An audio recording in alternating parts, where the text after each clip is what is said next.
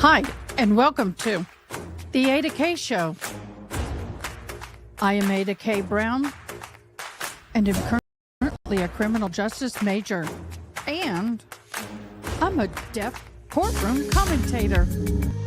Grab a cup of Java, and let's dive in.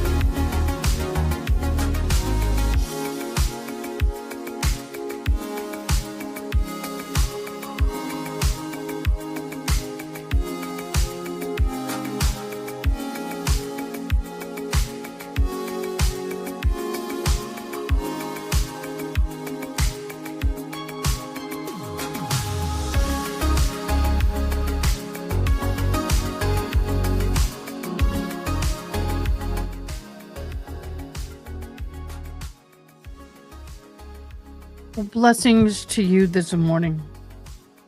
It is a heavy morning.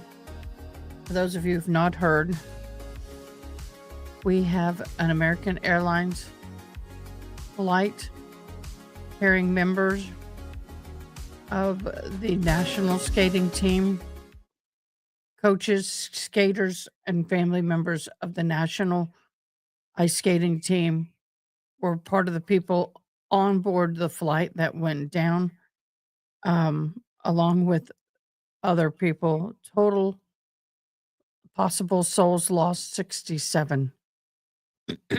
4 crew of the airline, 60 passengers, 3 military personnel on a Black Hawk helicopter. The Black Hawk helicopter ran into the commercial airline and exploding over the Potomac River. I was live last night with that. That is kind of why I am the way I am. I was up to the wee hours of the morning bringing live coverage. Our hearts and prayers are with all involved. Good morning, Yana. All of those involved. We will be having a press conference coming up. I will break away for that press conference. And then also, we have they call it the mercy phase. We call it the sentencing phase of the trial in the Natalie Cochran, excuse me, trial. So I am keeping an eye out for the upcoming press conference. It'll be the second one. It will be the second one. Let me go on and see. I do have a flight thing over. I do have the ability. Oh my gosh, look at all the flights. Ooh.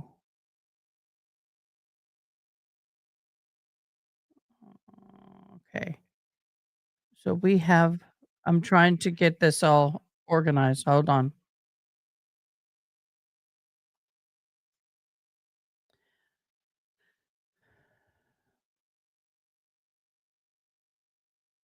There are no oh, wait. Let me bring this up. Back this up. And get this on screen.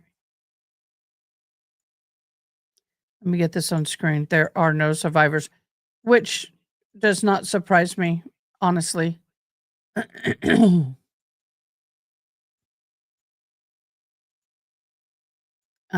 I suspected that since the accident actually happened. And for those of you who don't know, I'm an emergency services chaplain. I am trained to be a part of the emergency teams that would be responding. So I have a little bit of insight. And for those of you who don't know, I'm also in the process of studying for the written portion of the pilot test. Line said Here that we their go. focus is on these families as well as their crew members. They're supporting PSA, which was that subsidiary that is. And now we're going to send it out to Wichita for that press conference. I want to first thank also the first responders in Washington, D.C., who have worked tirelessly throughout the night. And at this time, we have been told that there are no survivors.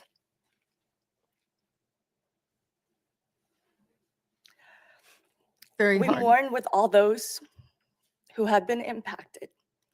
I don't know why I'm This is crying. a terrible tragedy that will unite those in Washington, D.C. and Wichita, Kansas forever. As we know, an American Airlines jet carrying 64 people plunged into the Potomac River after colliding in midair with an Army helicopter on Wednesday night. We're hearing recovery teams in Washington, D.C. had pulled more than 24 bodies from the icy waters. They may We never do not know recover yet everybody. final confirmation on all of the individuals who were on that flight. And of course, we will share that information, but not before families have been first contacted. I think they have by now.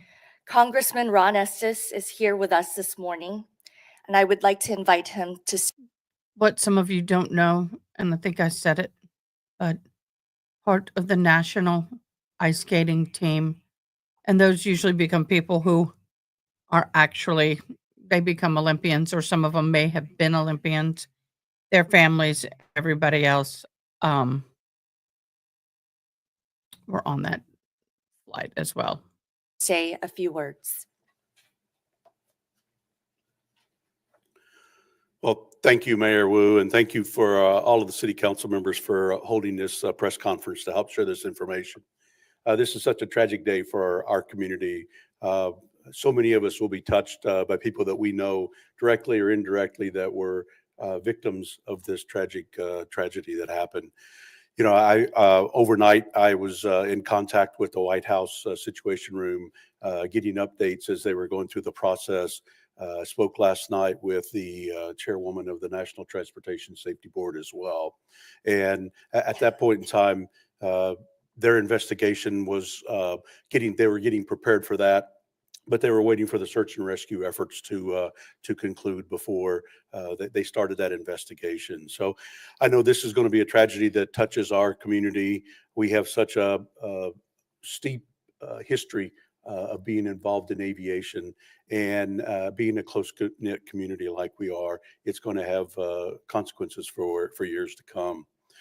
I do want to make a general comment about air safety in general. I mean, we have the safest skies in any country in the world. And when a tragic incident like this happens, obviously we want to do the investigation, which will take days and weeks to go through that process, and to make sure that we can prevent accidents like this from happening in the future. And so I appreciate all of the updates we'll have this morning. I know there'll be more coming out, both from here in Wichita as well as in DC. Thank you. Thank you very much, Congressman. We also have a representative for Senator Jerry Moran who will share a statement as well. By the way, our president Mayor, was thank up you. most of the Mike night Zammerslow monitoring with, the United situation States as Senator well. Jerry Moran's office. The senator asked me to share the following statement on his behalf. Wichita is located in the heart of our nation. and today we are grieving. I received confirmation this morning that no one survived the crash of American Airlines Flight 5342. This is And a the sad day for helicopter. Kansans and our nation as we And the awaken this military men morning and to women. this tragic news. My heart grieves for the lives that were lost and their loved ones who are now learning that their friend or family member was among those who perished. There will be much to learn and to do in the coming days in the wake of this tragedy. But today, please join me in praying for Kansas. May God comfort those who are mourning. Mayor, thank you. I would like to now ask our airports director, Jesse Romo, to provide some updates. And again, a lot of the details are still waiting for confirmation. And so we ask that Jesse give us the latest that we have confirmed. Yeah, at least the minimum. Thank you, Well, Mayor. that's Good morning, saying 3 everyone. military Jesse people Romo, on Director that of Airports, helicopter. Wichita Airport Authority. I don't have a lot of official information to share. We will get that directly from NTSB. American Airlines will be providing the official updates and information. They do have a newsroom that you can go to online. The website is aa.com/newsroom. There is also an 800 number to utilize for the friends and family members of the people aboard the flight. 1-800-679-8215. I will say that airport staff did activate our family incident support team last night. And so if family members did show up to the terminal to have additional information, even for support, we were there with them, with our team of volunteers, along with other airline staff and representatives. The airport remains open. There is air traffic continuing. Right now, we do have fog, so I would ask everybody to please drive safe as you're headed to the airport or are traveling today, and keep up with your airline for additional information. And right now, that's all I have. Thank you. I would like to say that Director Jesse Romo, City Manager Bob Layton, and several council members were at the airport last night as the care team got activated. I also learned from American Airlines this morning that additional care team members have come to Wichita and will be providing support for families as well as crew members. I am in direct contact with American Airlines to find out the confirmed information to provide to all of you. But I want to reiterate that any information should go to their hotline, especially for families. And that number that Jesse said already, but I will remind everyone to use again, is 1-800-679-8215. In addition, this afternoon at high noon, the Wichita City Council, in contact with the Greater Wichita Ministerial League and multiple faith leaders in Wichita, will be coming together for a community-wide prayer. And we ask that anyone who would like to join us to come to City Hall here in downtown Wichita for that community prayer. All are welcome. At this time, our community needs to come together to support the family members who have been impacted, to come together in honor of those individuals on that flight. And as a council, we will lead in bringing this community together to pray for our community, but also move our community to know that there are resources. And as a city, we will have additional resources, especially for staff who have been impacted. And I am again grieving with everyone in our community and those in Washington, D.C.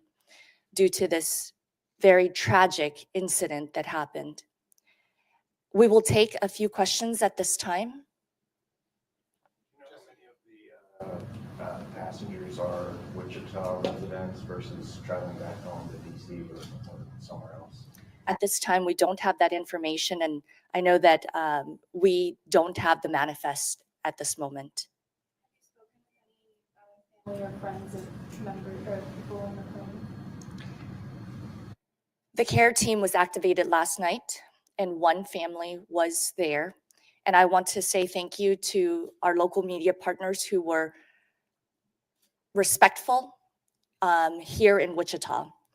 That says a lot about our community. The care team was there to provide comfort for that family. That would have And been the someone council like me. members were also there to provide comfort for them. But at this time, that is all we have in regards to family members. Sky. The colors of the sky, Last night, only one. was everything normal at the beginning of this flight taking off from Wichita? Say that again. Was the flight normal taking off? I will have Jesse.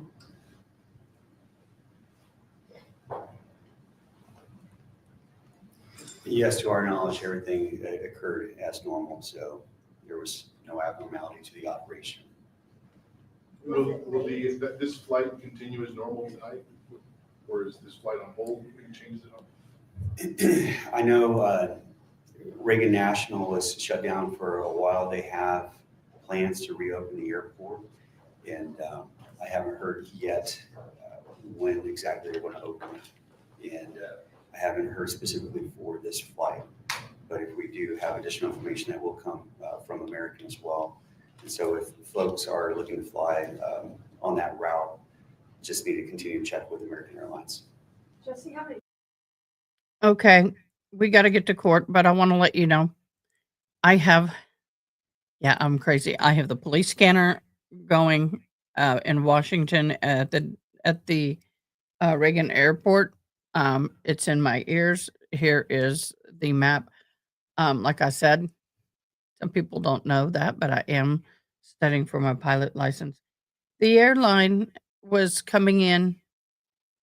The commercial was follow my little white hand and was inbound to land at this landing strip that comes up and down like this.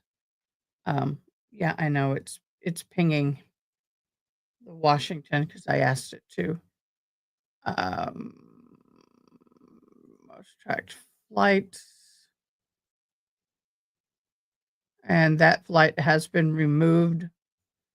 So the Black Hawk apparently came around from this way. It was coming in from where my mouse is coming in, right where it says fight, light right there. It came in over here and it took a southwest turn while the airline was coming in this way. And they collided right about here where my hand is. Just so you know, there are multiple military bases surrounding this area. And so, not only is there a military base to the southwest, there's also a joint base here right across from the airport where the accident happened. We have not only a lot. Oh, do they have planes? These 3 planes here will be taken off after 11 o'clock. These 3 flights are on hold until after 11 o'clock. So there are a lot of commercial flights coming into this area that you see me circling. You also have a lot of military flights around. You've got every branch of the military that have helicopters in the air in that area. In this area, if you notice, it doesn't have a lot of flights now, but watch as I pan out. See, I can track any flight. So the issue at this point, Manassas, I used to live in Manassas, Virginia. So at this point, they also had private helicopters and flights that were taking people in and out of, such as senators and governors and other people. It's just an extremely congested airport. Okay, so what we're gonna do now is we're gonna go ahead and go on to the sentencing phase or the mercy phase of this trial. And I will keep you updated accordingly on the other.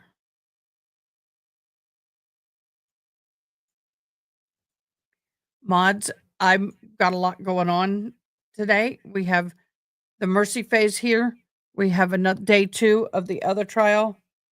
And then we also have the situation with the airplane. So if you need to get a hold of me, please do so in live communication.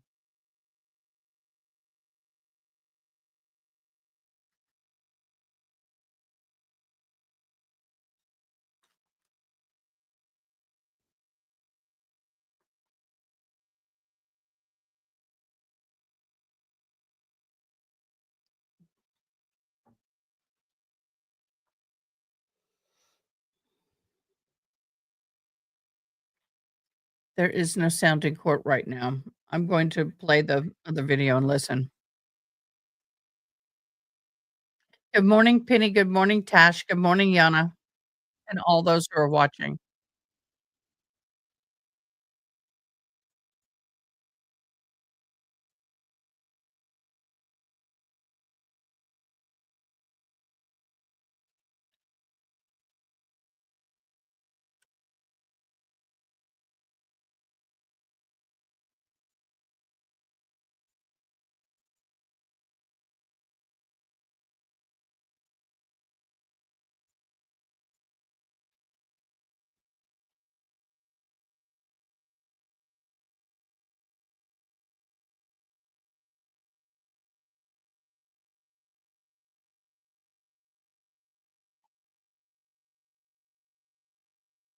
That information will be disseminated through their official sources as well. You as are looking at the TSP. Black Hawk helicopter that is being removed from the river.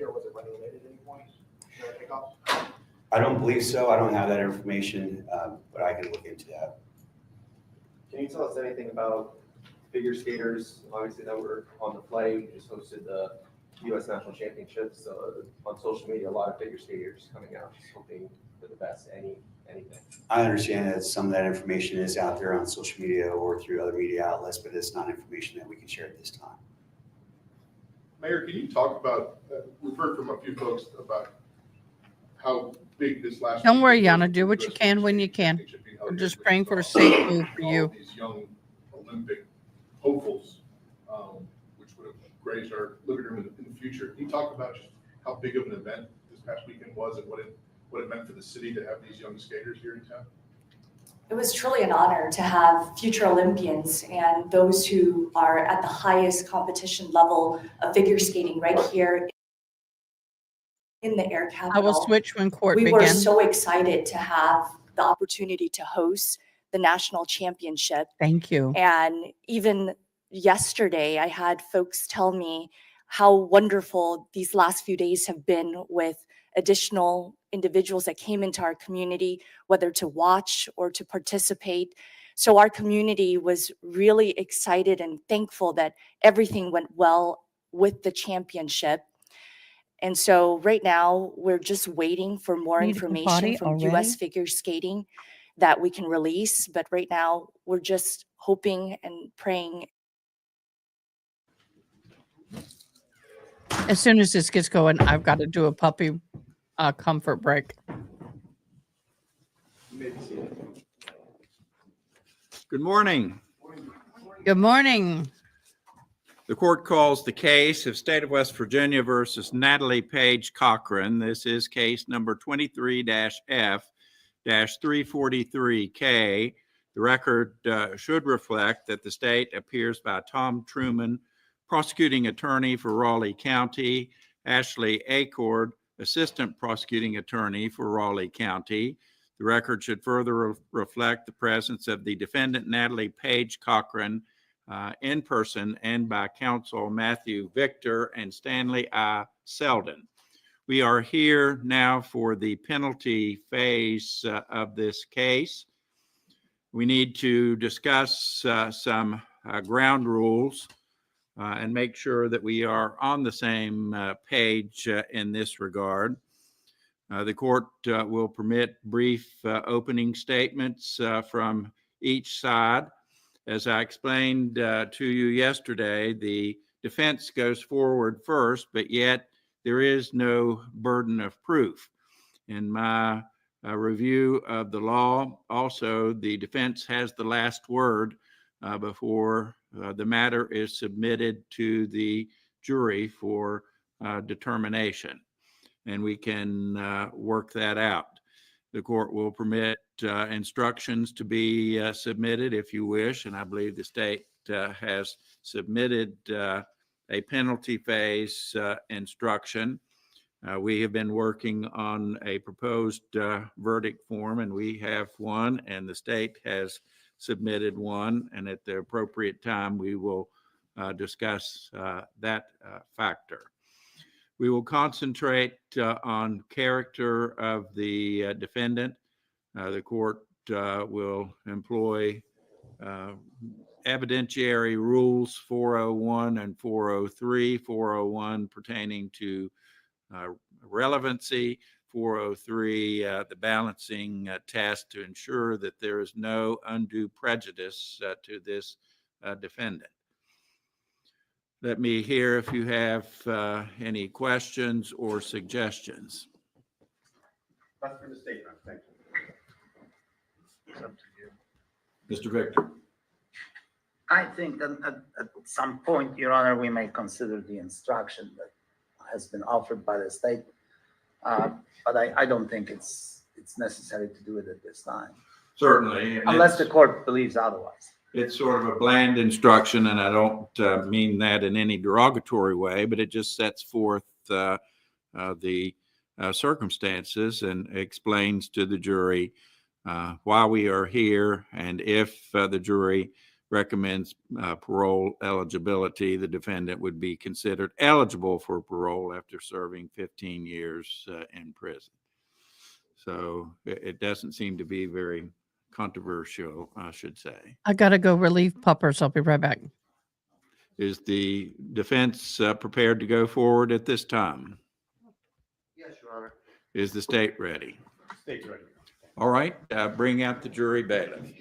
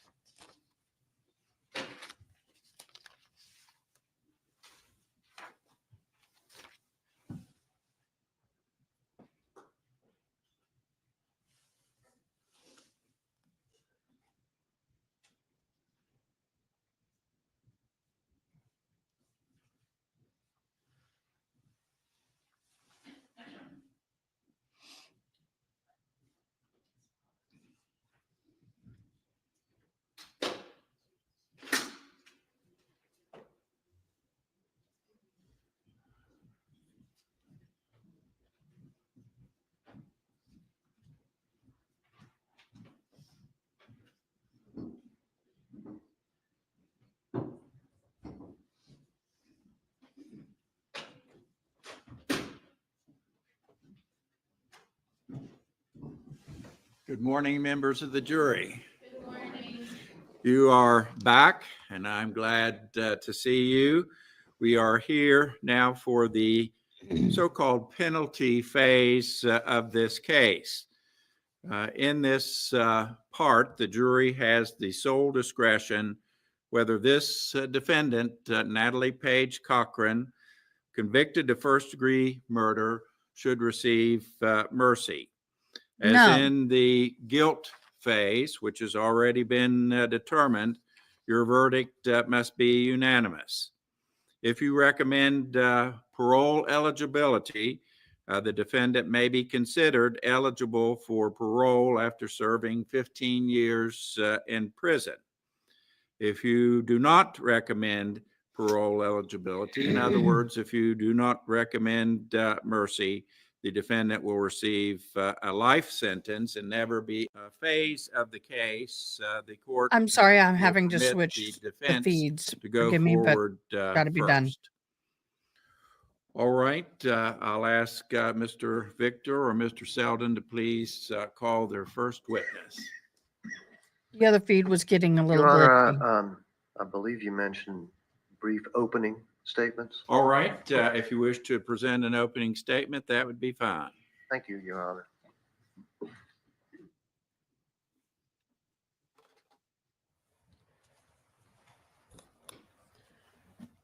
Good morning, ladies and gentlemen of the jury, the court, and all of the spectators. Now, as the judge has told you, we are now entering the penalty phase where you, the jury, and only you, will decide the penalty for Natalie Cochran. As the judge has told you, she's now been convicted of first-degree murder of her husband, Michael. And you, the jury, have to decide if she spends the rest of her life in prison, which would be no mercy, or if she becomes eligible for parole after 15 years, which means you grant her mercy.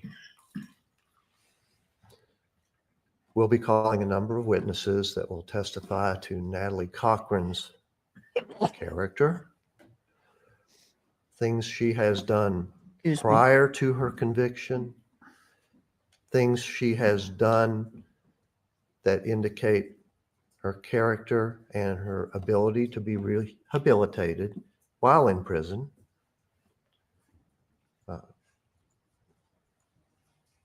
The sum total of why Natalie Cochran, we hope and implore you to grant her mercy.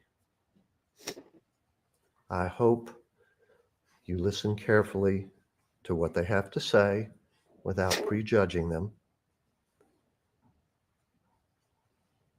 And again, we beg you to give mercy to Natalie Cochran. Thank you. Mr. Truman. Thank you. Good morning. This will be a lot less information than you had to absorb over the last 2 weeks, and you're thinking, thank goodness. Well, we couldn't have made up a stranger procedure than this, but this is the procedure. The defense is right. You won't get any guidance. You won't get any instructions other than what Judge Kirkpatrick just went over with you. There's really no criteria. You are totally in charge, completely in charge. It's whatever you feel is appropriate. And for that, the state will be putting on some evidence also of what we think accurately portrays the defendant's character. And at the end of it, you'll go back in your jury room and you'll decide, is this defendant worthy of parole at some point or not? And that's it. That's your sole job remaining in this case. So we'll see how the evidence unfolds, and we'll see what you think when you come back out of your jury room with a decision. Thank you. All right, now, Mr. Selden, please call your first witness.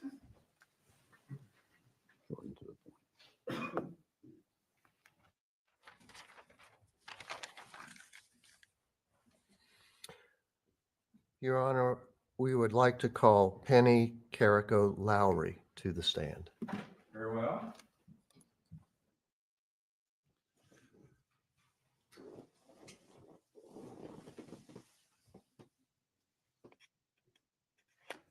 If you'll raise your right hand, please.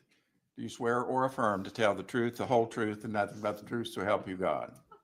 You may have a seat right there.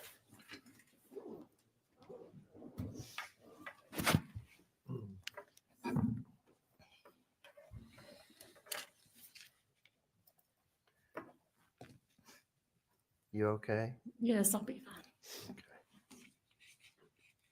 fine. I know these proceedings they're hard on everyone.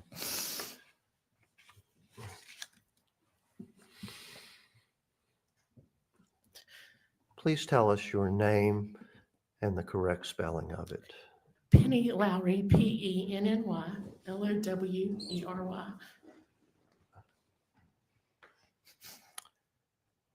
Do you know Natalie Cochran? Yes, Do you have any relationship, family relationship to her? yes, she's my baby sister.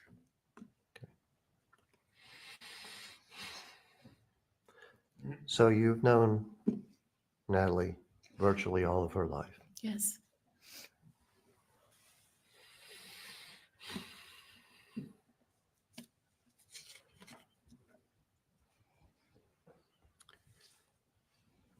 I would like you to tell this jury any aspects of Natalie's character, her good works, her actions towards others in the community.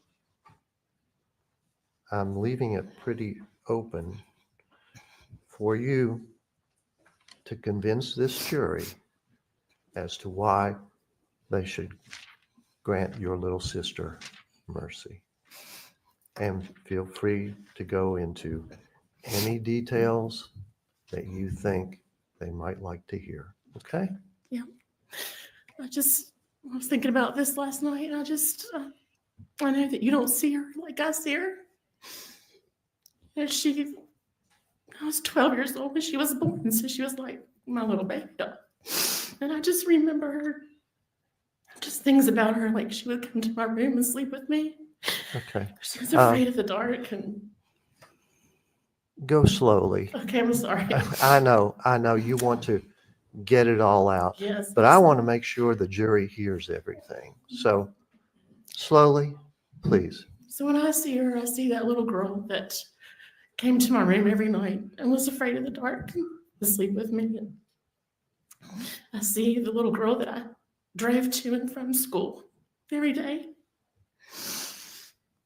And then on Saturdays, I would want to watch what I wanted to watch, and she always wanted to watch My Little Pony. And we would do that together. I watched her grow up, and she was a beautiful, smart woman. And I was there. We helped plan her wedding. I was with her when she had her kids. Okay, again, I'm sorry. I know. I'm having a little trouble Okay. hearing and following you. I know you're extremely emotional. We understand that. Yes. Just a little slower, please. Thank you. Are you all understanding me? Okay. So I watched her become this woman and have her kids, and I love her and I love Michael. And I remember one time, I was thinking last night that I asked them to babysit for me when my daughter was a little baby, and they were so excited. They weren't married yet, and they came over and kept her, and I was gone for a few hours, and she was awful. And I came home, and Michael said, "We are never having kids." But then they had these beautiful 2 kids, and I just love them so much. And Natalie, I know all 40 plus years of her. You've seen her just this short amount of time. She is good. She's done so many so helpful, and she would help people. She wrote a devotion book. We grew up in church, and she knows what right from wrong. And we've been taught to be forgiving. And I look at my family, and I'm just begging for mercy for those kids and for my mom and dad. Giving her mercy does not mean she'll get out of prison. It means there's hope for a parole. She's been in prison already. She's missed every milestone at their graduation and Nikki's prom. She'll miss weddings and probably when they have their babies. I don't think my mom and dad will be alive when she gets out. But I just pray that you give some hope. The hope is a powerful thing. There's a statement that says, life without hope is ceasing to live. And I think those kids need some hope to see their mom as she gets older. They've hurt the most. We've all hurt, but they've been hurting the most. They need her. This is the only family they've known. They've been raised by their grandparents. They're 77. I just begging you to please consider giving her some mercy. It doesn't mean she'll be paroled, but give her that chance to be reformed and to do better. We love her. We just plead with you to do that for her. Thank you, Yana. You've talked briefly about Natalie's character prior to this conviction.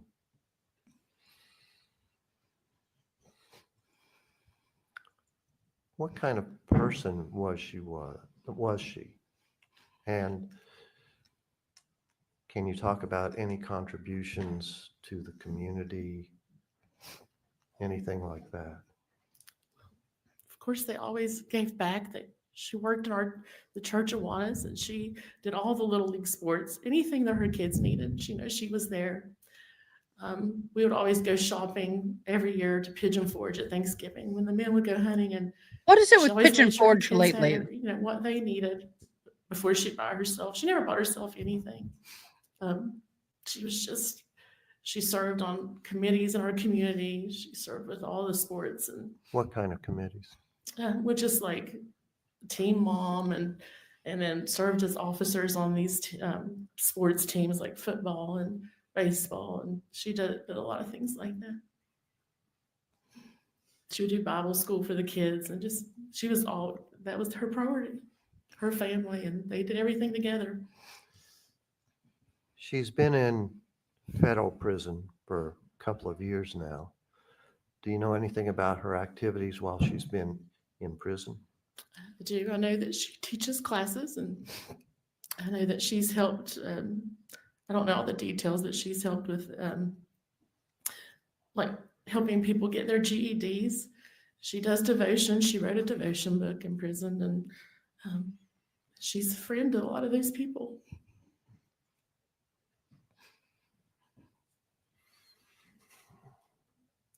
I don't have any more specific questions. Is there anything else you would like the jury to hear? Just asking them to please consider this for those kids, especially for our family, and what you see there's our family, and we need this, please. We need some hope. Okay, thank you. I'm not trying to be Cross-examination. mean, but what about the hope of the family of the person she Ms. Lowry, unalived? the What about defendant those grew up to kids? be a little bit different than she was when she was your little sister, 12 years younger than you. Turned out a little bit different than what it looked like at the time, didn't it? I mean, I don't know what that means, different. I know you found her guilty of this, but she was still my sister. I mean, I always trusted and loved her. Absolutely. And blood is very thick. You're loyal to your sister. Fair enough? Yes. You're also an educator by training, correct? Yes. Do you think there should be consequences for misbehavior? Yes. And it should be proportional to what the misbehavior was, correct? Yes. Okay. And I also believe that fair is not equal and equal is not fair. I just think a lot of things have to be considered. I know that there's been mercy given to people that did a lot worse. Okay, we'll just accept that. The last time you testified in this case, you didn't recall how much you lost in your investments with the defendant. Did you go back and check? I did. I said it was around $50,000. And is that what it was? I told you I didn't keep accurate records. She would use my credit card, then I'd pay some, then I'd give her more and pay, and I just never really kept. But I was $50,000 in the hole, and everything was said and done. Where did that money come out of your retirement or something? No, Just cash you had? Actually, it was more of my credit cards. Oh, okay. So when you had to pay your credit card bills, you were paying the principal, or did you pay them off each month, or did It you just have interest? depended. It just depended. I tried to do as much as I could. I was a single mom at the time. Oh, okay. In her federal case, she pled guilty to the wire fraud and money laundering, right? I don't know what the exact charges were, but she Okay. did plead guilty. Right. I don't remember. I don't know the exact charges. Okay. And you'd mentioned her contributing to the community. Yes. Were you aware of some scholarships, the Michael Cochran Legacy Scholarships? Yes. Those scholarships were awarded by the defendant, Yes, I think so. but they were never funded, were they? No. But she did raise some money for the Michael Cochran scholarships, Legacy Scholarship, correct? I do not know. Okay. You just know that in her community activities, she awarded them, but those kids never got a dime. Correct. Your Honor, I think that's all the state has of this witness. Thank you. All right. Anything further, Mr. Selden?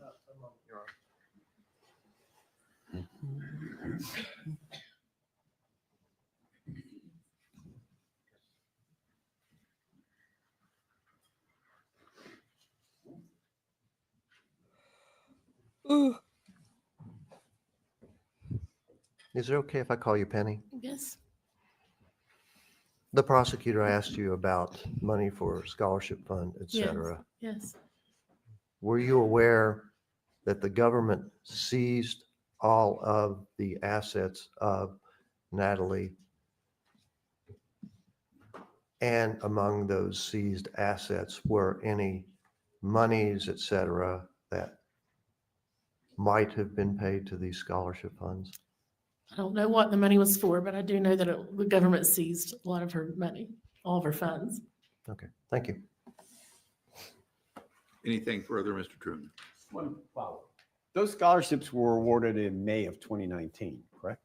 I don't recall that. I mean, I guess that was the date. I don't know. Okay, that's fine. But the search warrant wasn't until the following month, and she wasn't convicted till like September. I don't recall the dates, but I know that it was in the summer. Is Rachel your daughter? Yes. Okay, thank you. That's all the state has, Your Honor. Thanks. Anything, Mr. Selden? Yes.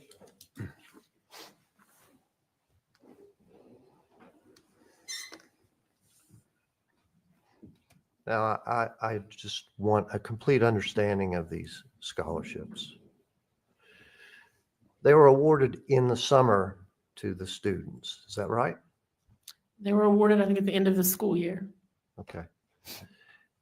And the monies to be paid for these scholarships was for the following school year. Isn't that right? Yes. And all of this investigation into the Ponzi scheme and the seizing of her money, all that occurred before the school year started. Isn't that correct? Yes. No other questions? Anything, Mr. Truman? Nothing from the state, Your Honor. Thank you. Thank you very much, Ms. Lowry. You may step down. You are excused. Thank you. Call your next witness, Mr. Selden. Very hard place for her to be. Your Honor, we would like to call Lacey Treadway as our next witness. Yes, ma'am. Rachel, they are allowing the defense to put their witnesses on first. It's a little unusual, but that's what they wanted to do. We just heard from the big sister Your Honor, it does not appear of as Natalie. if Ms. Treadway is here, so we will call Sharon England. All right.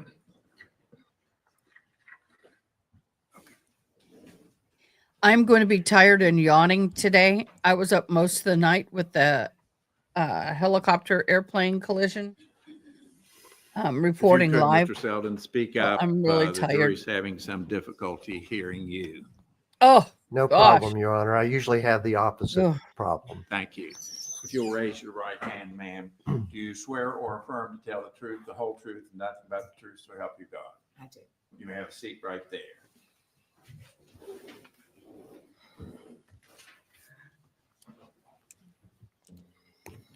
Would you please state your full name and how you spell it? Sharon England, SharonEngland. Are you any relation to Natalie Cochran, or how do you know her? She is my niece.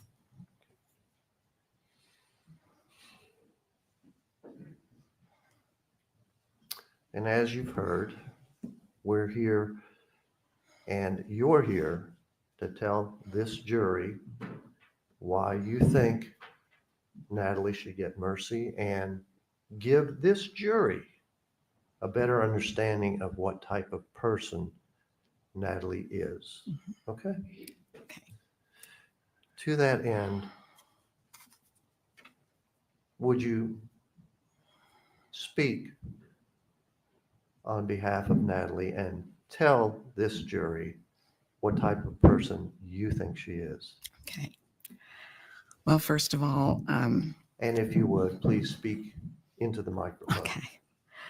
First of all, because I've known Natalie all of her life, we've been in close contact ever since she was born. Natalie's always been the most compassionate, kind, caring person throughout her life, always putting others before herself. She is a loving mother and is selfless when it comes to the needs of her children. After Natalie's heart became worse and more difficult, to where at times she couldn't drive, and her parents were trying to help, and they would have appointments, and my husband and I would drive the children to school in Greenbrier County. And on those trips, just being alone, usually when we were together, it was at big family gatherings, but just having the kids in the car, we became very close with the kids. And since the death of their dad, they became extra close to their mother, and she was just always there for them. Now, ma'am, I want to interrupt you for just a moment. You're referring to some notes. Did anyone other than you prepare them? Oh, no, I prepared it. Okay, and can it be assumed you jot some notes down to refresh your recollection? Yes, definitely. And you mentioned Natalie's heart problems. Yes. Were you aware that Natalie had not one, but two surgeries on her heart? Yes. And that she currently has an implant in her chest to help with her heartbeat? Yes. Okay. I'm sorry to interrupt you. Please go on. That's okay. I just, since the kids have become so attached to their mom, I'm just asking that you would have mercy on her, that they might have some hope that at some point in time, when she does get out of prison, they would be able to spend some time with her. That would mean a lot to them. And What I about the want to time also with the emphasize that person she Natalie has always unalived? been faithful to volunteer her services and to help others. And I good. have a list here of things that But you I'm aware volunteer, of you unalive personally somebody. that she has done. As a youth, she donated her money to buy Christmas presents for the needy. She would come to my elderly aunt's home and other elderly people to give them flu shots and to help with other necessary needs. She volunteered to conduct poison prevention demonstrations at local schools, conducted free health eating course for I'm seniors. going to go She conducted flu take a shots comfort and break. I'll be clinics at back. the I'm churches listening. and at Sewing for Souls. She conducted health seminars at the Lions Club, she was a coordinator of juvenile diabetes awareness walks and education classes, organizes medicine planners for their elderly neighbors. She volunteered at Sewing for Souls and at her church with the Bible printing ministry. She taught cubbies and Awanas at her church for 5 years and played the piano for 4 years at her local church. She even volunteered at Daniels Elementary when they lost their music teacher because of lack of funding, and she filled in free of charge. She volunteered at Habitat for Humanity as well as Homes for Seniors. And while in prison, she organized and helped with Bible studies, beginners, intermediate, and advanced Bible studies. She wrote 2 devotion books. I know one has been published. I think they both have. And they're using those in the prisons now. And even at Southern Regional Jail, they have some, but also in Kentucky and Tennessee, the prison ministries there are using the devotion and study books that she wrote for the women prisoners. I hope that you will consider Natalie's history of being generous, caring, and giving person, and consider giving her mercy on her sentence. And I hope that you'll pray about it and ask God for wisdom and understanding to do the right thing. I know in Matthew chapter 5, verse 7, it says, "Blessed are the merciful, for they shall obtain mercy." And that was said by Jesus. I interpret that to mean that if we're merciful to other people, he will show us mercy. And so I'm asking that you will show grace and mercy to Natalie, just as our Savior Jesus Christ has shown grace and mercy to each of us. We don't deserve it. She might not either, but he gives it to us. It's free. And I'm asking that you would do that for Natalie, not so much for her sake, but for the sake of her children, her parents, and the family. And as you make your decision whether or not to show mercy or no mercy, I know you know your actions will be judged by Natalie's family and loved ones, by Michael's family and loved ones, by the prosecution, by the defense, but none of that matters. That doesn't matter diddly squat. What really matters is that you will be judged by a powerful Almighty God. And in his word, he said, "Blessed are the merciful, for they shall obtain mercy." So I'm asking for you to please give her mercy on this conviction so that someday her children will be able to be in her presence. Thank you. Cross-examination.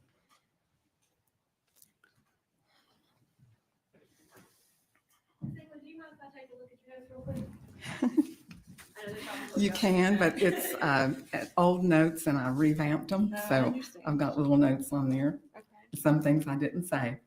That's just something that we have to do. Thank you, ma'am. Now, you describe Natalie as being a compassionate, kind, and caring person. Is that right? It is. I've never seen her any other way. So where do you think it all went wrong? Well, I don't know if I'm supposed to say this, but she loved Michael with all of her heart.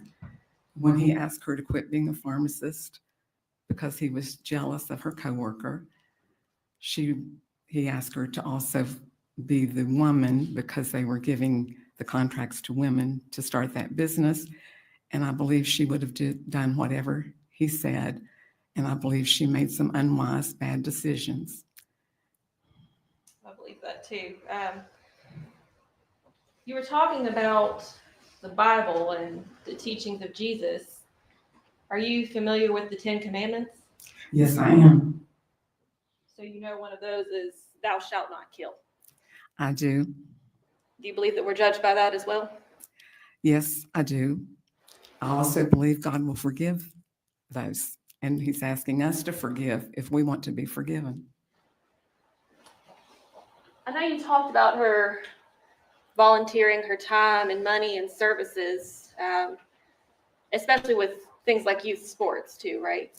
I wasn't as aware of the youth sports thing. I was more aware of the community things. That's fair. I don't think I have any more questions for you. Thank you, ma'am. Anything further, Mr. Selden? No, Your Honor. Thank you, Ms. England. You may step down. You are Thank you. excused. Call your next witness, please, Mr. Selden. Your Honor, I would like to call Rachel Carrico to the stand.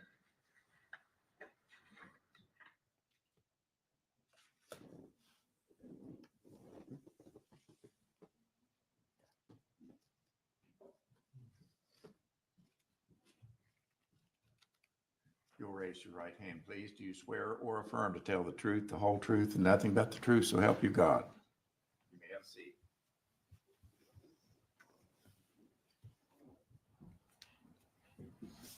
Good morning, Ms. Carrico. Good morning. You appear very emotional. Are you okay? Can you testify? Yes. Okay. And if you would, please talk into the microphone Okay. so the jury can hear you. Okay. All right. Mm-hmm. Please tell us your full name and spell it, please. Yep. My name is Rachel Carrico, Rachel Carrico. Thank you.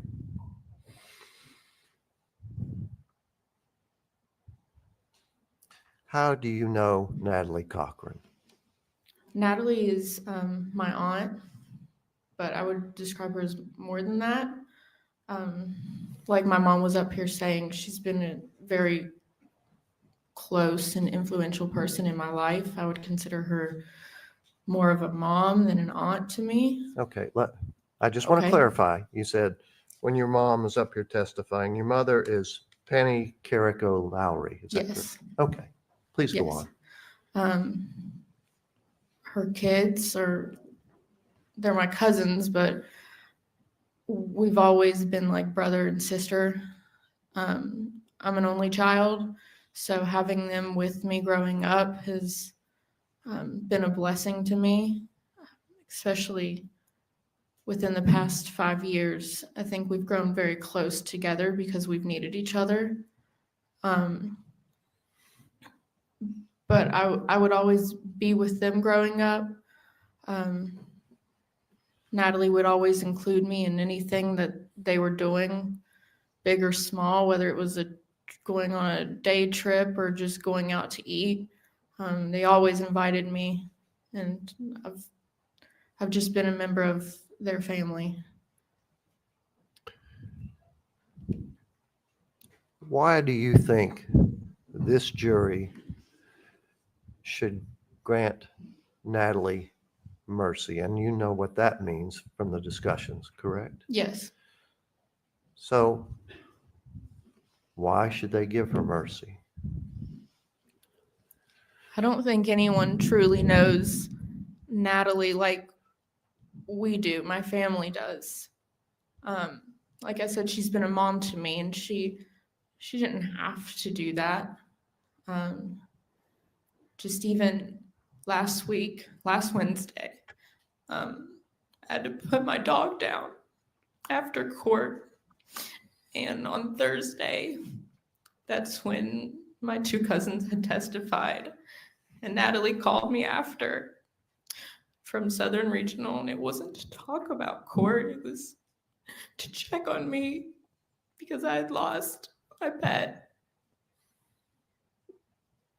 And she's always been that way with me. She has included me like one of her kids. And when my mom was in the hospital, on my 17th birthday, Natalie bought me a cake, my favorite cake, and took me out to eat so I wouldn't have such a crappy birthday. She took me to Disney World. She taught me how to ski. She bought me my first Starbucks drink.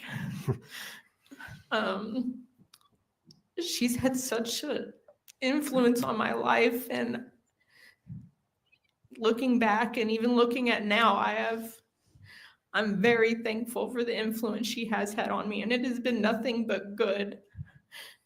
She has shown me how to love and be strong, and I love her kids tremendously. I will always be there.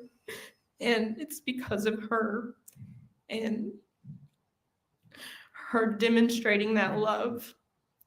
I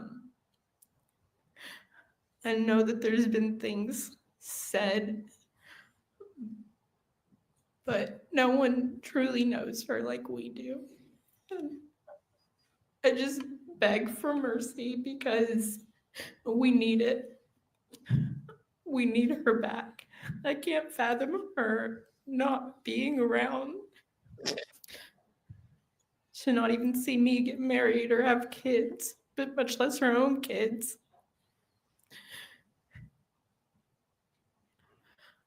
Just, we need hope.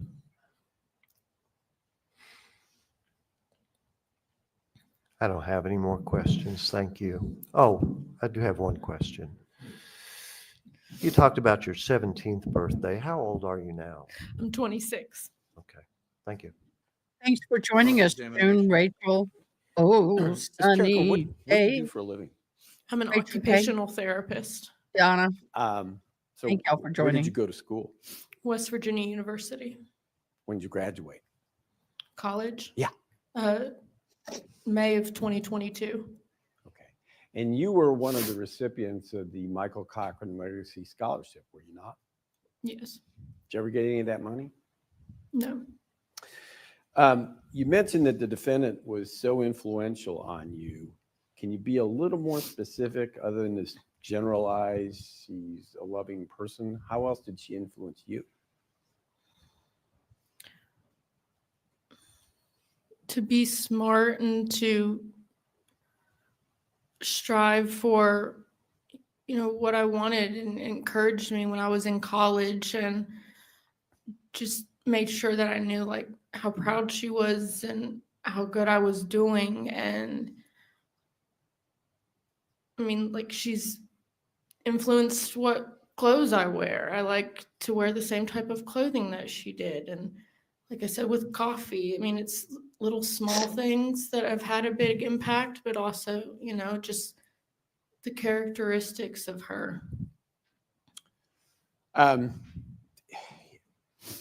Not to revisit this day, but anybody that experienced putting a pet down knows how awful that is. And you got pretty emotional kind of recapturing that terrible day. Yeah. Can you imagine what it's like to be a mom and lose your son? Oh my gosh, you ain't doing that. As understatements go, being hard would probably work, but it would be a lot more than just being hard, wouldn't it? Sorry, I can barely hear the prosecutor. I would like you to speak after this. Yes, sir. It would be more than hard to lose a son, correct? I would say so. You also mentioned that the defendant influenced you in terms of accomplishments, and you are clearly accomplished, so you can give her some credit for that. She too was accomplished. It's hard to get into pharmacy school, isn't it? Yeah. So she was well equipped to deal with life in terms of finances just by not only getting in, but graduating and getting a job as a pharmacist. Isn't that true? I know I'm not good with finances personally. I think you're good at what you specialize in. And so financially, I don't know. Okay.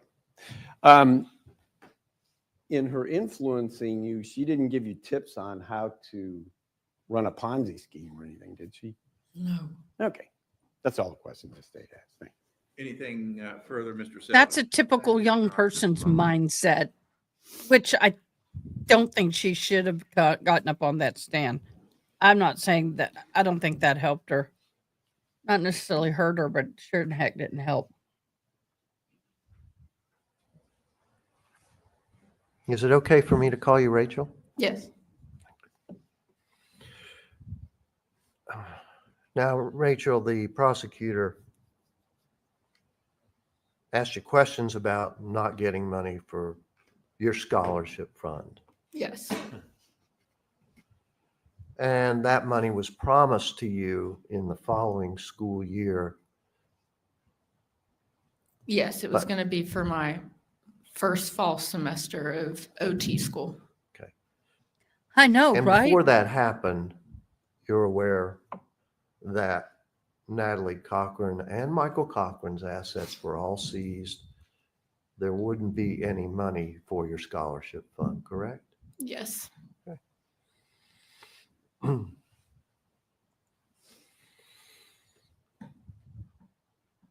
There were questions about your scholarship fund, but did Natalie Cochran give you any other financial help, either in school or otherwise over the years? I don't know so much about school. My mom took care of most of that for me. Right? But they would always, like she would buy me clothes, or she would pay for my meal if we were out eating, or to get my nails done, if I was with them. She helped you all along Yeah. with finances when you needed it. Would that be a fair statement? Yes.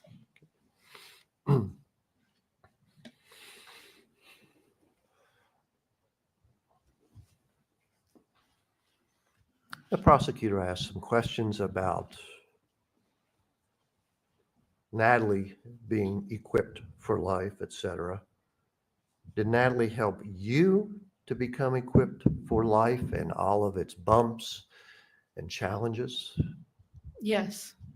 And how did she do that? Through natural life lessons, whether it was a breakup with a boyfriend in high school, she was there to console me and to tell me that things would be better, and it was okay to cry, but I would be stronger. Whether it was helping to motivate me when it came time, like my senior year of high school or starting college, and she gave me the talk of what alcohol and drugs would be, and she would always be there to call if I ever needed help, and I didn't feel comfortable telling my own mom that she was there and she would do what she could to help me or protect me. I never doubted her love for me. I still don't.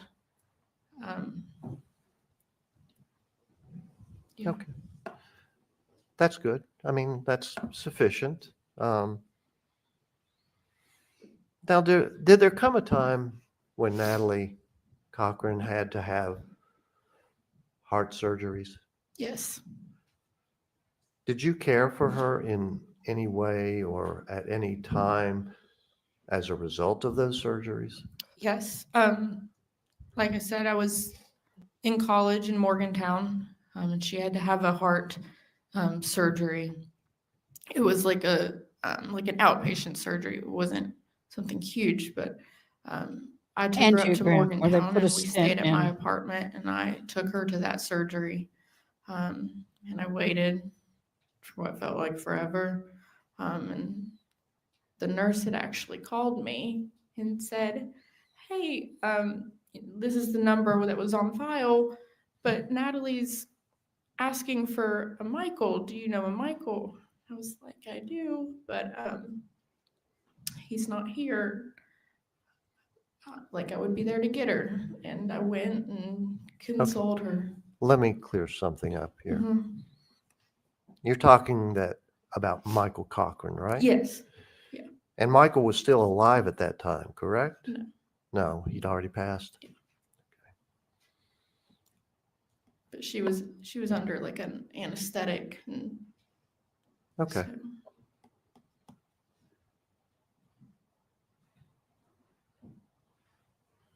No further questions. Thank you. I am having a hard time Cross-examination, Mr. staying Tripp. awake, State has no y'all. additional questions, Ms. Carrico. Thank Very you. well. Thank you very much. You may step down.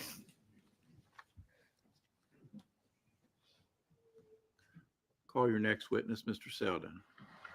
I may have to put this on automatic pilot The and go lay defense would down. like to call Larry Jessup. I am sleepy as heck.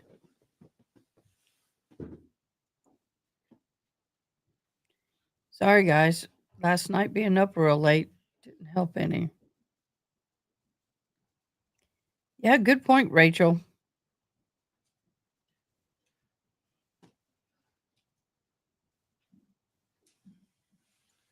You'll raise your right hand, please, sir. Do you swear or affirm to tell the truth, the whole truth, and nothing but the truth, so help you God? I do. You may have a seat.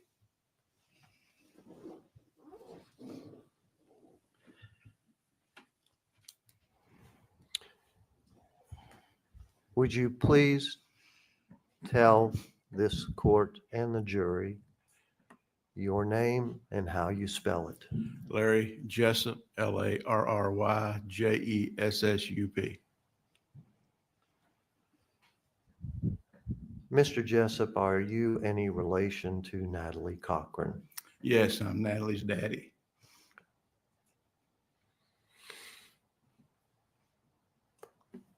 I am again going to ask you sort of open-ended questions.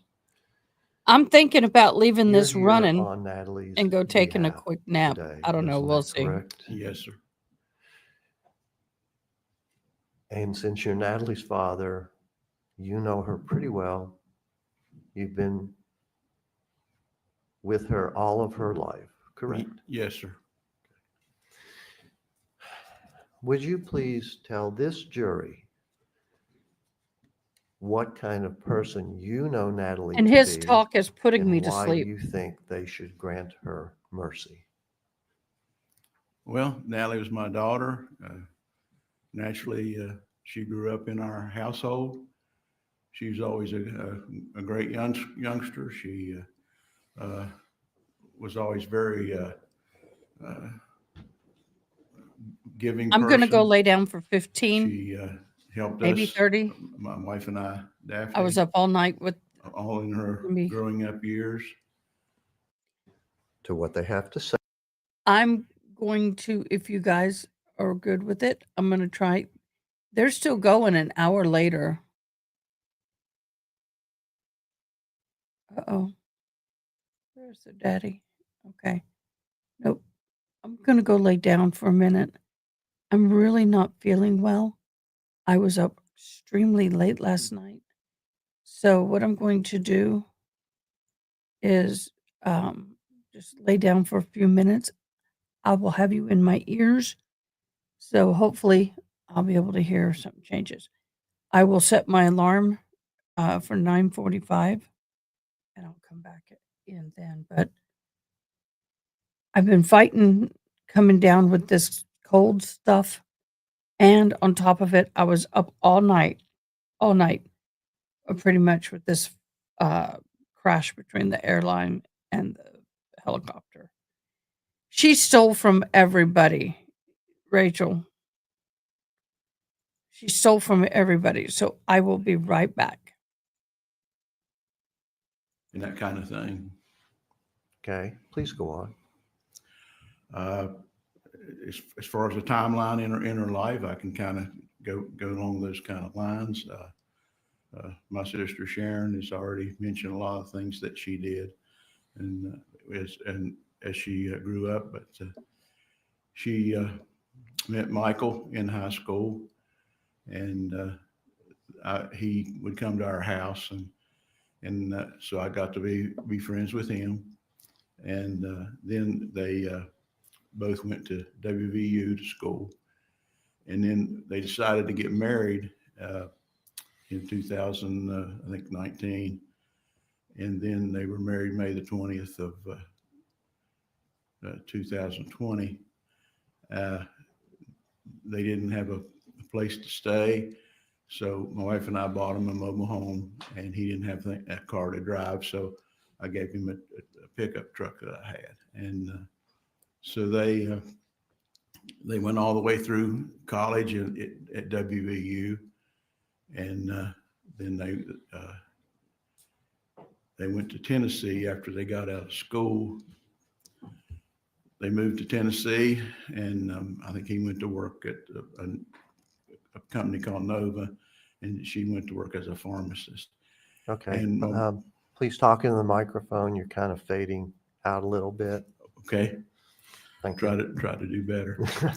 You're doing fine, sir. So my wife and I, we would go visit them periodically, and Michael and I would go fishing in the mountains at Pigeon Forge. They lived right outside of Pigeon Forge.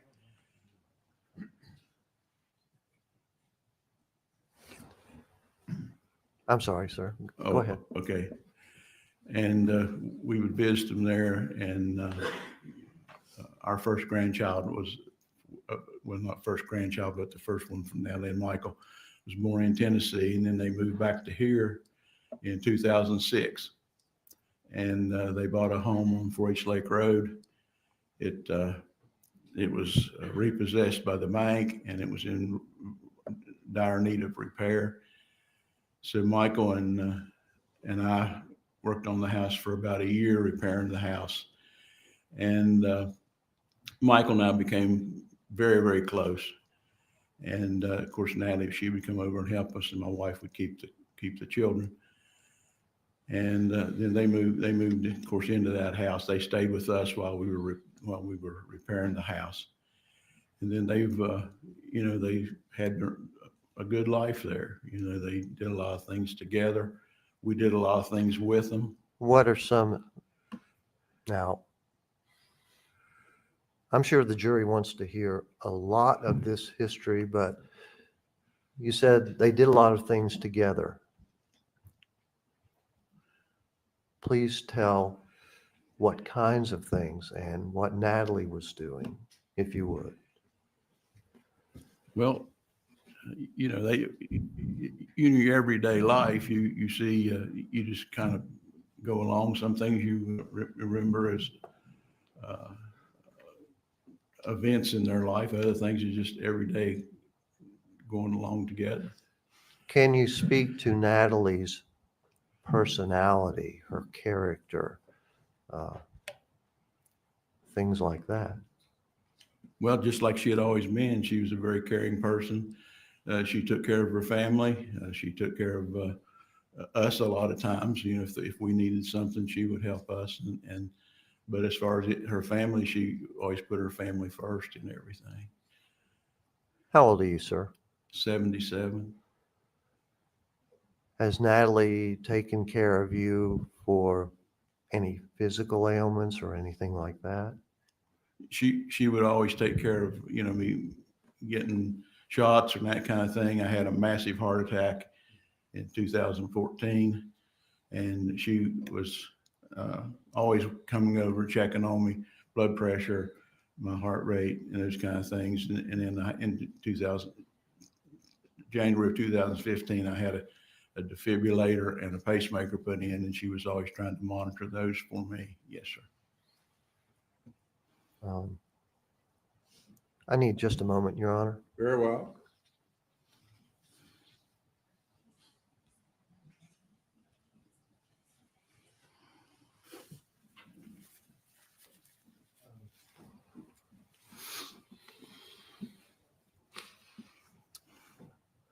Mr. Jessup, as we get older, we kind of get some dates mixed up. Wasn't it true that Natalie and Michael got married in the year 2000, not 2019 or 2020? Oh, I'm sorry, 2000. I'm sorry. Okay. Yeah, sorry about that. Oh, that's fine. Yeah. I'm having trouble with my memory as I get older.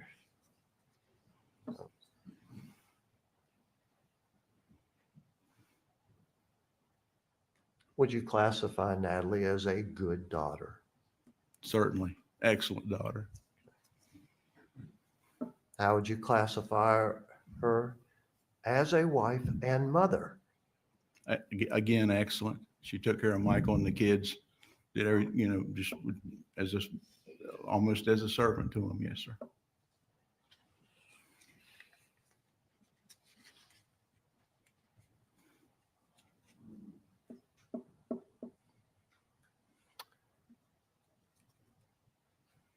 You've talked about how close you were to Michael, right? Yes, sir. Yeah. And Natalie. Yes, both. Mike and I developed a really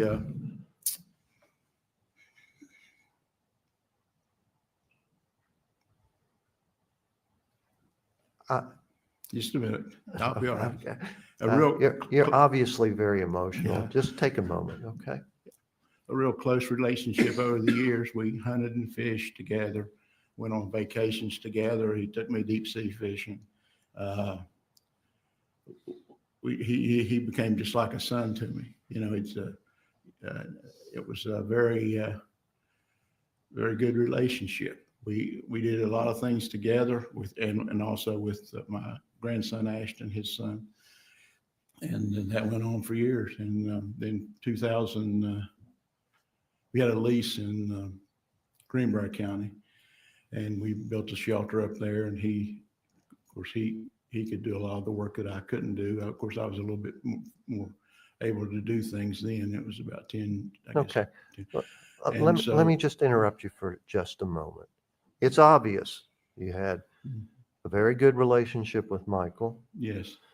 You had a very good relationship with your daughter. Yes, sir. This jury has already found Natalie Cochran guilty of killing her husband, Michael. Yes, sir. I Okay. understand.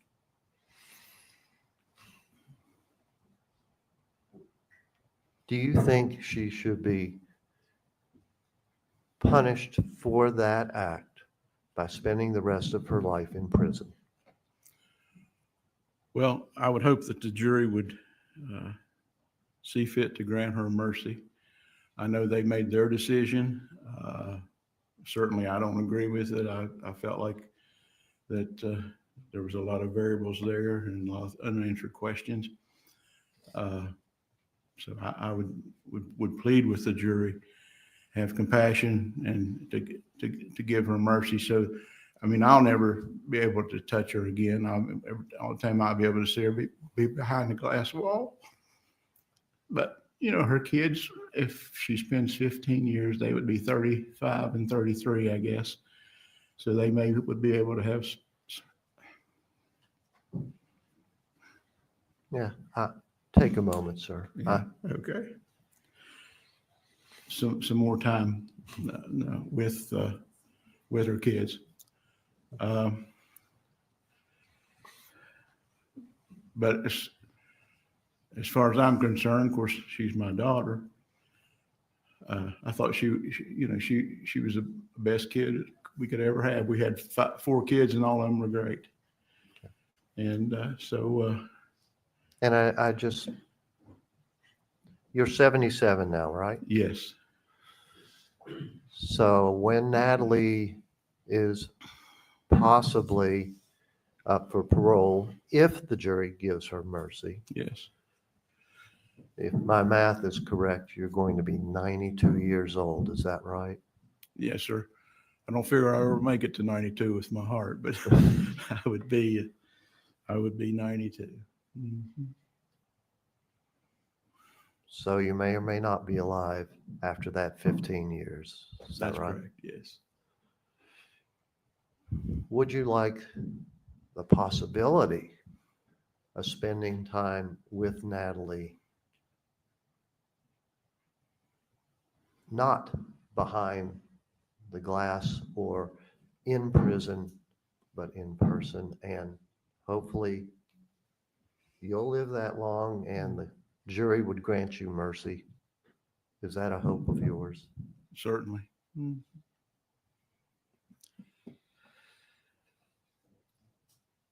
I don't think I have any more questions. Thank you. Cross-examination. Mr. Jessup, I just want to ask you one thing, and then I'll let you go, okay? Okay.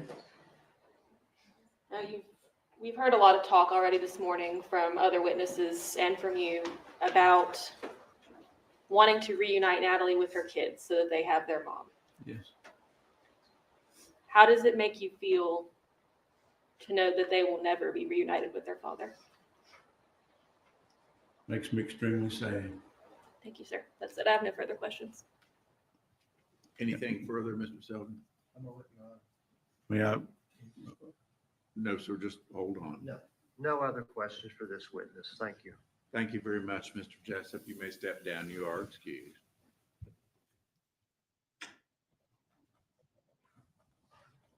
Call your next witness, Mr. Selden. Your Honor, this time we would like to call Daphne Jessup to the stand.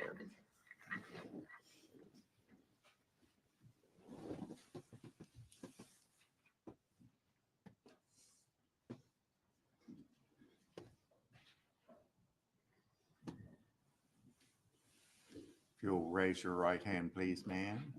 Do you swear or affirm to tell the truth, the whole truth, nothing but the truth, so help you God? Yes, Your Honor. You may have a seat.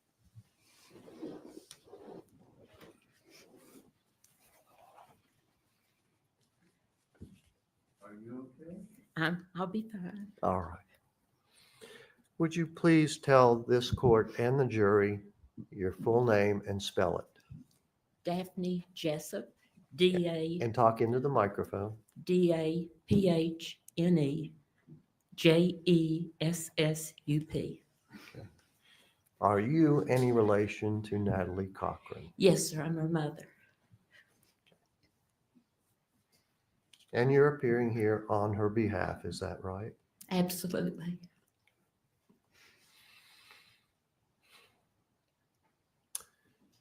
Would you please tell this jury what kind of a person Natalie is and was to you, and why they should consider granting her mercy?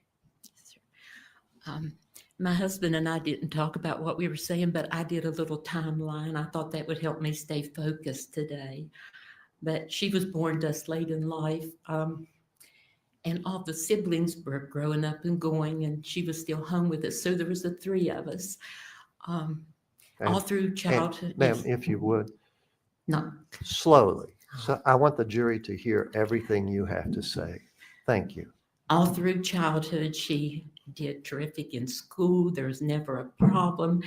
And I don't want to be funny, but the only problem I had with her in second grade, over half of her classroom got lice, and she was one of them. And so with her curly, tight hair, I had a hard time with her. That's the only thing. She was a wonderful child. She was active in cheerleading, music. Oh, she's talented. She can sing. She can play the piano. It embarrasses her too, and she gets nervous, so she seldom does it. But she could, I think she'd probably go to Nashville. She'd sing at church and things. But always a joy. And like others said, her aunt would give all the kids a good bit of money at Christmas. She always took her half of hers and gave it to others. And that's in childhood. And then in high school, it was the same way. She didn't date very much. She worked. She didn't have to work, but she wanted to work, and she worked at a sporting goods store. And that's where she met Michael. And they were 18 when he came to our house, and he became like a son to us. I made notes. I don't want to forget anything. But Yes, ma'am. And I just want to clarify those notes. Yes, sir. Those are your notes. Yes. To refresh your memory. Yes, sir. Nobody else made them. Nobody else told you to write them down. Is that right? No, sir. Okay, go ahead, please. So they dated, and then the summer after the 12th grade, I think it was, they graduated. Larry and I drove Michael other places to play summer baseball. He loved baseball. We stayed together in motels, Larry and Ashton, Michael, and then Natalie and myself. Okay, just a little slower. I know you want to get it all out, and I want to hear it. I know the jury wants to hear it. So just, slow it down a little bit. Thank you. So then college came, and after the first year of college, they were married. When they had the wedding, her professor had a band, a bluegrass band, and he brought his band down, and they played Civil War music for the wedding. We had it outdoors, and Michael wasn't real close to his dad at that time, his biological dad. But his dad came with his stepmother, and her name was Dream, I believe. They helped me. We painted. We did yard work. We put down mulch. And they were in his life at that time. After they were married, Dream and Mike gave him a cruise for a wedding present. So we took care of the wedding. His daddy and stepmother took care of their honeymoon. When they came back, we bought him it was a nice trailer, a dentist had it, and we added patio and a porch to it. We made sure they had a car. We helped them to school all we could. Okay, Mhm. did Natalie and Michael have much money at that time? No, sir, she worked 3 jobs. At times she was working 3 of them. Michael tried, but Michael had a different temperament, and that's him, and that's fine. And he just couldn't work with public. Sometimes he would work at the school gym and get paid, helping people to exercise. He loved bodybuilding, so that was perfect for him. But she worked at different places to make money, and we tried to help. When they graduated, and before we took them on vacations with us, we did everything we could for the kids. We loved them and we were close. They moved to Tennessee for a little bit, and that's where Nikki was born. And I was there with Michael when a few hours after she was born. I stayed with them to help them. They came to live at our house and wanted to remodel that old house. So the men worked, and we think sometimes Michael was like married to my husband. He loved him so much. They hunted, they fished, they built on the house. Larry taught him electrical work and carpentry, because my husband had to do all that on 2 houses we built. So they worked every time they were able, weekends, holidays, after hours of work. Natalie would work extra shifts. She worked as a pharmacist in Oak Hill at that time, driving to CVS. I would keep the baby when I got home from teaching. And then they moved in their house, and here came Ashton. So now we're a family of 6, the 4 of them and the 2 of us. Again, vacations, holidays, moving in the house. And I retired when Ashton was born so that I could be their babysitter. I just don't want to leave anything out that I wanted to tell you. Hold just a Okay. moment.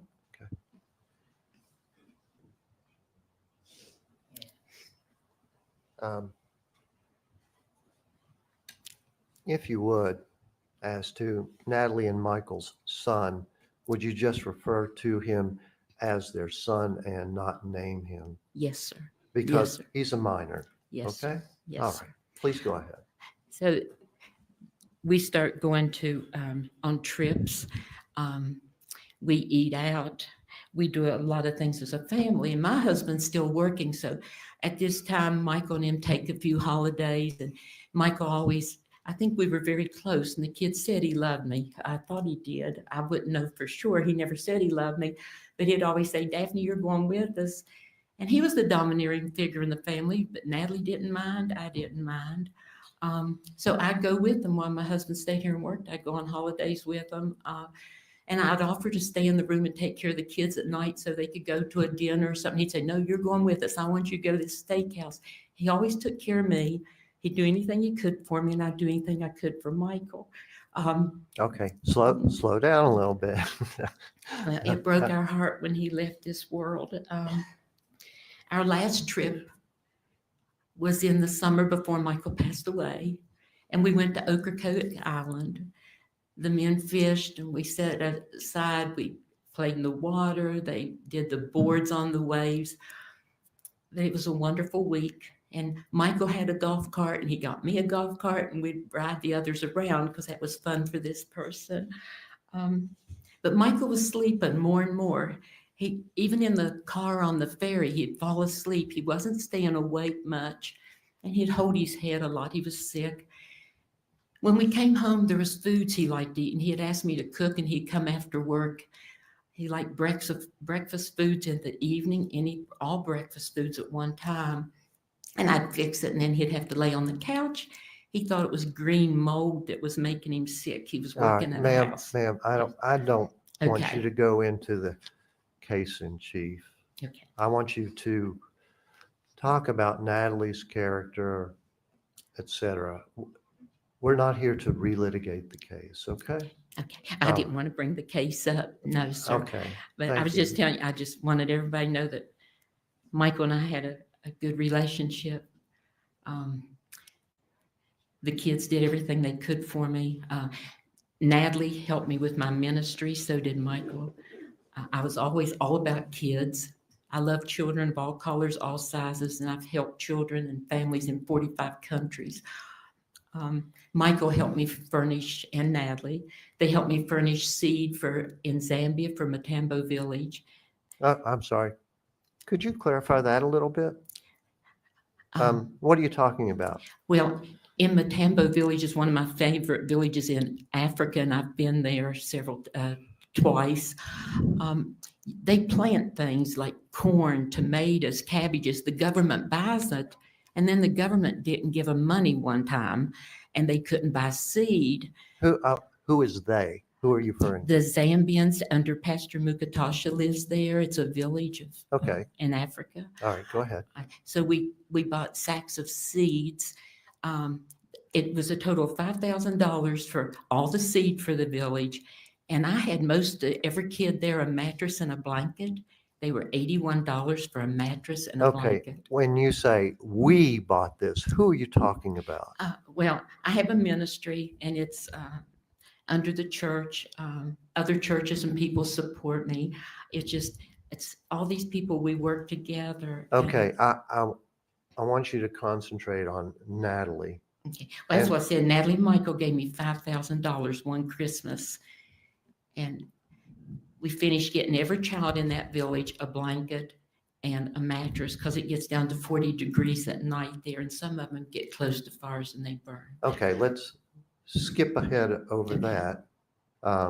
So you're talking about Natalie and possibly Michael giving you money to help this village in Africa. Yes. Okay. They also bought playground equipment for the school in that little village. Okay. And when you say they, you're talking about Michael Natalie. and Natalie. Okay. Anything else? Let me look through my notes if you don't mind real Sure. quick. Go ahead, take your time.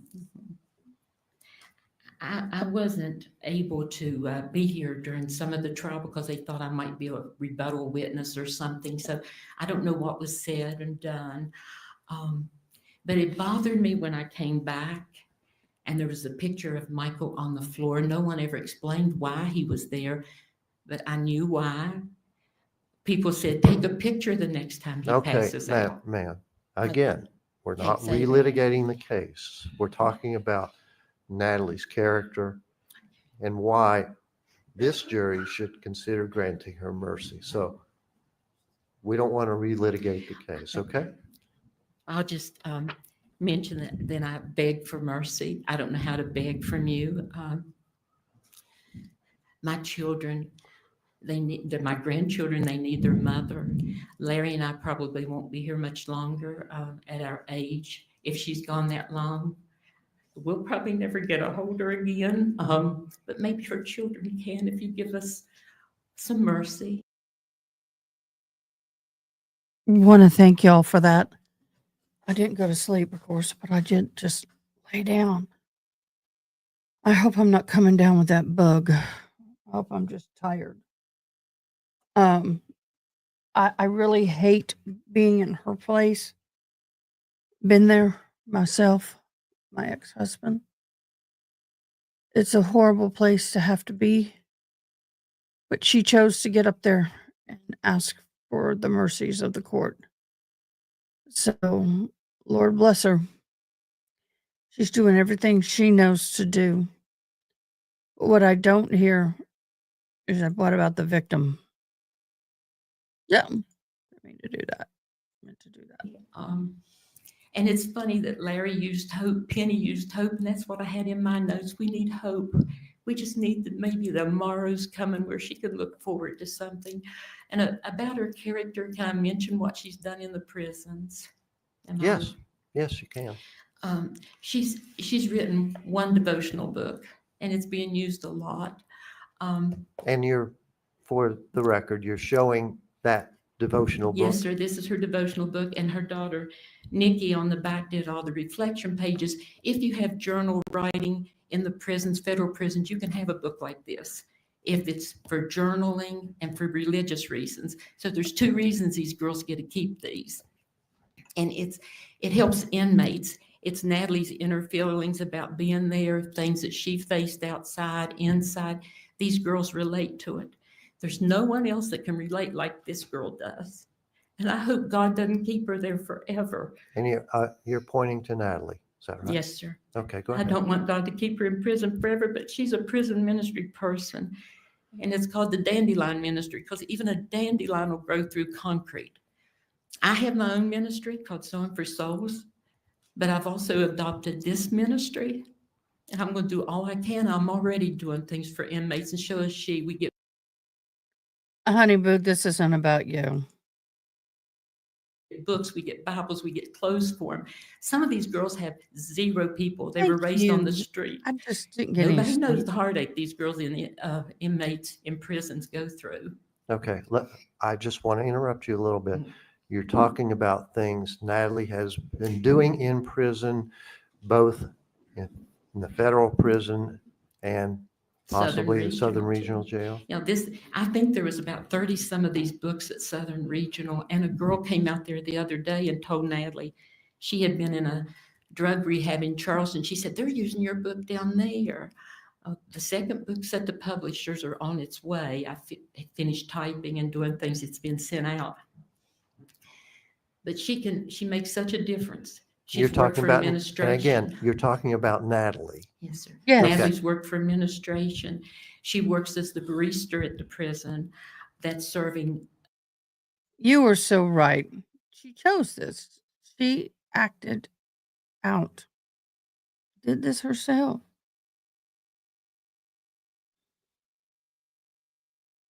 She's fighting for her daughter. I don't blame her. The guards and people, Starbucks coffee. She trains people to do that out on the streets once they're released. And this is while she's been in prison. Incarcerated. Yes, sir. Okay. I didn't think she would live there. She's never struck a kid. She's never struck her pets or anything. She's soft voiced, and we all thought somebody will kill her. She's been in some situations, but there's always been someone to look after her. She does not know the difference in the color of people, and I don't either. She does not notice the difference in sizes of people, and they know that. A woman wrote me and said as soon as she walked in the prison, they knew there was a difference there, a light, and she is a light, and that's what she's been to me. She's a light.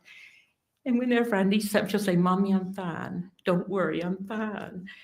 And so when I know she says fine, I know she's not really fine. She's just trying to keep me from being upset. And again, you're talking about your Natalie, conversations my with, daughter. you're talking about conversations with Natalie in prison, right? Yes, Okay. sir. Good And afternoon, we've run lovely. across so many good people. There are so many ugly people out there, how they treat others.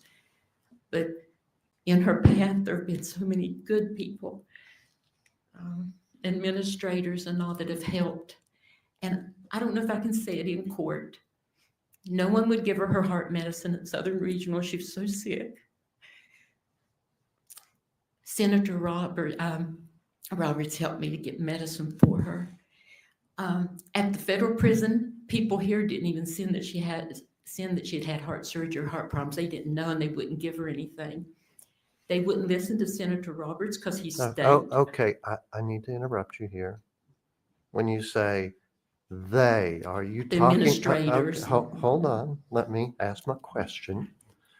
Are you saying the prison's personnel are not giving Natalie adequate medical treatment? Is that what you're saying?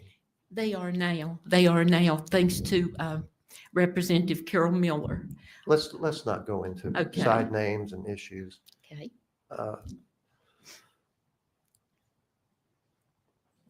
So you're concerned for Natalie's health while she's in prison. Would that be a fair statement? Oh, yes, because every time she's drugged down here, she misses her heart appointments because they keep putting them out, and you never know when you have an appointment. They just come and get you sometime at 6:30 in the morning and say, it's your appointment, let's go to Morgantown. But she hasn't had her heart looked at or some other problems. You look at her teeth. One tooth is falling out, her gums turn black, she can't get dental help. I beg That for is things true. like that, and I'll work for it. I'm not an advocate. I'm not a good speaker. You can Okay, see that. Okay, let's, again, we don't want to get confused in side issues and names, but you're telling this jury It is true. about Natalie's neglect and improper care in prison. Is that what you're summarizing? Yes, sir. Yes, Oh. sir. Okay. How old are you, ma'am? 77. So, like your husband, even if this jury gives Natalie mercy, you may not be alive when she gets out, possibly in 15 years. I don't look for that. My mother lived to be over 100, but I don't feel like I can. Okay. So you're hopeful that Natalie might get out and you might be able to spend more time with her. Is that correct? I'd love to be able to spend, I want to hug her. And the bailiff here's let me give her a couple of hugs, but I want to just hold her for a long time. Okay, now, this jury's already decided that Natalie has killed her husband, Michael. And you've talked about your close relationship with Michael, your husband's close relationship.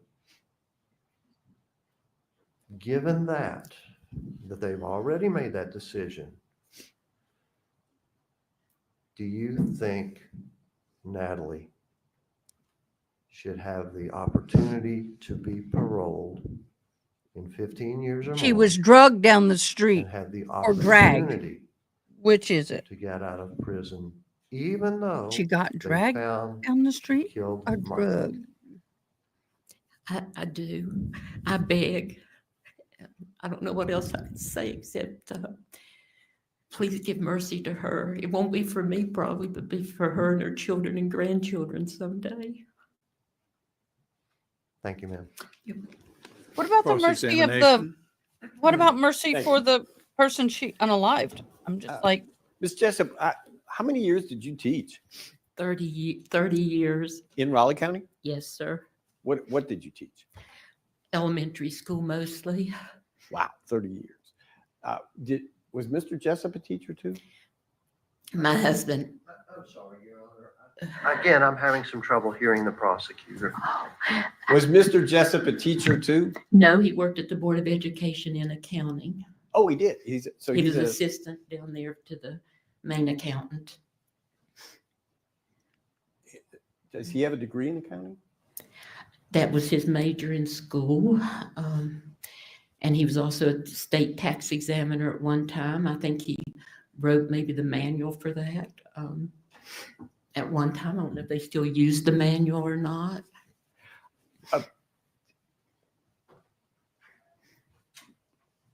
The defendant has a degree in pharmacy, correct? She's a doctor of pharmacy. So it's beyond just graduating from pharmacy school. She did something else? Well, I think they put more title to it, more courses or something. Used to be you could be a pharmacist without having that doctorate degree, but it's more years or something at her time when she graduated. And then she went on to get an MBA, right? Access Health paid for that. And I went with her to take tests and things in Morgantown and stayed with her while the answer is yes. Group work with other people working on that degree. As a teacher, you must have been ecstatic that your daughter did so well academically. All of my children have done well. We would strive to do well in school. Now, did you and Mr. Jessup provide the financial aid for the defendant to go to pharmacy school? We did all we could, but she worked and I think they had some grants because I had to put 4 through college. And I'm sorry, you had to do what? We had to put 4 children through college, and then we were helping Michael and Natalie together as much as we could financially. You were also a victim of the Ponzi scheme, were you not? I was not a victim of the Ponzi scheme. So you and your husband didn't invest with the defendant in the I contract? invested, I gave money to Michael's company at the time, $226. I knew what I was doing. I was investing. $226 is all you $226,000 or more. $1,000. Okay. Thousands. And you didn't get that money back? No, all the money was seized and taken and sealed till we know We do not know how much money was in their accounts. We do not know how much money was in the company. No one investigated to see if this was maybe a scam on the kids. The kids would never hurt me. Michael and Natalie would never do anything to hurt us. Something's wrong. She's but living no in one the river now. investigated. Didn't you file a Poor claim as woman. part of the federal restitution? My husband took care of that but I think they didn't think we were victims. We're not victims. We'll never get any money back.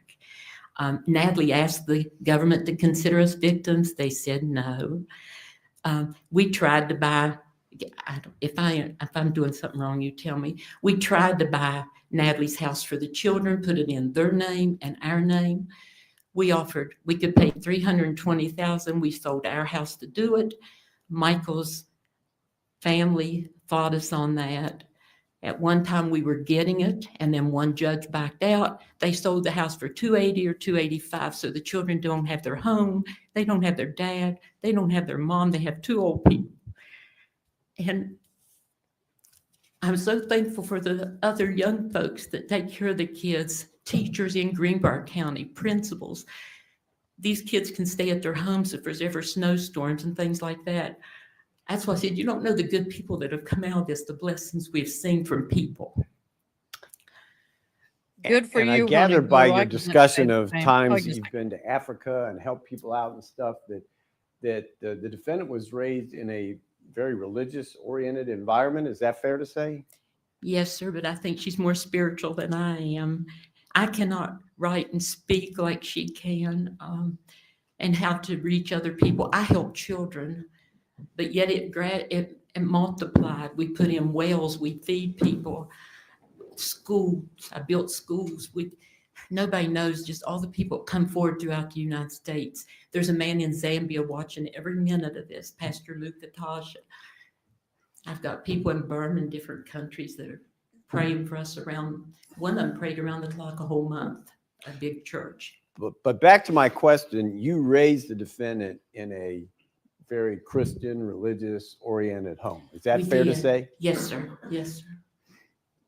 And since you've been involved with the defendant since she was put on this earth, right up to the present, where did things go off the track with her? Well, if I overstep, you tell me to stop talking, because Michael was out of work. She was a pharmacist. He watched a movie called War Dogs, and I do not appreciate all the cursing, but he wanted me to watch it, so I watched it. He was going to do government contracts. In the movie, the two men go to prison for 20 years apiece or more. I think they're out now. And I begged him, I said, don't you do anything wrong. He said, I won't. And then he started to open it up to family. And I said, keep it in the family. I knew some of the family members involved. I did not know some of the doctors involved at the time and people like that. If he kept it in the family, I think things would be fine, but it got outside. And I don't think Michael was doing anything illegal. I think Michael thought he was doing right.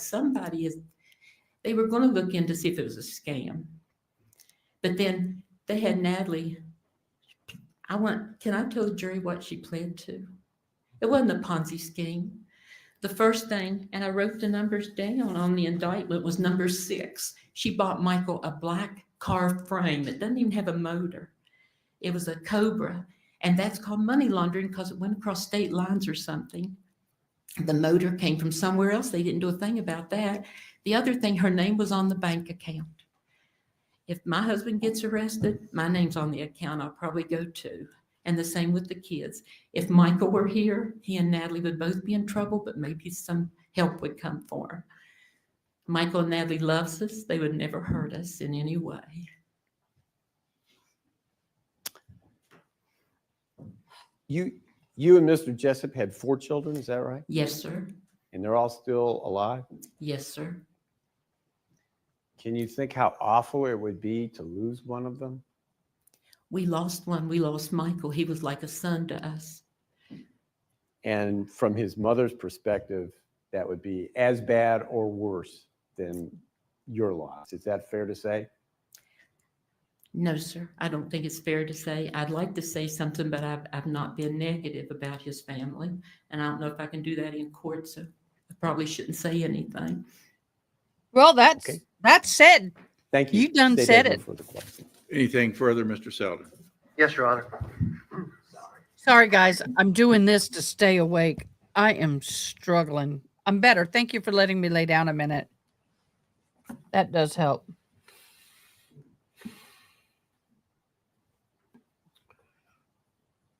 I Ms. have, Jessup, you said, if I recall correctly, that you tried to more or less salvage the Cochran's home from being auctioned off. You made an offer of over $300,000. Is that right? Yes, sir. You wanted to buy it back so the children would have a place to stay. Yes, sir. And the federal prosecutor asked me to, Please just listen to my question, okay?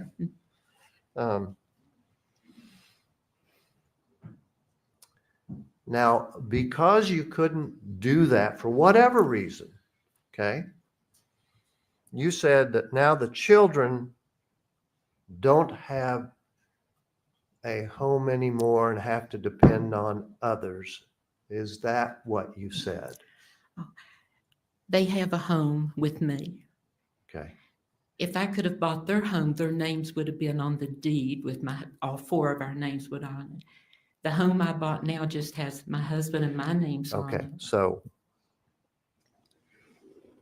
you wanted the children to have their original home back and not be dependent on you and others. Is that a fair statement? Yes, sir. I want them to have their home. well, that's a good thought.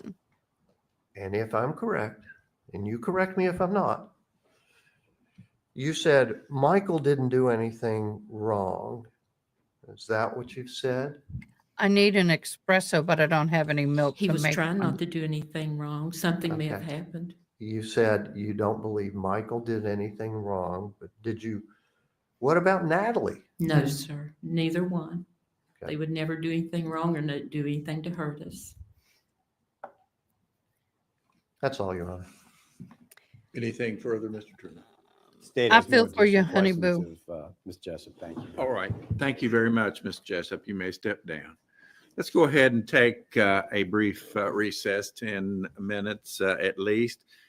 Please do not discuss the case among yourselves or with anyone else, ladies and gentlemen of the jury. You may go with the bailiff to your jury room.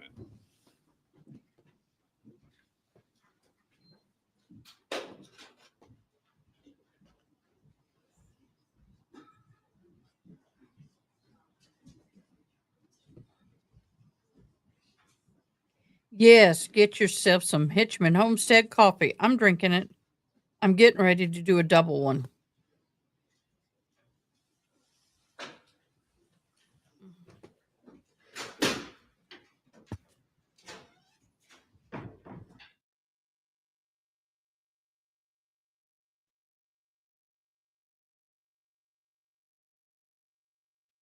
I'm trying to see.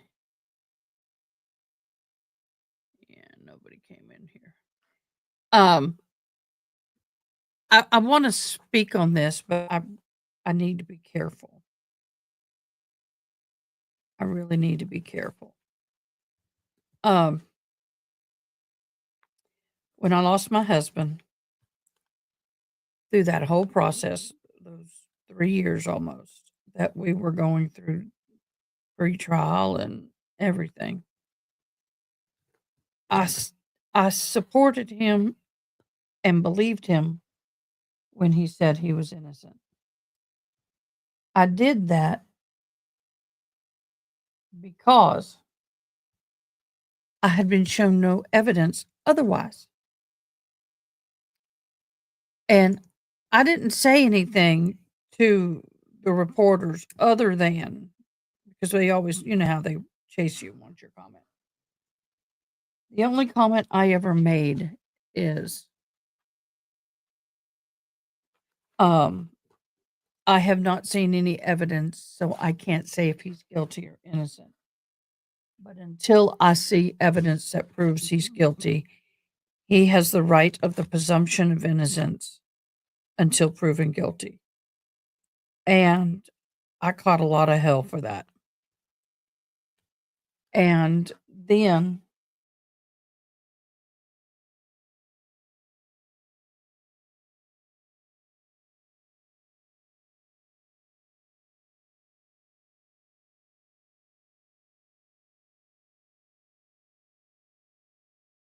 I don't know how I got kicked out, but I got kicked out. So, I was not permitted by my ex-husband's lawyers to sit in the courtroom, even though legally I could. I didn't know that at the time. I thought if I was going to testify, I couldn't sit in the courtroom. Well, I could. I was his wife. That law did not apply to me. And if you hear lapping, it's my dog tanking up. Are you done tanking? She's like a little tanker. So I go lay down. I've never seen evidence that was presented in trial because I wasn't permitted. I wanted to get transcripts, but it was going to be almost $10,000 for the transcript. But anyway, his mother, and to this day, supports him in the fact that he claims he's innocent. He holds on to his claim of innocence. Got to lose if he doesn't. Long story short, he threw me under the bus, but it didn't work. And I was kept out of the courtroom because that was happening and I didn't know about it. But his mother does. Oh, shoot, between 11 and 11:30. Okay. So, long story short, it wasn't until after trial and things happened that I made up my mind on innocence or guilt. But it was a long time. Y'all, it is so difficult to think that you know somebody so well and that they could even remotely be responsible for something like this. It's horrible. And she is going to be just like my ex-mother-in-law. And she's going to hold on to innocence come hell or high water. Not just for herself, but for the sake of the children. The children one day will get to look at all this and make their own decision. And I think they're older now and they can, but it's so difficult. What your heart believes and your mind believes are two different things. And sometimes it takes a little time for those to match up. Sometimes they never do. Okay, I'm going to show you quickly what's going on. Yes, it's a fire truck in my neck of the woods, and I don't have my fire truck on. The airport is preparing to open up. You are seeing here different airliners right there that are coming into the airport. You're seeing a plane coming in here. Well, it just came off the radar. There it is. It's coming in for a landing, I believe. All of these flights are starting to taxi in preparation to reopen. Let's see if this is landing or taking off. I think this is taking off. So it appears that the first flight, Southwest Airlines 1417, is taking off at this time. It's the first flight. We're actually watching it live. Isn't that pretty cool? The first flight to leave the airport since the disaster. There are no more helicopters flying in the area. The airport is opening up It's 11:13 their time. So the airport is starting to function again. Here is the view of the river as it is now. Let me get it embiggened. Thank you. You can see a helicopter flying overhead there. This is a little older shot. I don't believe that's actually 100% current. Yeah, it's not because I don't have that helicopter over. I've got the flight map up and I don't see any helicopter. And it would pop up here if there was one. So they are still in the recovery. It is no longer a rescue. All have passed away. It is considered a 100% fatality. Rachel, you don't know what happened? With what, me or the airlines? For those of you who may not know what happened, last night about 9:00, a flight was getting ready to land into the Reagan Airport. It was a small plane. There was 4, 2 pilots, 2 stewardesses, and 60 members of people on this aircraft that could hold up to 75 people. There was a military helicopter that impacted the airplane and all are lost. Oh, is when the screen went blank. Sometimes we get a glitchy, but thank you. I apologize. But there are some people who may not know what's going on. So right now, yeah, it's heartbreaking. We are in break from court. Oh god. And I'm yawning. Oh my gosh, this looks like Air Force One is flying in. This is Air Force One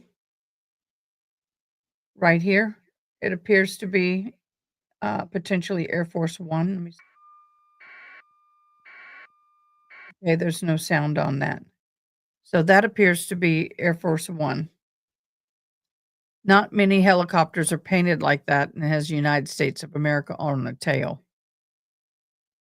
But you can see it here at the bottom of the screen looping around. I don't know if this is the president or could be the vice president on there, could be both. Highly unlikely they're both, but that explains why it did not come up on radar. That flight won't.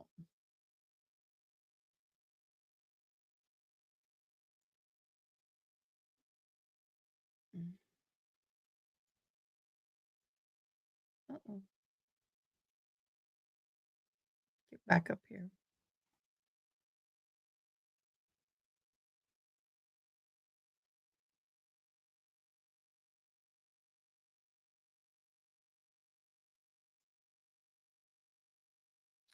I'm getting back up in there. It popped it down to where I am.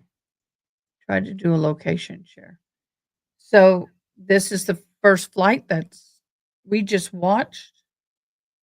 Is this a landing or takeoff? I think that may be the one taking off. I don't have my thing is live.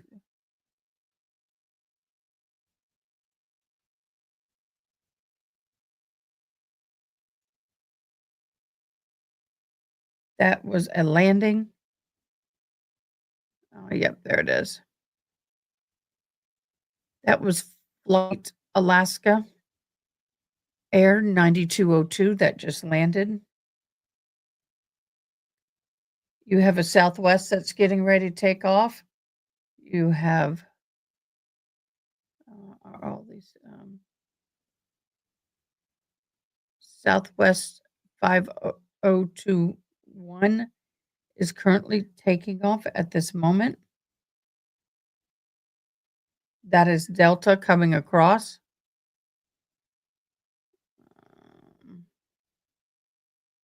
So, wow, you could see the difference in sizes of the planes. They are lining them up for takeoff and departure. It's going to be a very difficult day for all those involved. I really feel for the air control people. It's going to be a nightmare. But they are back up and running. And our hearts and thoughts and prayers are with everybody. The other thing is that we have people may not realize that some of the people on those planes were the United States national possible Olympians, but national ice skating members. They just had an amazing, I guess, a competition. And, or prelims or something, I don't know, but they unfortunately all perished. And that's going to be a big hit to the community. Here we go. Here's some takeoffs. Lord, be with everybody today. It's going to be so difficult.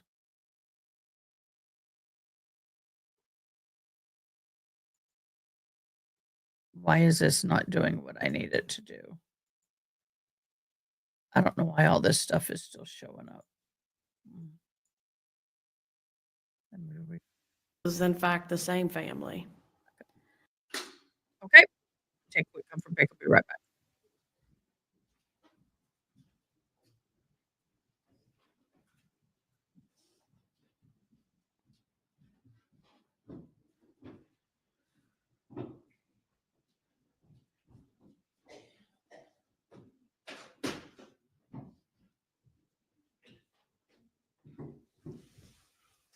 All right, we continue with testimony provided by the defense. Please call your next witness, Mr. Selden.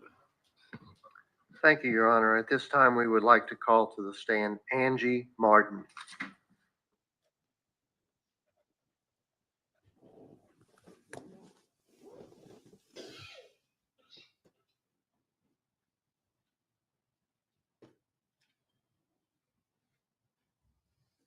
If you'll raise your right hand, please. Do you swear or affirm to tell the truth, the whole truth, and nothing but the truth, so help you God? Yes, sir.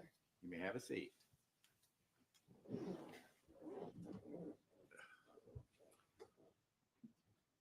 Good morning. Good morning. Would you please state your full name and spell it for the record? It's Angie Martin, Angie Martin. Do you know Natalie Cochran? Yes, sir. How long have you known her? Approximately. 6 years. Maybe 5. I don't know. I'm not. If you're going to speak, please speak I'm not a up. good mathematician. That's fine.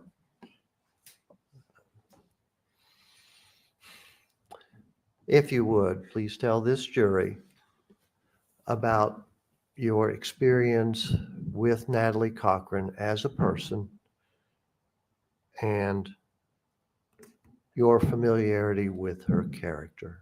Okay. And first, well, I'll get to that. Please go ahead. Okay. And again, you are referencing a piece of paper. Is that notes that you have written? Yes. Has anyone else provided you with those notes or told you to write anything down or anything of that nature? No, sir. Okay, please go ahead. Natalie's son and my daughter dated 2 years on and off. That's how I began to know Natalie and her family. In the beginning of their relationship, I had no idea who he was, much less who his family was. Okay, I just want to caution you. Mm-hmm. Their son is a minor, Yep. so when you're referring to him, just say their son. Yes. Okay, go ahead. When my daughter began making plans to visit his house, I knew I had to find out more about this boy, like any other mother would do. I totally accidentally somehow came across Natalie's name as being a lady accused of murdering her husband.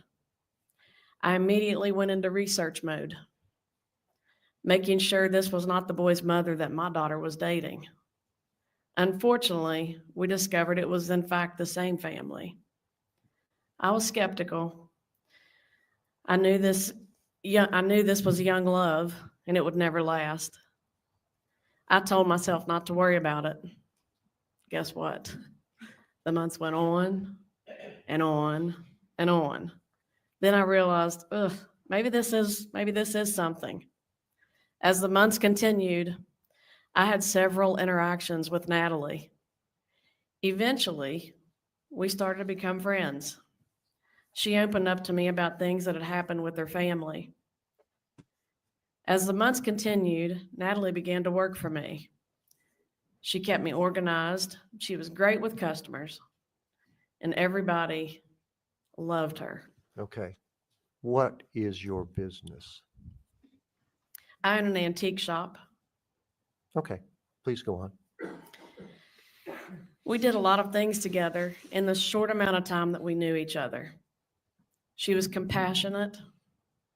She was loving and caring for everyone around her. My daughter would go to their house multiple times throughout the relationship. She loved Natalie and always enjoyed her time at her house. My daughter and I had dinner at their house, game night. We even spent New Year's Eve with them. Okay, now, I just want to clarify the time. This is when Michael Cochran was still alive, but Natalie had been indicted in the federal system. Is that correct? Michael was not alive at this time. Okay, but I- Natalie was Natalie, indicted. yes. Okay, please go ahead.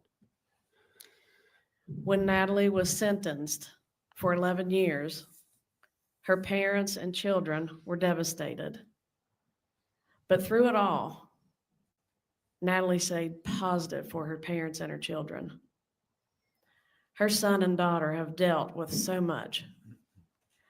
They've lost their dad, the home they grew up in, and their mom for the last few years. Their mother means the world to them, and they mean the world to her. Nikki and MAC want nothing more than their mother in their lives. They want her to be a part of their weddings, to have a chance to see her grandchildren, and just to be a part of each stage that they go through in their lives. Natalie's mother and father also want nothing more than just another chance to hold their daughter in their arms and know that everything would be okay once more. Natalie is a mother, she's a daughter, she's an aunt, niece, friend, but she's a human being that has a life just like we all do. She has taught both myself and my daughter that no matter how dark the tunnel could be, Welcome, there will Carol. always be light at the end of that tunnel. She has proved that to us multiple times. Natalie has been strong and courageous throughout many trials and tribulations she has been through. For people to sit here today and consider this woman guilty of first-degree murder has left many people distraught and heartbroken. How can you, as a jury, convict Natalie Cochran of murdering her husband? Oh, There's been no stop hard her. evidence proven. Now, ma'am, let me stop you there. You can't do that. That decision's been made. Right. It can't be questioned. Okay? You can't comment on Sorry. the jury's act. There are rules that they have to follow, Carol. That is why the attorney is politely stopping. It's better for him to politely put a stop to it than for the prosecution to stand up to do a formal objection. He is trying his darndest to corral these people and keep them within the boundaries of the law. That is why he's redirecting them a lot, like he just did. It's far better for him to redirect them than the judge. Seriously, it really is. Actions. That's and- okay. Okay, So please. To omit pull that. this mother away from her children and family is just hard to understand.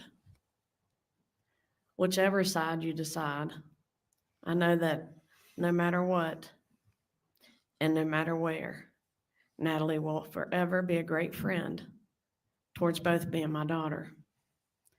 I ask that you please think long and hard about deciding Natalie's fate for the next chapter in her life. Consider mercy for Natalie. Think of her children while making this lifetime decision. I don't think I have any questions, Your Honor. Cross-examination? Ms. Martin, you never met Michael Cochran, right? Unfortunately, I did not. Okay. So I'll ask Further. you a question that I've already asked here today. How do you feel knowing that because of their mother, these children will never have their father in their lives again? She doesn't believe she did it. She's not going to be able to answer that. Because of their mother? She has been convicted of first-degree murder. And how do I think they feel? How do you feel knowing that those children will never have their father in their lives again? I'm definitely sad for the kids, obviously. Thank you. I have no further questions, Your Honor. Anything further, Mr. Selby? No, Your Honor, nothing further of this witness. Thank you, Ms. Martin. You may step down. You are excused. Call your next lot of witness, people Mr. did. Sylvan.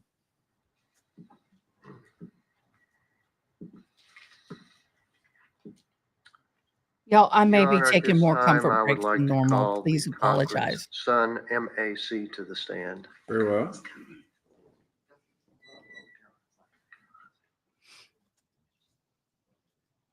And Your Honor, My tummy's not happy. my Hi, co-counsel June. has pointed out that he cannot be on camera and they cannot show his identity.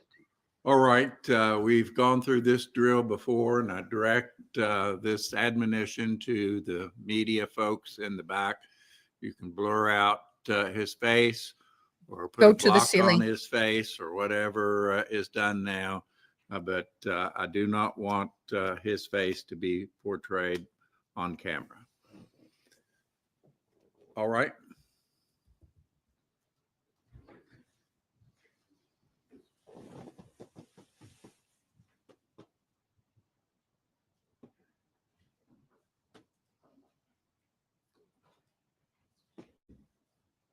That's very fair. I think that's a minor. If you'll raise your right hand, please. Do you swear or affirm to tell the truth, the whole truth, and nothing but the truth, so help you God? You may have a seat there.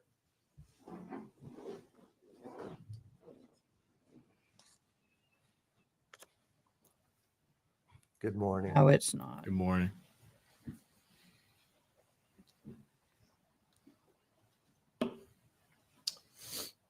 How do you know Natalie Cochran? And, well, first of all, Your Honor, Who are you? instead of this witness going through his full name, I'll just ask him to identify himself by the initials MAC. All right, that would be appropriate.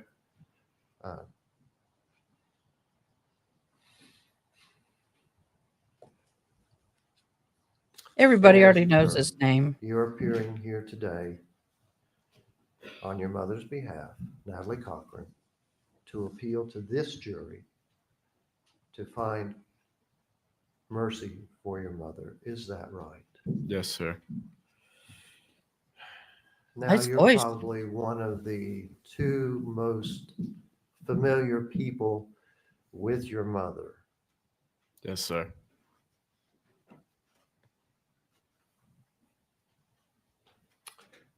I'll ask you, would you tell this jury why your mother should be And they granted practiced mercy this with him, despite just the fact FYI. that she's been convicted by this jury of first-degree murder? Would you please address the jury on that? Heartbreaking. My mom has done. Could you tilt the microphone up a little bit Yeah. and speak into it? Thank you. My mom has been there through everything for me. Every baseball game, football game, school event.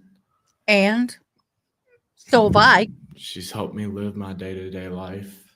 She still calls me more than once a day, as much as possible. And Sorry to tell you that I too know will this fade is off. hard for you. Just do the best you can, okay? If you need to take breaks, take breaks. Gather your thoughts, whatever you need. I feel for grandma sitting there too, man. She's really struggling with this.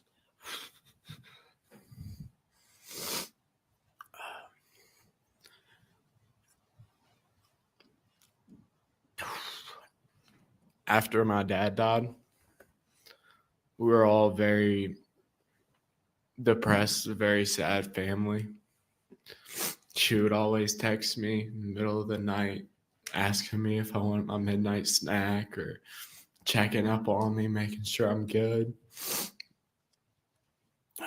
She always let me do whatever made me happy.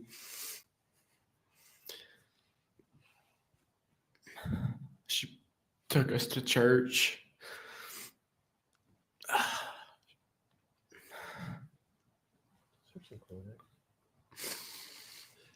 If you need to use it, the Kleenex box is there. The sad thing is he was shown on camera yesterday. Go ahead.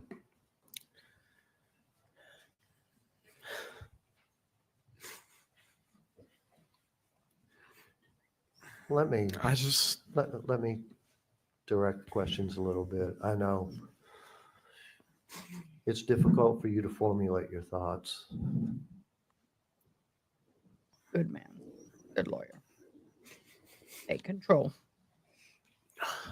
How do you think your mother is needed in your life from this point on? She's been convicted. Okay. She's going to prison. The question here today is, does she go to prison for the rest of her life? Or is she eligible for parole in 15 years for mercy? How do you think you need your mother in your life? Or even if you think you need your mother in your life from this point forward? Dude. I want my kids to have a grandmother. I want them to know her. I want them to be able to go over to their grandma's house and have Christmas and spend time with her. You can. It's called the jailhouse. I had to do it. Didn't like Would it. you like but I her had to do it. to be around and possibly out of prison if you get married or anything like that? Yes.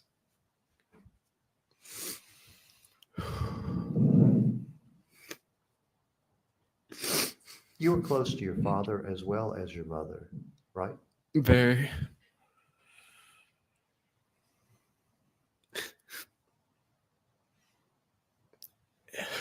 And even though your mother's been convicted of your father's death, do you have any animosity towards your mother, any desire for her to stay in prison for the rest of her life or anything like that? Not at all. Not at all.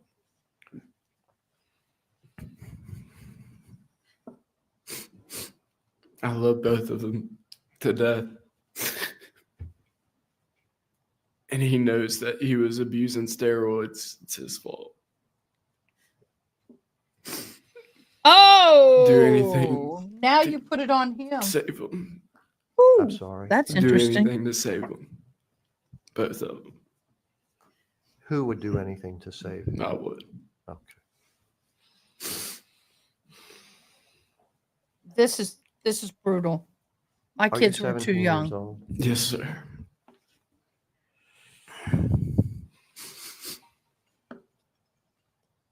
And I don't mean to be leading, but if your mother is allowed to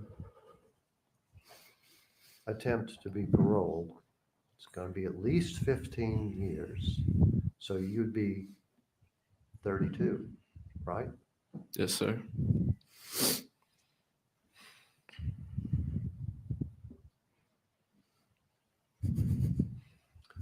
You'd have a lot of life left, right? Yes, sir. How am I Would you how want am I your about mother to to startle be you out of your involved chair? in that life Boop. after at least 15 years? Yes, sir. I'm just sewing. No, he What do you doesn't. think you've learned from your mother in being raised by her and your father? What life lessons or attitudes or things that would help you cope with life have you learned from her? If you can put it into words.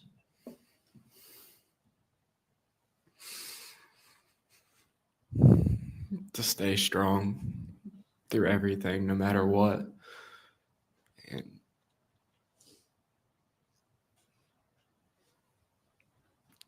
just to be nice to people. Very kind human being.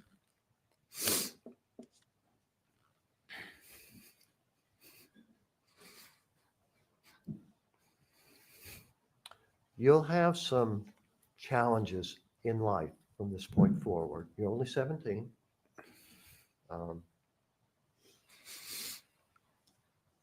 You'll have to face many of life's problems, challenges.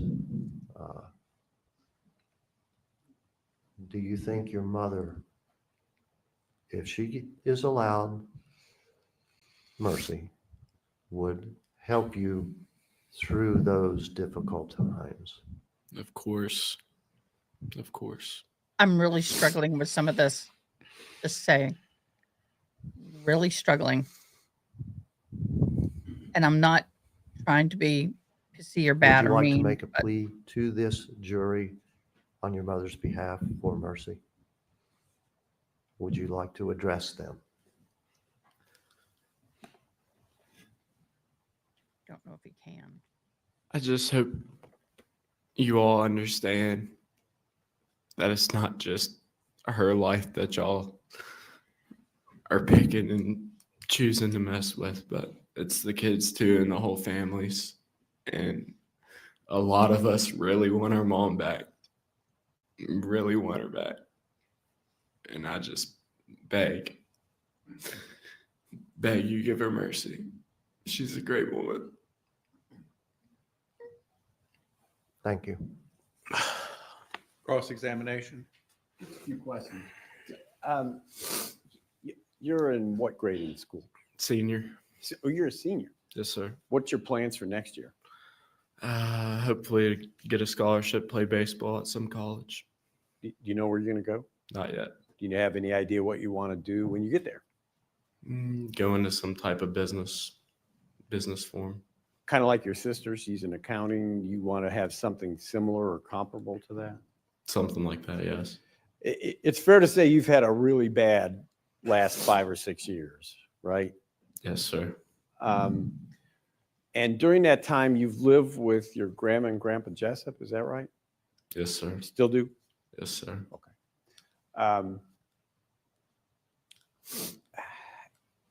Even though it's not fun, life has gone on for you. Is that fair to say? Yes, sir. Okay. If I could have just a moment, please. Very well. That's all the questions the state has. Thank you. Anything further, Mr. Selden? No, Your Honor, not of this witness. Thank you very much. You may step down. Call your next witness, Mr. Selden. Yes, Your Honor. At this time, the defense would like to call Nicole Cochran.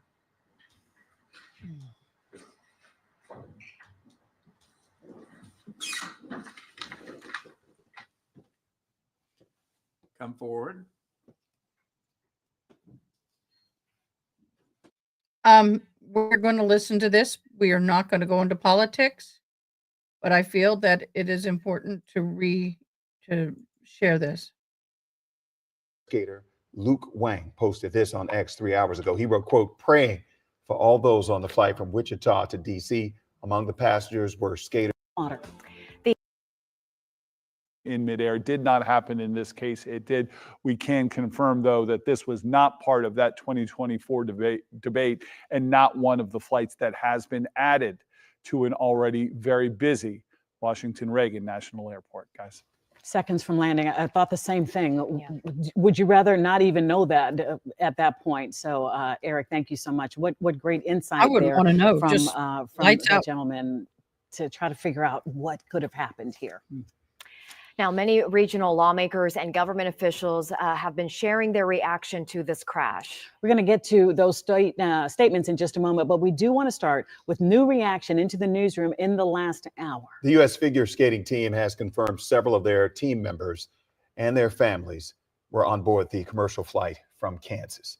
U.S. figure skating also confirmed that several of its members were on board the plane. About 30 minutes ago, officials issued a statement saying, quote, these athletes, coaches, and family members were returning home from the National Development Camp held in conjunction with the U.S. Figure Skating Championships in Wichita, Kansas. They went on to say, we are devastated by this unspeakable tragedy and hold the victims' families closely in our hearts.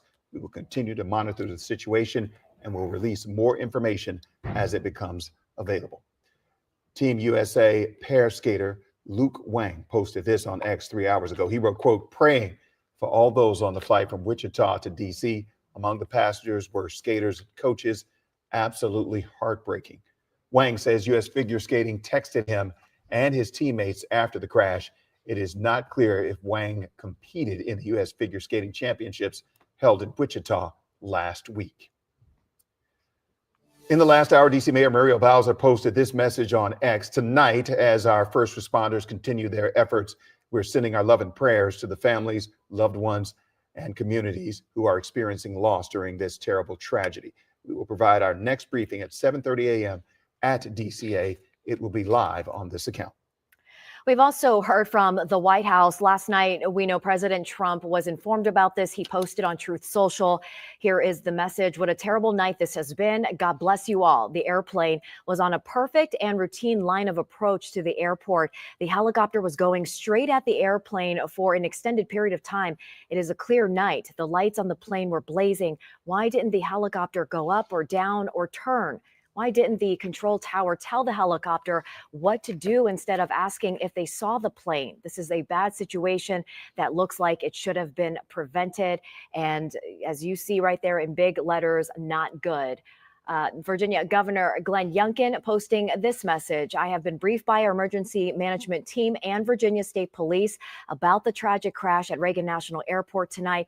Extensive resources are fully supporting the search and rescue efforts. First responders from across Northern Virginia, D.C., and Maryland mobilized quickly. I ask everyone to pray for the passengers, crews, their families, and brave first responders. Maryland Governor Wes Moore also sharing a statement on X, and it reads, we are closely monitoring the aviation collision incident that occurred earlier this evening near Ronald Reagan Washington National Airport. The state of Maryland and local authorities are engaged in response. The Maryland Department of Emergency Management has raised its Emergency Operations Center to enhance status in support. The Maryland State Police have deployed divers to the scene to assist with rescue missions. Maryland police are also on the scene. There are no operational restrictions on BWI at this time. We will continue to provide updates as more information becomes. Okay, that airplane that I said possibly could have been Air Force One was actually, and I can't believe they're painted in a similar way, the United States Park Police. Available.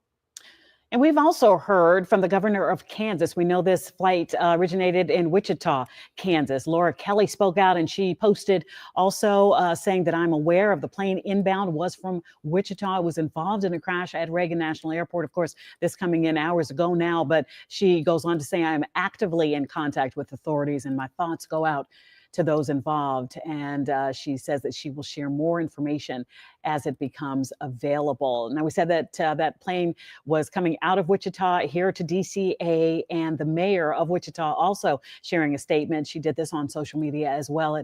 It reads, just received a call.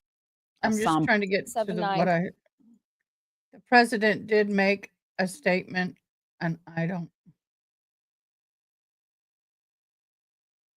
where is it? I just saw it.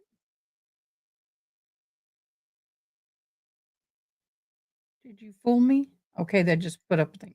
Oh, there it is.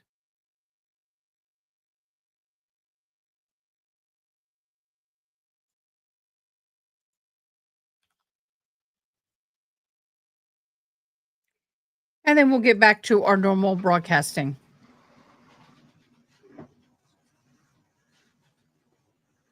No politics. This is about the airlines.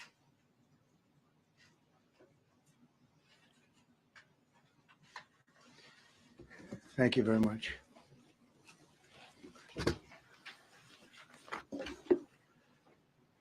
I speak to you this morning in an hour of anguish for our nation. Just before 9 p.m. last night, an American Airlines regional jet carrying 60 passengers and 4 crew collided with an Army Black Hawk helicopter carrying 3 military service members over the Potomac River in Washington, D.C., while on final approach to Reagan National Airport. Both aircraft crashed instantly and were immediately submerged into the icy waters of the Potomac. Real tragedy. The massive search and rescue mission was underway throughout the night, leveraging every asset at our disposal. And I have to say, the local, state, federal, military, including the United States Coast Guard in particular, they've done a phenomenal job. So quick, so fast. It was mobilized immediately. The work has now shifted to a recovery mission. Sadly, there are no survivors. This was a dark and excruciating night in our nation's capital and in our nation's history, and a tragedy of terrible proportions. As one nation, we grieve for every precious soul that has been taken from us so suddenly. And we are a country of we are in mourning. This is really shaken a lot of people, including people, very sadly, from other nations who were on the flight. For the family members back in Wichita, Kansas, here in Washington, D.C., and throughout the United States and in Russia, we have a Russia contingent of very talented people. Unfortunately, were on that plane. Very, very, very sorry about that. Whose loved ones were aboard the passenger jet. We can only begin to imagine the agony that you're all feeling. Nothing worse. On behalf of the First Lady, myself, and 340 million Americans, our hearts are shattered alongside yours, and our prayers are with you now and in the days to come. We'll be working very, very diligently in the days to come. We're here for you to wipe away the tears and to offer you our devotion, our love, and our support. There's great support. In moments like this, the differences between Americans fade to nothing compared to the bonds of affection and loyalty that unite us all, both as Americans and even as nations. We are one family, and today we are all heartbroken. We're all searching for answers. That icy Potomac, it was a cold, cold night, cold water. We're all overcome with the grief for many who have so tragically perished, will no longer be with us. Together we take solace in the knowledge that their journey ended not in the cold waters of the Potomac, but in the warm embrace of a loving God. We do not know what led to this crash, but we have some very strong opinions and ideas, and I think we'll probably state those opinions now. Because over the years, I've watched as things like this happen, and they say, well, we're always investigating, and then the investigation 3 years later, they announce it. We think we have some pretty good ideas, but we'll find out how this disaster occurred, and we'll ensure that nothing like this ever happens again. The FAA and the NTSB and the U.S. military will be carrying out a systematic and comprehensive investigation. Our new Secretary of Transportation, Sean Duffy, his second day on the job. When that happens, That's horrible. How horrible on rough your one. second day of the job. We'll be working You have a tirelessly. worse He's a great disaster gentleman. A whole group. in our These history, are great people. in our lifetime. And they are working tirelessly to figure out exactly what happened. We will state certain opinions, however. I'm also immediately appointing an acting commissioner to the FAA, Christopher Rocheleau, a 22-year veteran of the agency, highly respected. Christopher, thank you very much. Appreciate it. We must have only the highest standards for those who work in our aviation system. I changed the Obama standards from very mediocre at best to extraordinary. You remember that. Only the highest aptitude, they have to be the highest intellect and psychologically superior people were allowed to qualify for air traffic controllers.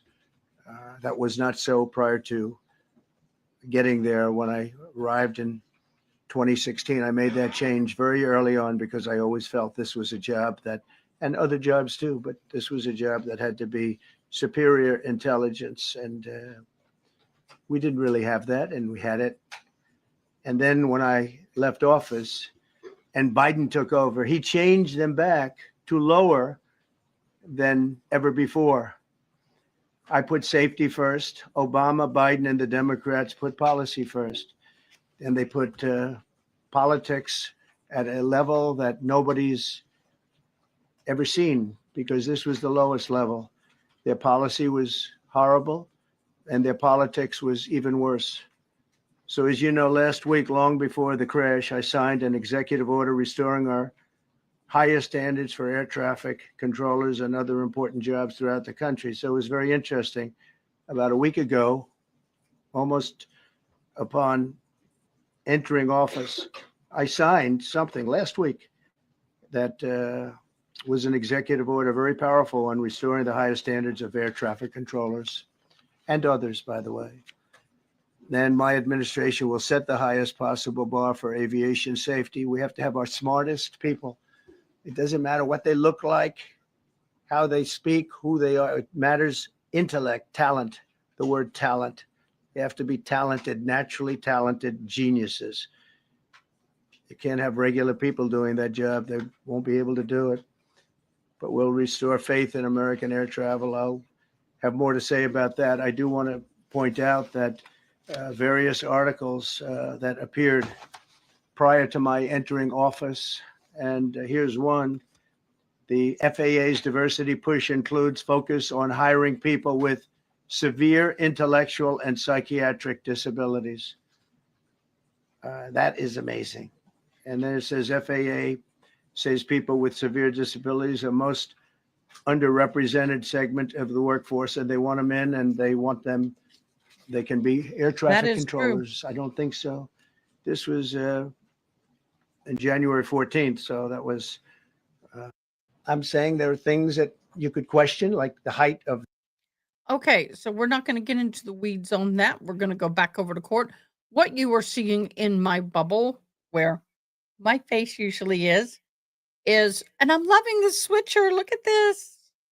Yay. Is a flight path of a helicopter. The helicopter is literally right. It's super little. It's the little red dot. You can see it flying around.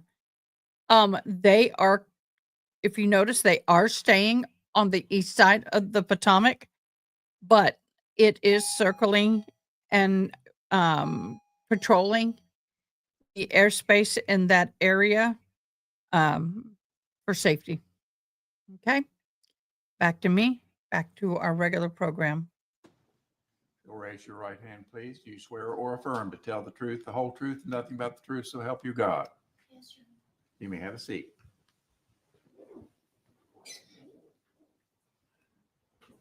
Would you please state your full name and spell it for the record?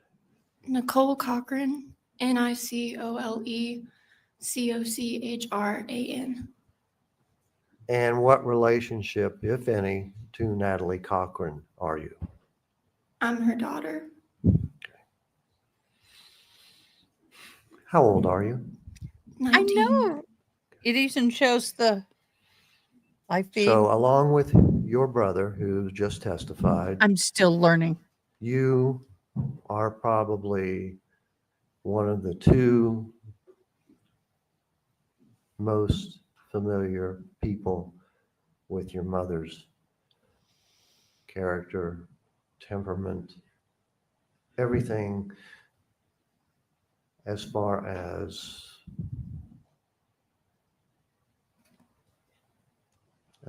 her possible qualifications for mercy. Would that be a fair statement? Yes, sir. Do you wish your mother to be granted mercy by this jury? Yes, very, very badly. I know you're very emotional. I couldn't hear your answer. Take a moment, Sorry. please.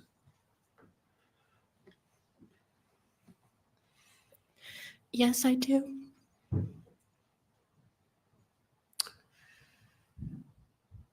And I know this is a broad question, but can you tell this jury why you want your mother to receive mercy? And by that, I would like you to talk about how mercy or no mercy would affect your life. She is my mother. I got to do this, but guys. This is horrible. Here we go. I got to do this. Update on that plane crash outside Reagan National Airport. And This is the I national think for all of skating. us, we have lost family. We sent here at this club 18 skaters to Wichita to compete at the U.S. Championships, and 12 skaters were at the National Development Camp.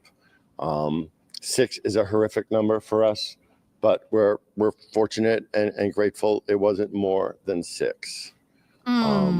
This will have long-reaching impacts for our skating community. The 2 coaches, Jenya Shishkova and Vadim Nomov, top coaches.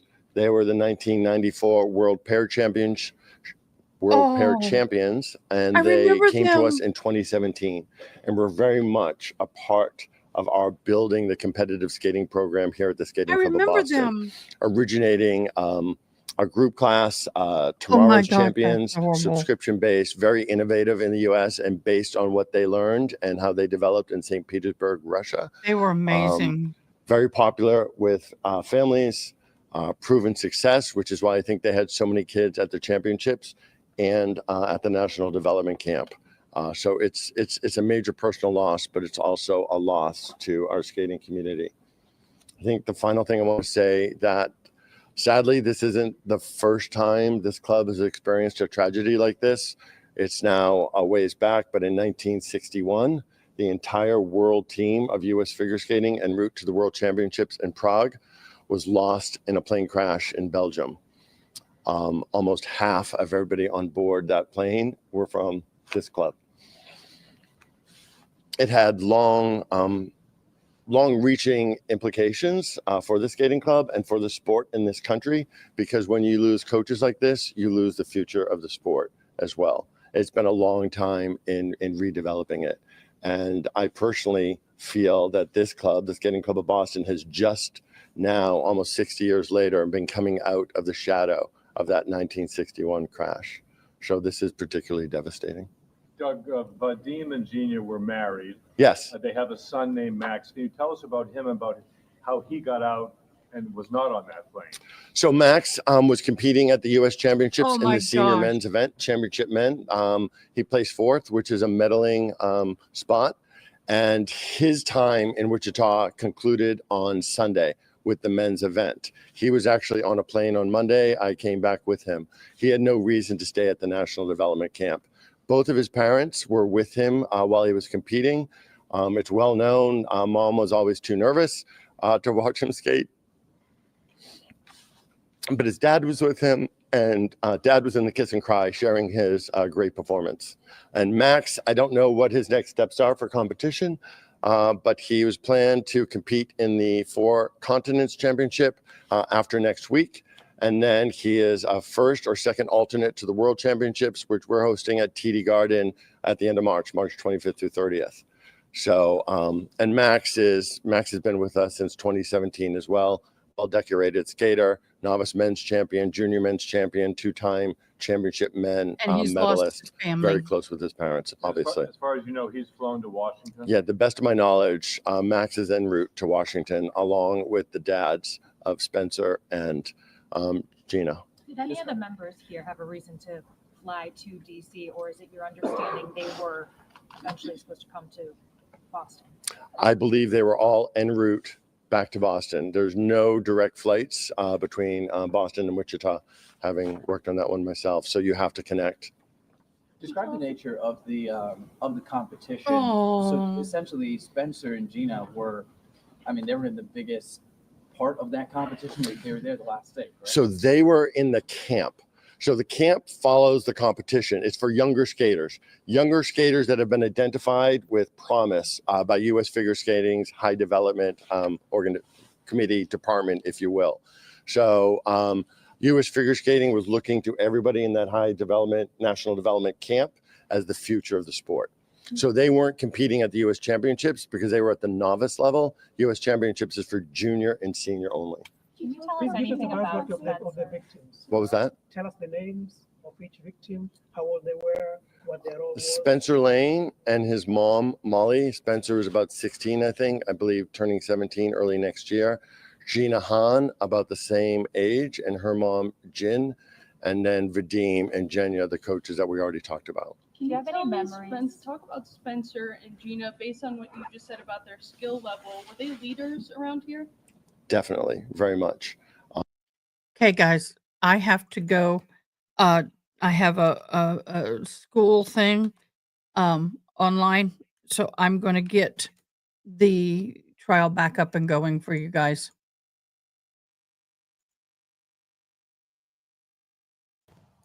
I've always kind of considered her to be my best friend. Growing up, it was Natalie, my mom. She just meant the world to me, and she would do the basic motherly duties, like pack my lunches, take me to school, take me to music lessons, to tennis practices, but we also did so much above that. She would read me bedtime stories when I was a young girl, and she kind of brought forth my love for books from that.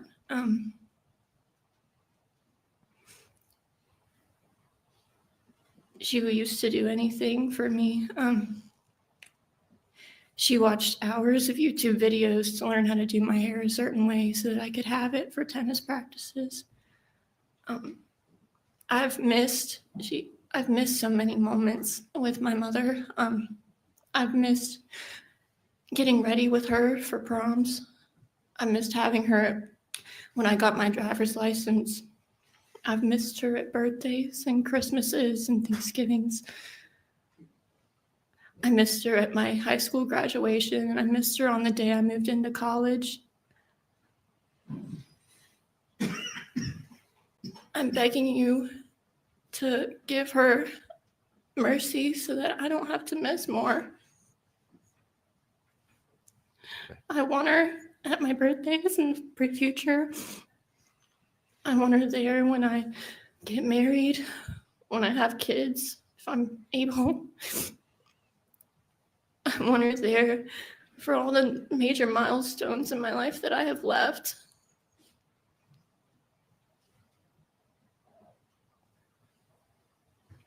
Does that include those statements? And I'm not telling you to go on. Do you want to say anything else? I'm going to have a couple follow-up questions, but is that? You can go ahead. Okay. You're 20 now, is that right? 19. 19, sorry.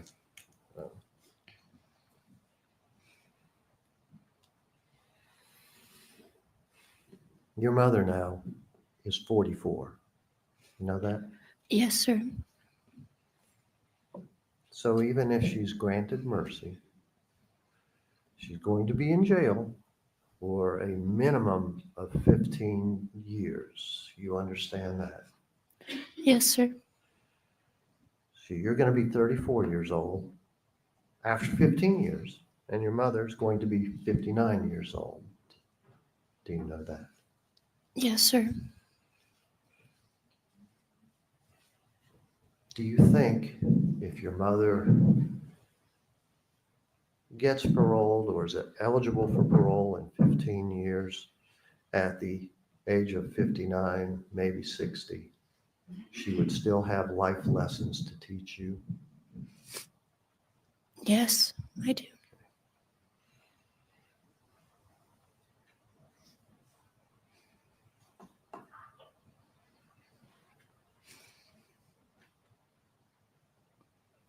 This jury has already found that your mother killed your father. You understand that? Yes, I do. And you loved your father, correct? Yes. Do you have any malice or hatred or anything along those lines to your mother because of that? No, I love her so much, and that just hasn't changed. Okay, thank you. Cross-examination. I don't have any questions for this witness, Your Honor. Thank you. You may step down, Ms. Cochran. Call your next witness, Mr. Selden. Your Honor, at this point, we are no longer calling any more defense witnesses. All right. This would be a good time for us to take our lunch break, members of the jury. It's a little bit before noon. We'll start back up at 1 o'clock, please. This will give you a little extra time to have your lunch. Please do not discuss the case among yourselves or with anyone else. Please do not access any reports about this case at all online, in the newspaper, or on the television. Enjoy your lunch, and I'll see you back at 1 o'clock. You may follow the bailiff. So they are now taking a lunch break till 1 o'clock. What we're going to do is we're going to check it and see if the other trial has started. It starts in 4 minutes. I am on a Zoom call with my college advisor. I'm dropping a class. So we're going to stay here. I'll pop you over to the rec until the other trial starts. So we're going to be doing some hopping. Just hold on tight, guys. And let me put this back over here. And I would say I'll be both right back families on very much monitor. embedded in our community, just for the sheer amount of time they're here. And, you know, personally, I'll just say wonderful people. And the Any younger memories of skaters either here, Spencer or Gina, here skating at the club or talking to them? Spencer, in the best way possible, was a crazy kid, highly talented, like incredibly talented, has not been skating that long and just rocketing to the top of the sport. Very fun, very cerebral, a good thinker. Sorry about my Boston accent. Gina, just a wonderful kid, wonderful parents, great athlete, great competitor, loved by all. You talked to the fathers. How was that conversation like? When did you talk to them and just kind of walk? I have not spoken to the dads. Okay, you haven't spoken to any of them. No, I have spoken to folks that were with the dads.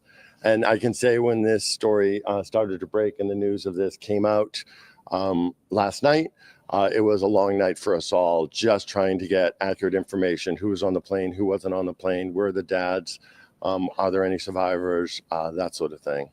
We've seen some people, presumably skaters, show up this morning. How are other people who belong to the club processing this information? I think a lot are trying to process it. Some of our old members have written me saying the 1961 plane crash, because that's clearly a reference point for them, having lived through it. I think our current members, leaders, management team I don't know what the word is. Is it wrecked? Is it devastated? Folks are just stunned by this. My phone is just blowing up with emails and texts of folks, offering to support in any way they can, expressing condolences, and just how stunned they are by it. Could you tell us what's next for the club immediately? Like, are you guys going to be open this week? What are the next steps here? That's a good question. Haven't thought that far. I would assume we will be open just because skaters are resilient and they want to skate. I think also they come to the club and will come to the club as an opportunity to come together and to grieve together. There's never, ever a good time for a tragedy like this, but we're a small organization. We have a large facility. We're also the local host for the World Championships coming up at the end of March. So we're pretty busy and we can't take a break. We need to keep moving. How did you build? How yourself rebuilding after this? You rebuild over time. It's too soon to say, but obviously we have a hole in our coaching staff, a giant hole left by Vadim and Jenya. I'm not quite sure how we're going to fill that. Doug, given how safe air travel is in the world and the fact that your club has been personally impacted now by two tragedies, 1961 and 2025, does it strike you as bad luck, or what can you take away from that? It strikes me as life. It's senseless, but accidents happen. I think for me personally, I'd rather have something like this happen in an accident than a terrorist activity or something, where somebody was deliberately trying to cause harm. It somehow makes it easier to accept that it was an accident. How do you think that the club will remember the victims in the coming days? Well, I don't think we're ever going to forget them. That is certain. How we commemorate them here, we haven't gotten to that point to discuss, but we certainly will. Just definitely very important and well-loved members of our community. What was the information about the crash? What went through my mind? It was the biggest thing was, how can we get accurate information? At one point, we thought we had 12 skaters that were on, 12 skaters and their families. Then it was 8 to 10. And now, it sounds crazy to be relieved. Oh my gosh, it's only 6. But in some ways I am relieved it's only 6. But it's a devastating 6. I was wondering if you could, I know we spent time talking about the two skaters, but had you ever run into Molly? Had you ever run into Jen and kind of just talk about a little bit about them?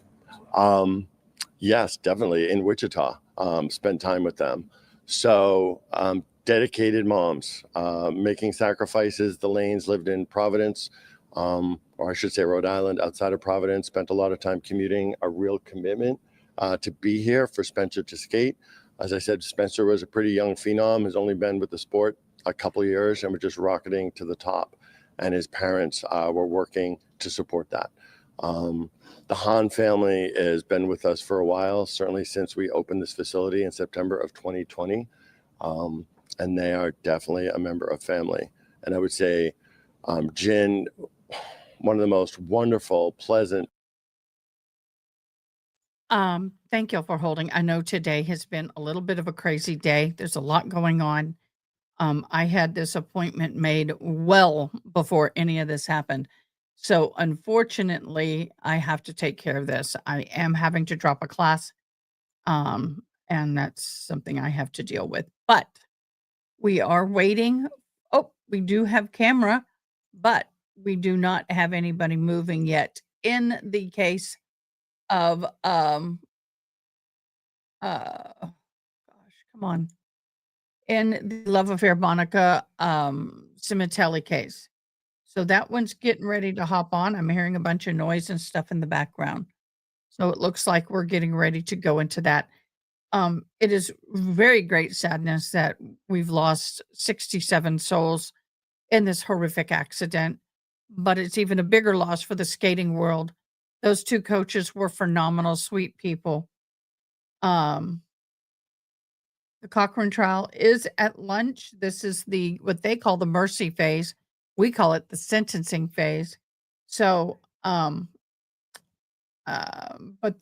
I'll continue the live coverage until the Natalie case pops up. Polite, smiling, just fantastic member of the club. Never a discouraging word, always appreciative, always supportive of not just Gina, her daughter, but every athlete.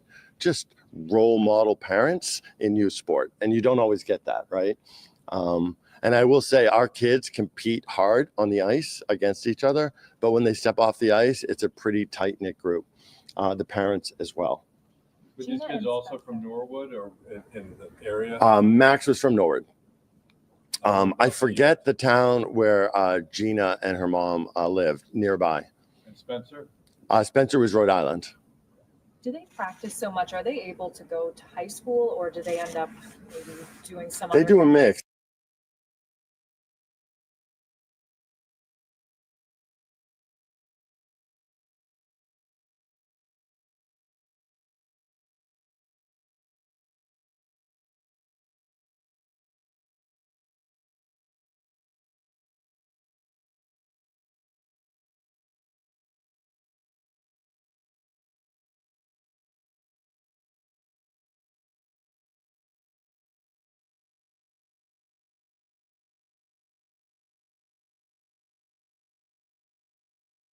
Of high school and homeschool. I believe Gina was homeschooled, and I believe Spencer was in school.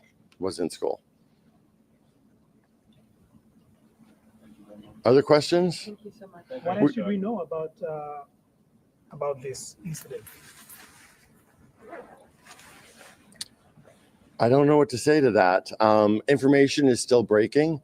I mean, I think we've given you everything we know. It's obviously a very emotional thing for us because, as I said, they are like family to us.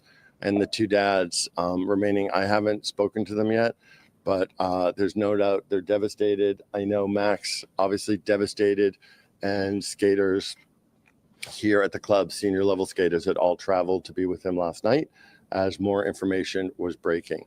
I think if you look for a silver lining in something this horrible, it's to see the humanity of how folks come together to support those that were directly affected by that. And that really is heartwarming and encouraging.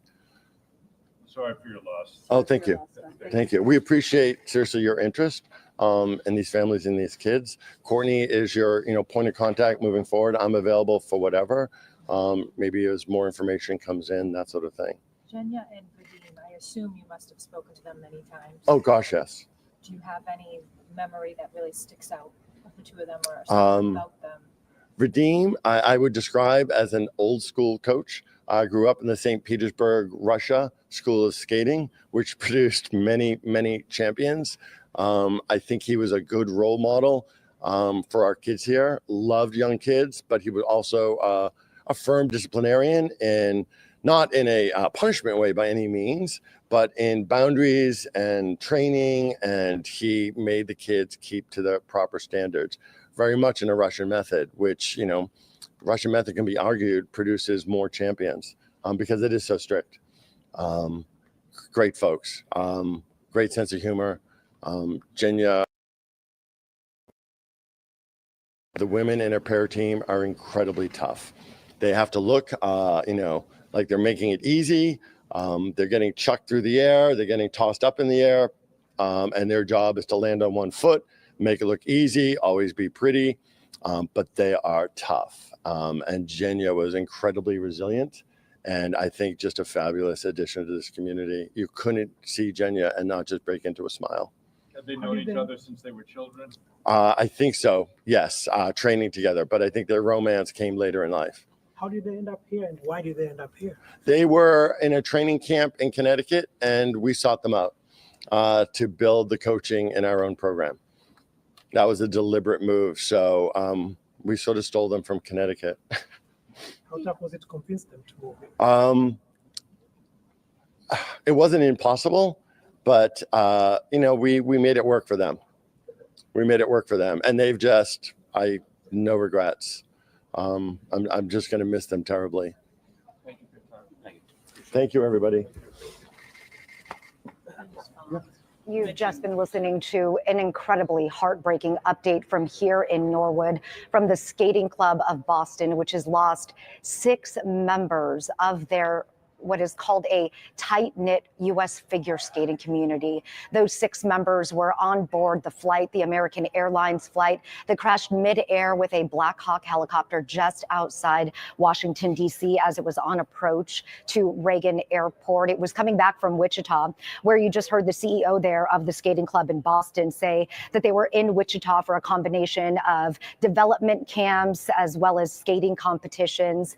The 6 members of the club include 2 skaters, Spencer Lane, as well as Gina Ha, along with their mothers and their 2 coaches, Vadim Nomov and Zhenya Shishkova, a married couple. They also have a son who is a skater, and the CEO there of the Skating Club of Boston saying that their son was actually also with them in Wichita, Kansas for a skating competition, but he had finished early. He had done a separate event from his parents, and he had actually caught a different flight home.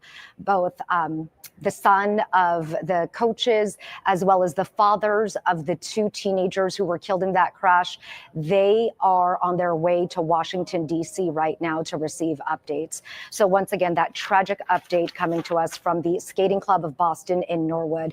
Also, a very tragic sense of deja vu for that skating club as they lost several skaters in a plane crash to international championships in Prague. That was back in 1961. So, of course, this is a tragedy they've dealt with before, and sadly, a tragedy they are dealing with once again.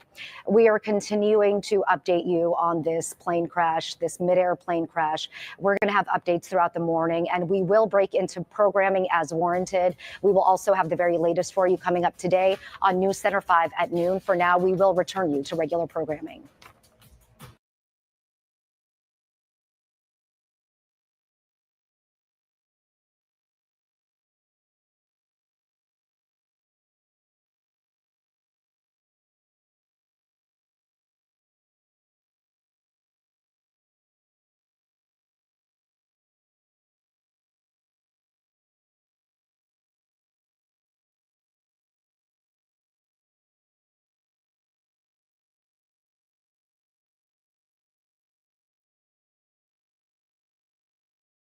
Indicated that we are going to put Detective Ryan Verna on the stand just for purposes of marking some crime scene exhibits.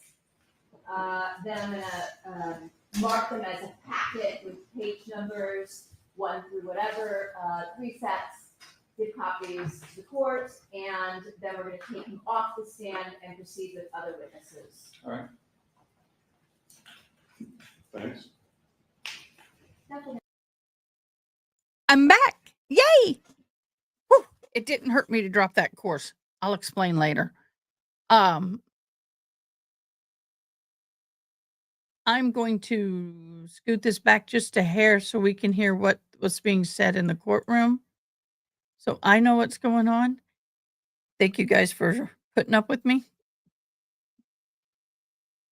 I was supposed to be going to my daughter's college today, but I'm not going to be able to. Defense counsel this morning, and I indicated that we are going to put Detective Ryan Verna on the stand just for purposes of marking some crime scene exhibits.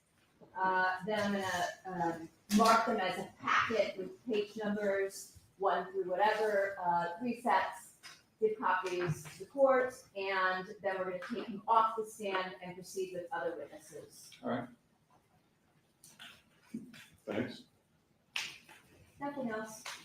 I'm going to try and seat alternate 7 and 8 in the empty chairs, Okay. 2 and 3, so that I'm on my way to the witnesses. And that doesn't call for a response either. Thanks. All right. I might as well, since I'm here, I might as well just wait.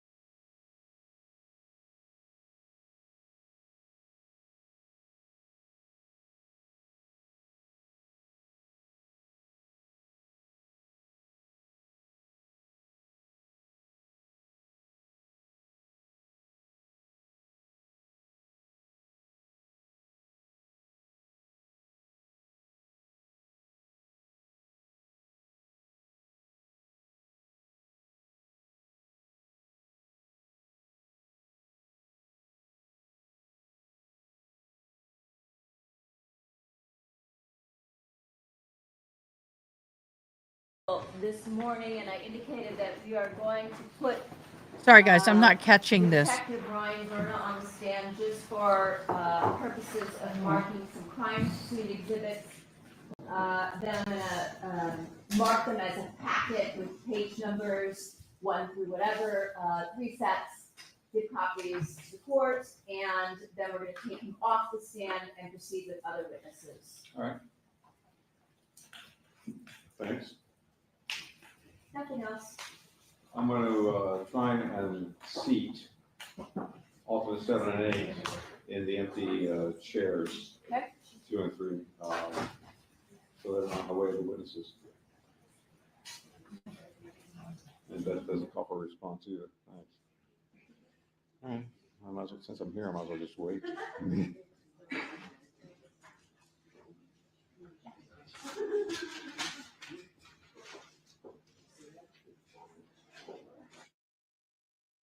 Wow. Okay. So while we're waiting for this, why don't we look at the Karen Reed affidavit? We have a new Karen Reed document that just dropped. Yay, thank you. As the gavel drops, our partners in crime. For those of you who love to dive into court documents and to follow along in your favorite trials with the documents, you can go over to As a Gavel Drops in Discord. Make sure that you register and validate your account. Once you do so, you can have access to the same documents that we have, and you can sit and read through it at your own leisure. Thank you, As a Gavel Drops, for supporting me and this channel. As always, we love and appreciate you, and we're excited for your new endeavors on X and on YouTube. So let's go ahead and look at this document. I'm going to pop it up until I see that we actually have something going on. I'm going to put it all the way over. There we go. So we have the Commonwealth of Massachusetts, Norfolk Superior Court, Commonwealth versus Karen Reed. The Commonwealth Notice of Discovery 56. Now comes the Commonwealth. The above captioned matter and indicates that of this date, the following discovery material has been provided to the defendant through the defense counsel. Copy of inventory photographs, MSP report number 86, 70 pages of NDAO, bite stamped 1300 through 1369. Let me get this. A copy of the Sally Port video from Canton Police Department previously provided, in parentheses, NDAO, bite stamped 1370. Copy of the report by Colleen Crawford, a previously provided Sallyport video from Canton PD, 1 page, NDAO, bite stamp 1371. A copy of the main driveway side exterior Sallyport video from Canton PD, NDAO, bait. Why are you saying bait? Is it date stamp or is it bait stamp? Okay, it's bait stamp 1372, excuse me. Anonymous email with attachment 4 pages dated 1/28/25, NDAO, bait stamped 1373 through 1376. Copy of the report by Ian Whiffen of John O'Keefe's phone, 70 pages, NDAO, bait stamped 1406 through, we'll do bait stamp 1406 through 1495. Anonymous voicemail, NDAO, bait stamped 1476. I'm sorry, 1496. That's my dyslexia. So that's it. That's all we have gotten. But I want to thank so much to As a Gavel Drops for supplying that to us. You are fabulous. You rock and we love ya. I'm sorry, I'm deliriously tired. For those of you who do not know, when we do have breaking news as such as we had last night, I a lot of times will be on during that time to provide coverage.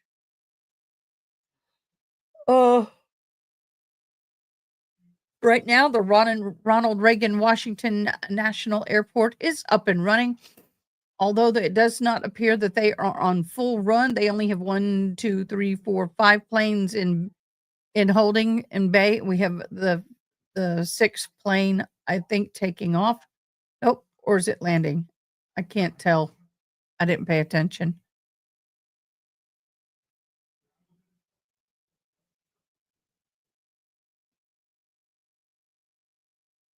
I'm watching Delta Flight 737. It is from Atlanta to Washington, D.C. So it was just landing.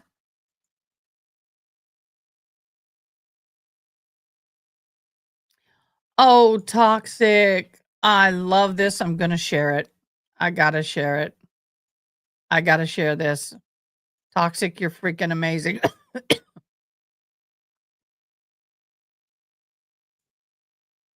This is what I need today.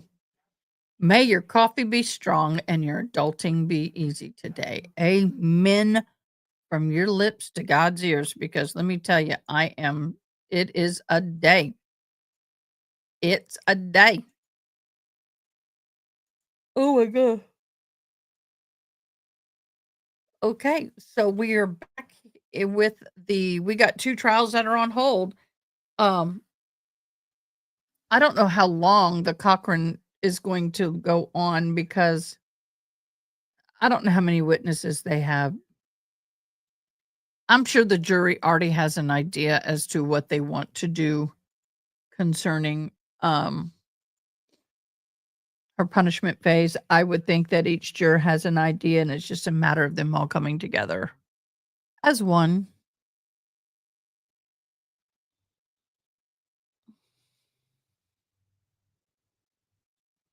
And I'm just waiting for all this to slow down. Let me look and make sure things aren't happening I need to pay attention to.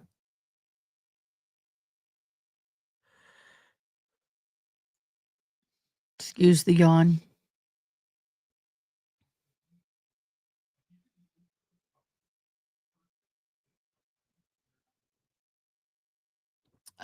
Once again, sadly, there are no survivors on this helicopter and plane crash.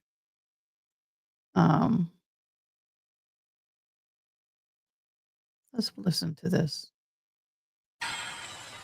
Thank you, Visination. We will give you credit. Yeah, 79 contact don't mark today. This is the tower speaking. Hello, American 3130.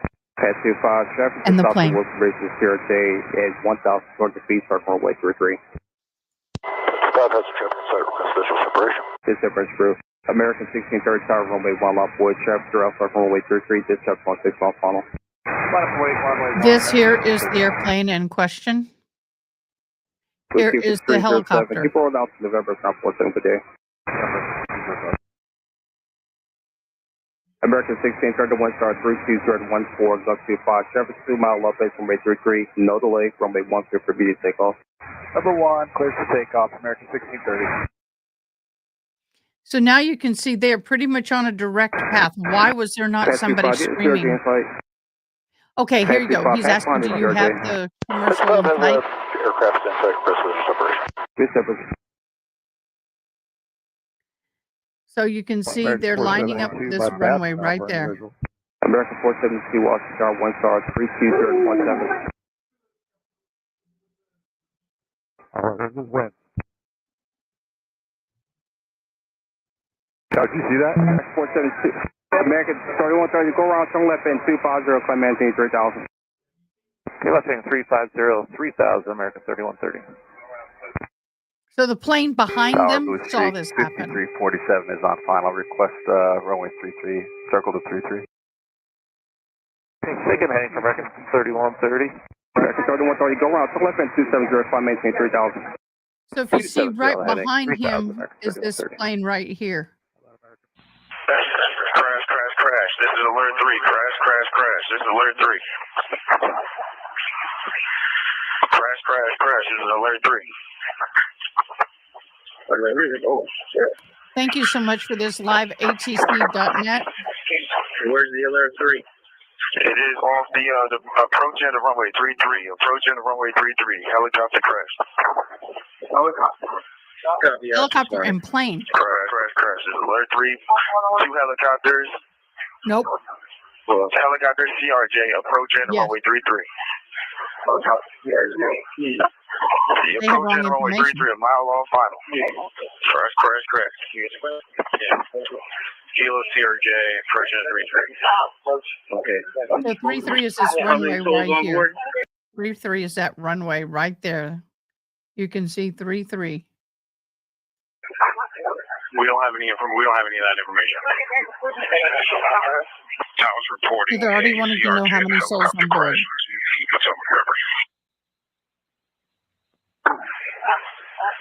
Units respond. We're gonna go ahead and show the aerodrome closed. Yeah, that's affirmative. Formal operations aerodrome closed. Means the airline is shut down. And everybody just hold your positions, please, on the field right now. That's 438, ready for taxi. Everyone's going to have to hold for down. I'll get back to you just as soon as I can. Fire command. The accident happened in the river. Both the helicopter and the plane crashed in the river. It's east of the approach end of runway 33.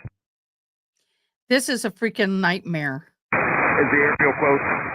Yes, the airfield is closed. The airfield is closed. Runways as well? Yes, all runways are closed. Nobody's landing. No one's moving at all. And we have clearance across all taxiways and runways, correct? Yes, you have clearance through the whole field, all taxiways and runways. There you go. Wow. That's the first we've heard that. So sad. Okay. They're back. Okay, let's get going. President, all council president, jury, and also president, good morning. Alternate 7 and 8, you've been moved to new chairs, but you will always be endeared to me as alternate 7 and 8. So I thought about you last night when my wife got called in for jury duty. Nobody gets out of it. And that's what I even told her. Go place. You may call the next witness. Go. Thank you, Your Honor. Just for a brief portion, we are going to call to the stand. Oh, we will. They're in lunch. Retired. Especially in the helicopter. Something went bad. The pilot had a medical issue or something that we're not aware of?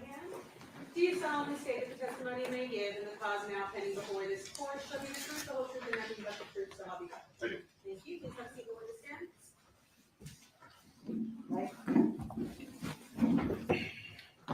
And for the record, say and spell your first and last name, please. It's Ryan, R-Y-A-N. Last name is Verna, V as in Victor, E-R-N-A.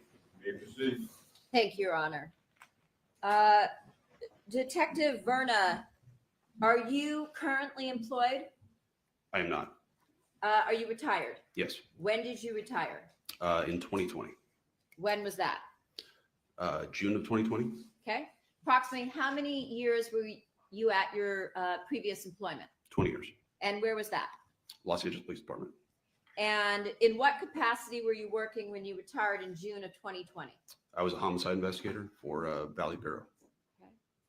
And how many years had you worked in a homicide unit or division? 9 years. And how long were you assigned to Valley Bureau Homicide? It was established in 2016, so approximately 4 years. And approximately how many homicide detectives were assigned to Valley Bureau Homicide at the time when you were there between 2016 and 2020? There were approximately 18 working detectives, along with additional supervisors and support staff. Thank you, Yana. Approximately how many homicides did you personally handle yourself? Over my 9 years, Yes. approximately 30. Okay. And approximately how many homicide cases did you assist on? Hundreds. Okay. And did you work on the case of the murder of the victim in this particular trial, Fabio Sementilli? I did. And were you assigned as one of the investigating officers to this case? I was. And did you have a partner with you? Yes. And who was that? Gene Parshall. Okay. Is he now deceased? He is. Okay. And was there, when you work on a case, whether it be a homicide or any other type of case within LAPD, are cases assigned within LAPD some type of unique tracking number? Yes. Can you explain that? Yes. Each case is given what's called a DR number. It's a series of digits. So it starts off with the year, and then so it'd be a two-digit number, and then a two-digit number for the division it's assigned to, and then a five-digit number for the actual case itself as it progresses. So sequentially through the yes. year? So the first case assigned in the year would be 0001, and then it would move on from there. Okay. And is this referred to the LAPD DR number? Is that like a divisional report number? Yes. And the divisional report number for this case, was that 17-21-05194? Yes.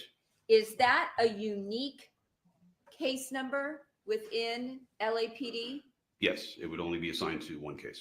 And if it's a unique case number, then throughout your investigation, what happens to any evidence that is collected pursuant to your investigation? It is also booked to that particular number. Okay. We are just now starting with this trial. Did you and While, your partner, Detective Parshall, handle? This particular trial we are just starting with, this is their first witness of the day. We have been on the Ponzi scheme. I'm sorry. The Natalie Cochran trial. They call it the mercy phase. I call it sentencing. We've been watching that. If you want to watch the mother and the father of Natalie get up and her son get up and her aunt get up and testify, then yes, go back. Otherwise, if you just want to hop in where we are now, we are literally just starting this trial. Investigation into the homicide involving Fabio Sementilli for several months. Yes. And at some point in time, was the case reassigned to LAPD's robbery homicide division? It was. And is that something that happens occasionally to cases that you would initially be assigned to? Occasionally. And when does that happen? In general, when does that happen? Yes. Well, it comes with a lot of discussions internally within our bureau, and then it would come with discussions within robbery homicide division. And ultimately, there's particular reasons why it would be reassigned. Okay. So. And is there usually a common reason why it may be reassigned from the divisional level to robbery homicide division? Yes. I mean, we have, within our bureau, we have limited resources. We have a limited number of detectives that can handle cases. And when they grow outside the scope of what's a normal case within our bureau, then we have to start looking for outside resources. Okay. And is the robbery homicide division one of those resources? Yes. And so did you handle this case from January 23rd of 2017 through sometime in March of 2017? Yes. And were you still involved in this case after it was assigned to the robbery homicide division in March of 2017 until the arrest in June of 2017? Yes, in some capacity. Okay. And did you work between March and June, the date of arrest, together with the detectives from robbery homicide division? Yes. Do you recall who those detectives were? Yeah, it was Detective Barry Tellis and Detective Chris Gable. Okay. And during that period of time, did you and or your partner build a relationship with the defendant, in this case, Monica Cementilli? Yes, we did. And did you also interview her on a couple of occasions? Yes, Do you see her here in court? I do. Can you identify her for the record, please? She's seated to my right, wearing a blue blazer with a white shirt. Thank you, Your Honor. And when the case was transitioning to the robbery homicide division, did you and your partner make the defendant aware of the fact that the case was being transferred to robbery homicide division, or was that kept secret? It was kept secret. Okay. And for what reasons? Well, at the time, there was a belief that she may be involved in the case as a suspect, so we weren't going to play our cards that way. Okay. On the date of January 23rd of 2017 at about 6:30 in the evening, were you notified of a homicide? Yes. And how does it work when you're assigned to a homicide division in terms of notifications? Well, typically, there's a radio calls generated. Officers are dispatched and respond to the scene. Once there's a confirmation that someone has passed away from a homicide, they will notify their division watch commander, who then notifies our supervision. Thank at you our guys bureau, for joining me. I was on the and phone with then my they daughter. notify us. So we would respond from where we were, which in this case was my house. Okay. So if you are assigned to a homicide division, does that mean that you can be called out at all hours of the day and night, including Yes. weekends? And so after I'm going you to were the other room. notified, as you mentioned, I'm going to about cancel that. 6:30 Oh, p.m. no. of this homicide, approximately what time did I forgot you about that. arrive at the scene of 5012 Queen Victoria Road in Woodland Hills within LA County? Approximately 8:10. I'm going to go ahead and pull that one up too. And do you recall how long you were there or what time you finally left the scene? I believe it was sometime around 2:30 in the following morning. Okay.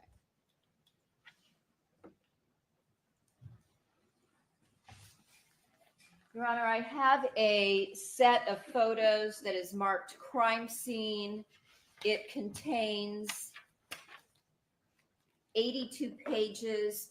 May this set of photographs be marked, please, as People's 8. I'm sorry, 7. Yes. Showing you Hey, everybody. what's been now marked as People's 7. If you could just take a brief look through those.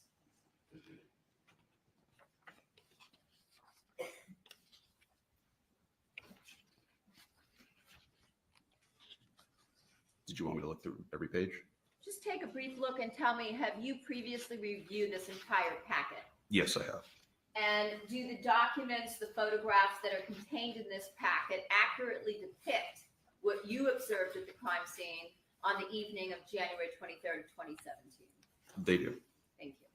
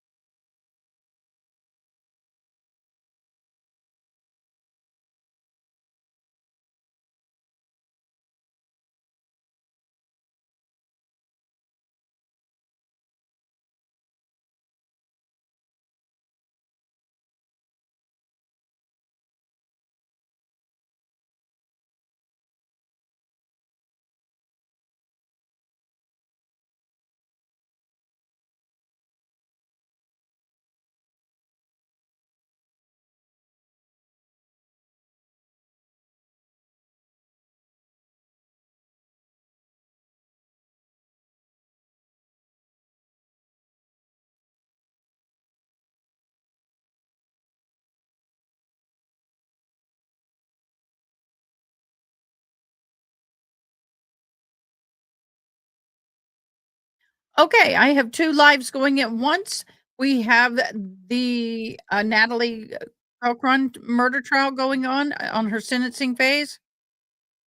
And then we also have this one over here, which is the Monica Cinematili trial.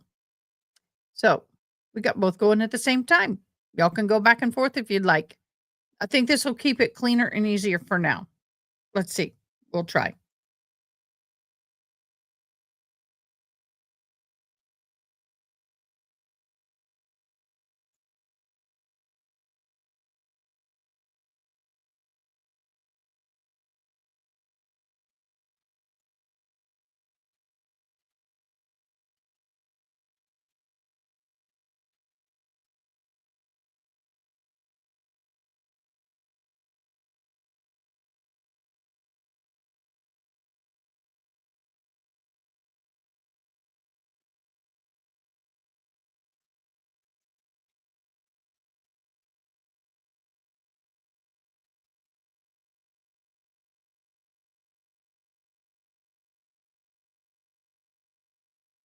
The problem is when they're both on, I'm going to hear both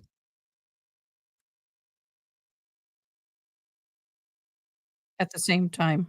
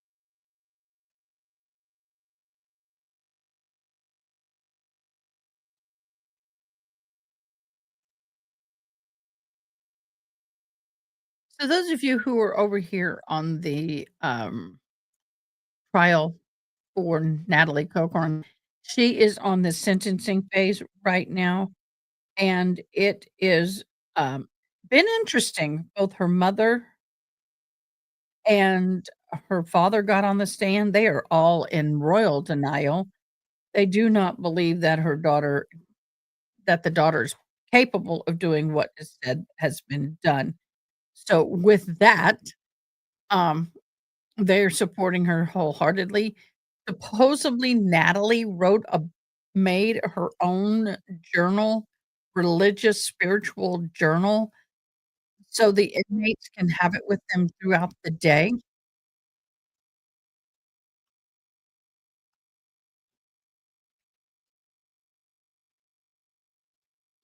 So, because it's a religious book and it's a journal type book, the inmates can have it with them in prison, and she's very proud of that. Her mother has a ministry. Her mother has taken over her ministry. Um, well, on the outside part of it and is helping her with her jail ministry. Natalie is putting, the family is putting her up as being a very quiet, gentle soul, a very godly woman, and they are asking for mercy, which means that the earliest she could even be considered for parole is 15 years. Her parents are both 77 and 78 or something like that, respectively. So the realism that they may never see their daughter out of jail ever in their lifetime has been quite overwhelming for them. Then the son got on the stand and started to testify. It was obvious and evident, even though his face was not being shown, that this was highly emotional for him. He too believes in his mother's innocence and um, is not, I don't think, looking at reality. The Dandelion Ministry Growing in Grace devotional and reflexation journal via. No, I will not be buying it. I will not be paying for that, but that's pretty cool. Her mother helped her get a journal book done. So go girl. But what bothers me in all of this is not one of the family members have spoken out in sympathy for the victim's family, the husband. So that's kind of a concern for me. Um, we'll see what else they pop up there. I'll be right back.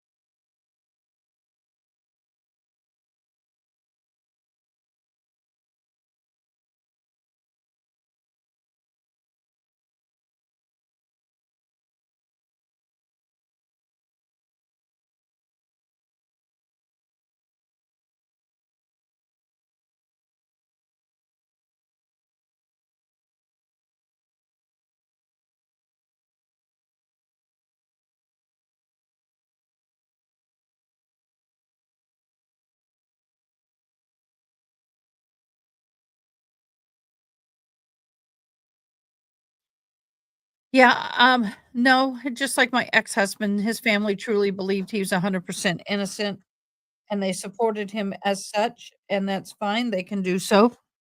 But it's easier to fight for the belief of innocence than to accept the guilty and that she could do this. Don't think the family truly believes in her guilt. No, not at all. I have issues with the verdict as well. Um, there's some holes. Are they little itty bitty potholes in the road, or is it a big one? And the jury decided they were small and that they felt that she was guilty. You'll have an appellate, hearing. I mean, appellate lawyers, and they'll go through that. It was, I think, 68% felt she was guilty, the rest are not, which would have been 32% felt she was not guilty.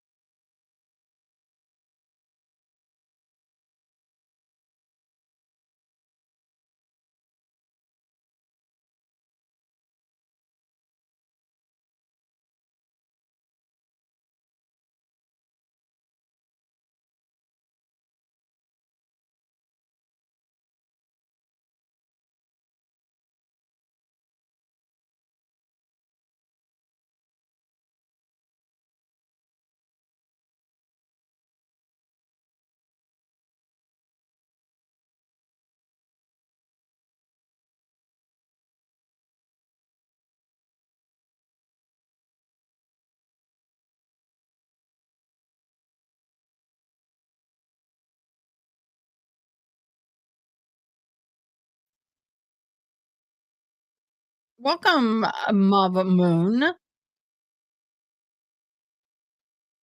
Yep.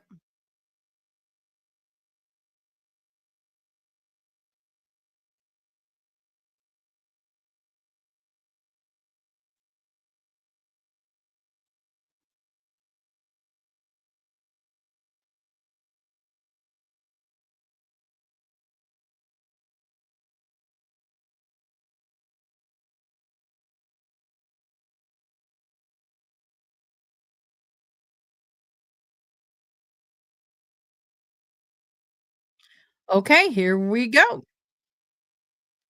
Don't forget to hit the like button and comment ILIKED, like I'm about ready to show you, to be entered into the drawing for the end of the month gift card, $50.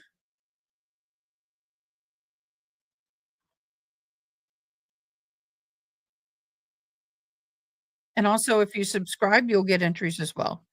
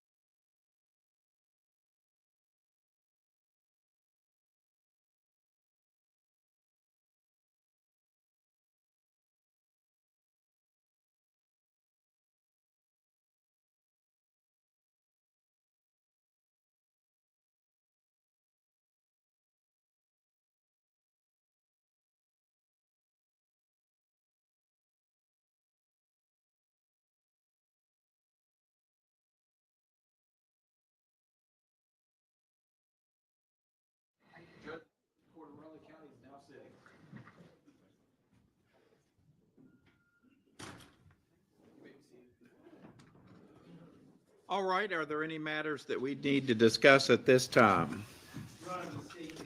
Equipment for our case in Okay. penalty phase.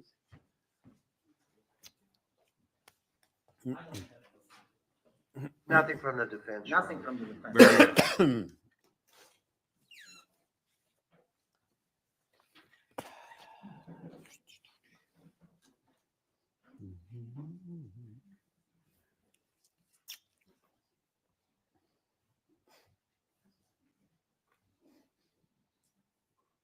Bring in the jury.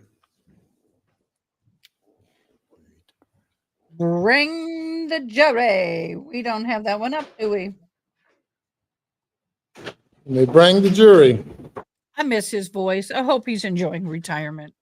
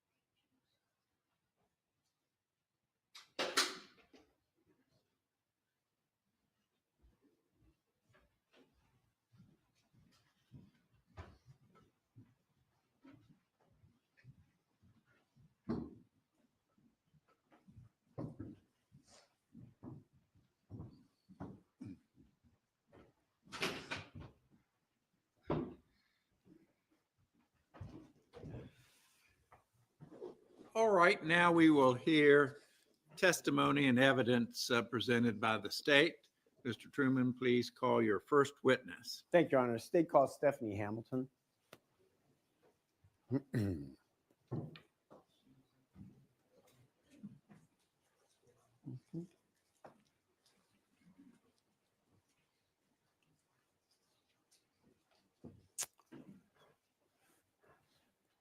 your right hand, please. Do you swear or affirm to tell the truth, the whole truth, and nothing but the truth, so help you God? I do. You may have a seat.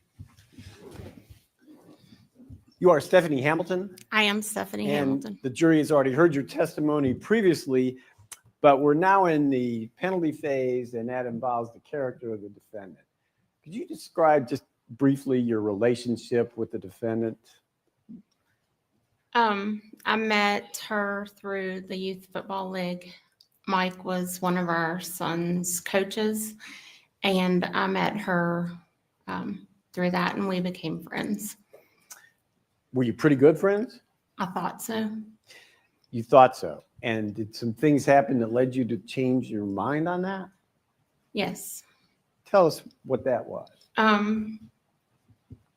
She lied to us. She manipulated us. My son. I'm going to object this unless we have some specific testimony. We'll just. All right, perhaps we should establish a foundation as to who, what, when, and where, Mr. Truman. Yes, sir. Ms. Hamilton, you indicated that the defendant lied to you. Can you tell the jury some specifics as to that? Well, our son was very sick, and he had just went through a really bad surgery. We thought we were facing cancer. He was 13 at the time, and we didn't know what we were going to be facing with him. And she used that situation to talk about. This is the woman that gave her the vial of contracts insulin. working for her, so I could stay. You at should home be more held with partly my son. responsible. And we gave money. There was always, promises of money, more money, and there was never money. So you're talking about the investment with the defendant, and you were never paid back. Is that right? Right. Okay. The jury may recall that you are a physician's assistant, and you explained to them in general terms what that did. Right. Did the defendant utilize your position as a physician's assistant and take advantage of you on some occasions? Yes, I mean, she had asked me for medication once. She My dog needs a used break. I'll be right back. my position for her cover. Explain And that. Sorry. When you say that, used your position as cover, what did you mean by that? the day of Michael's sickness. And how did she go about using you as cover? Telling everyone that she had me there as the provider. I'm going to object. We need to approach the bench on this one. All right.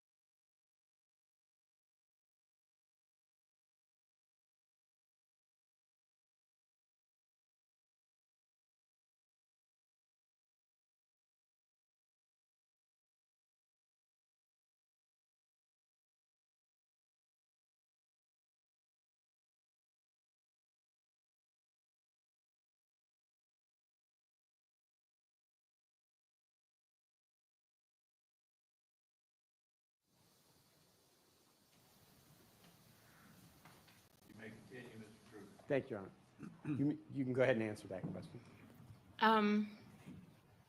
Telling investigators that I was there as the provider that checked Michael. She had a provider there, named me. Used that for her cover.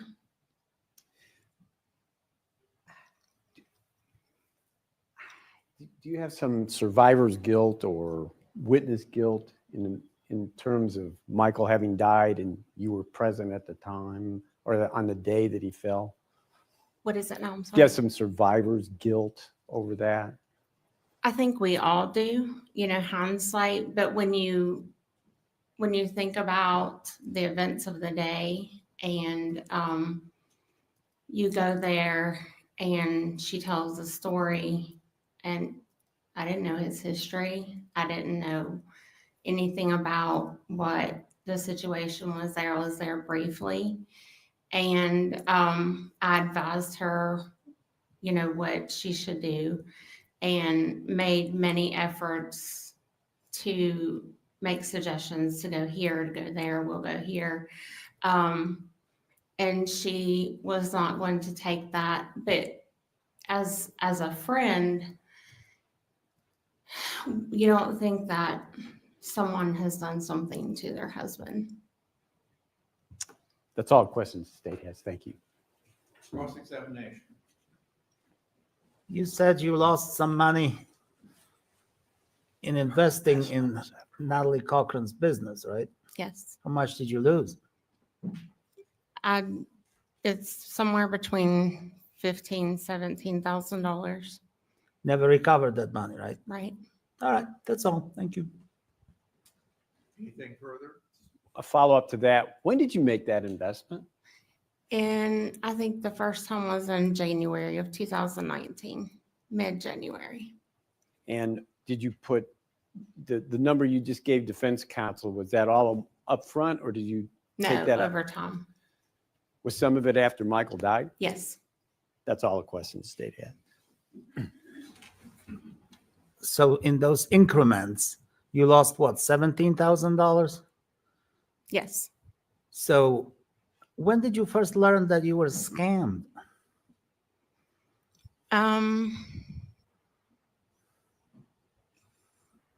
After I started realizing there was multiple excuses as to why there wasn't anything coming back. And you thought about all those increments of money that you paid Natalie or whoever, the company, right? What is it? And you thought about all those increments of money that you paid to the company, right? I knew there was. I had never added it up until the end. And that made you really mad.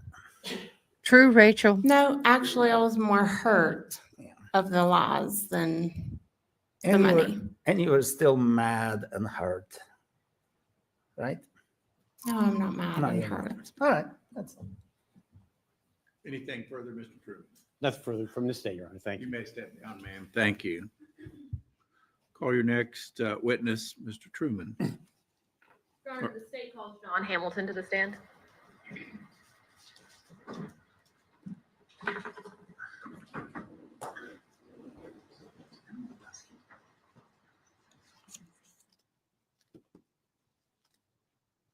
You'll raise your right hand, please, sir. Do you swear or affirm to tell the truth, the whole truth, and nothing but the truth, so help you God? Yes, sir.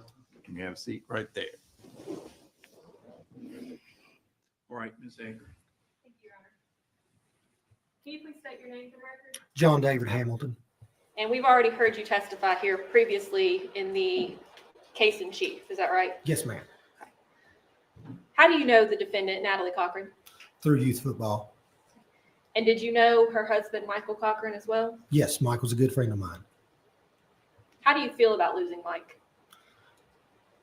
I mean, losing Mike is bad on everybody. Donna, we lost a son, a father, a coach, and a friend. And how has that affected you to lose him? I mean, every day, you know, you think about it, at least I do. And you go to someone's house as a friend, they call you over to help them. Just like my wife said, you take your friends at face value. You don't ever think that your friends are going to try to kill their husband or anything like that. You just take them at face value because why would they?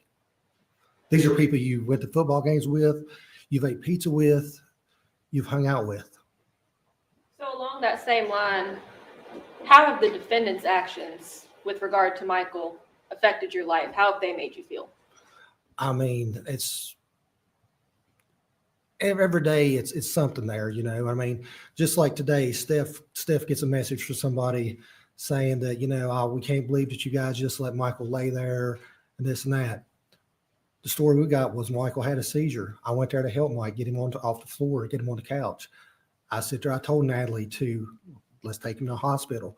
Natalie told me she wouldn't let him sleep it off. Will the court give me a continuous Yes, objection indeed. in this case as well? Certainly. The exception is fully preserved. Continue, please, Ms. Aker. So would you say that the defendant's actions and Michael's death have affected your daily life? Oh, yes, sir. Yes, ma'am. And you and your wife are receiving some blame for that, right? Yes.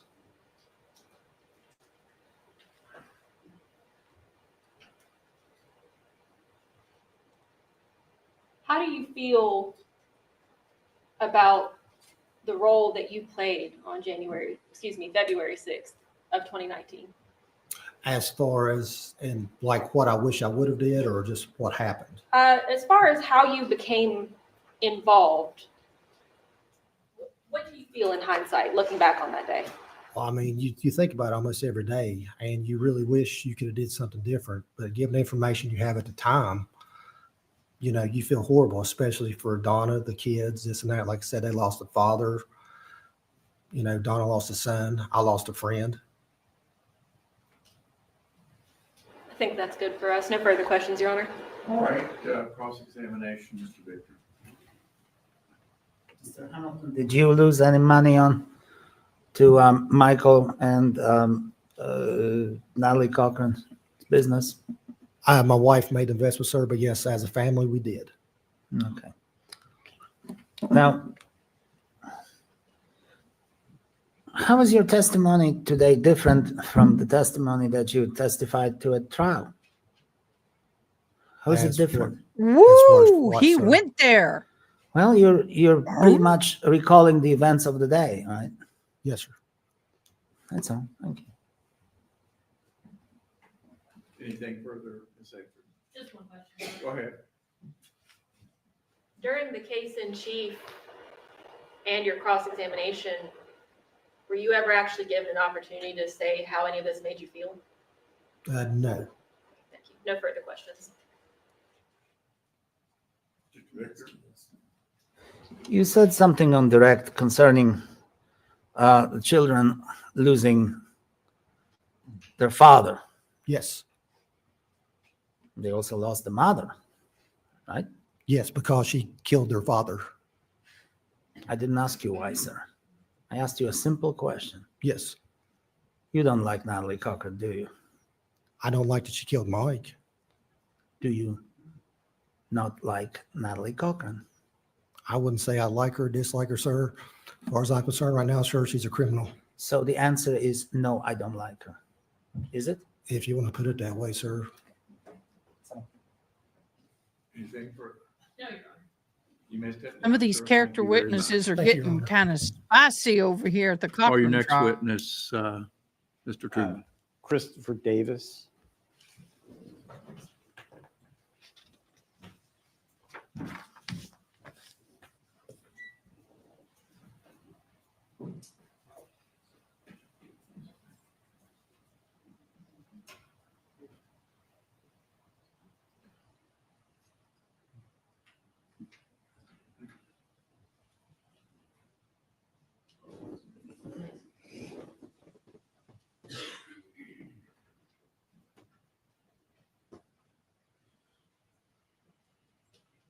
If you'll raise your right hand, please. Do you swear or affirm to tell the truth, the whole truth, and nothing but the truth, so help you God? I do. You may have a seat right there. Thank you, Your Honor. Thank you. You are Chris Davis, Yes, sir. and you had testified before this jury previously. Tell us your relationship with Michael Cochran. Mike was one of my best friends. And, we did a lot together and spent a lot of time together. And, we not only personally, but we coached sports together and, vacation together. And he was he is a dear friend. You miss him?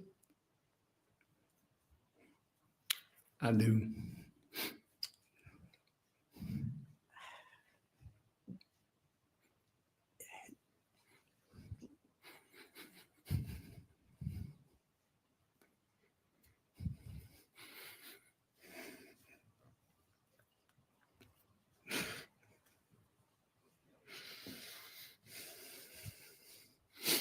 Mike was he was a very strong man. He's a good man. And he would want me to be strong now as well. And Oh, wow. This he was is a so good man, hard to watch. a very good man. He wasn't the best father, the best friend, or the best husband, but I'm not either.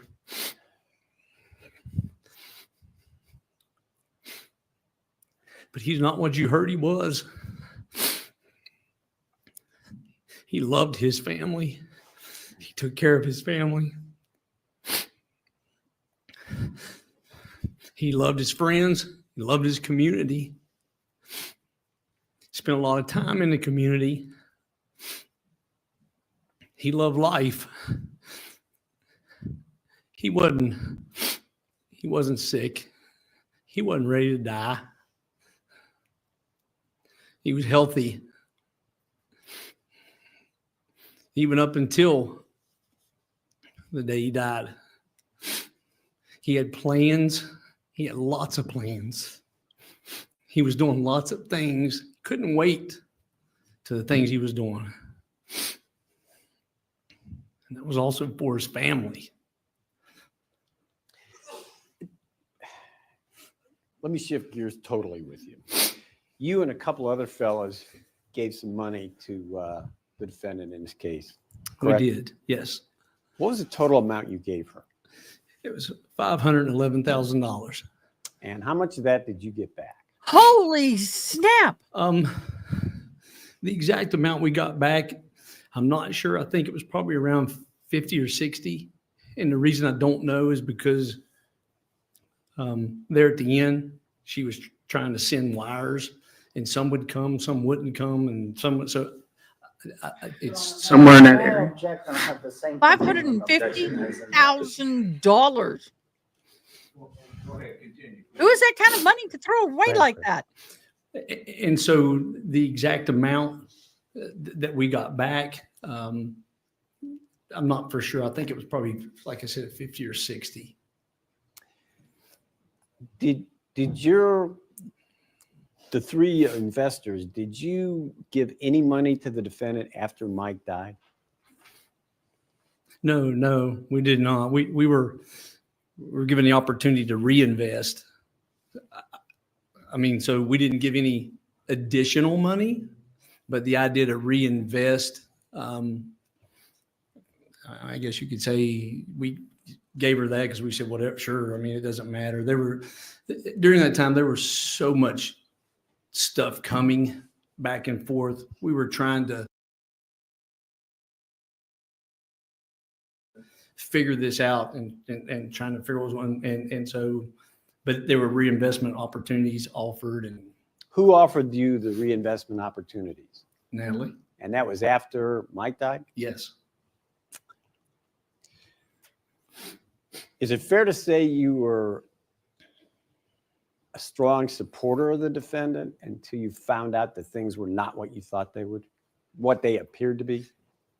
Yeah, I believe that's could fair. see the finances because we did. would be we trusted easier her. to get over than the As death my of a wife best testified as friend well. in my we mind. trust her. Money can Was that come and trust go, but the life of violated? my best friend, no. Yeah, because we trusted her with the most precious thing to us, our family, our son, our kid, with respect, because as Jennifer said, she would ask her questions about diabetes and things like that. And so, yeah, that was absolutely violated, even on Jail the day has not been kind to this woman. I will the tell way you she that. perpetrated it to Jennifer to even get insulin, and that lie that was perpetrated. And even throughout this trial, attempted to continue to lie about that. And I'm going to object again because we're not. I see that and I can appreciate that. I think I have to suspend. But everybody grieves differently. I'm still grieving heavily over my sister And the when idea other that people are further along than I she am. was never given, she never kept insulin for our son.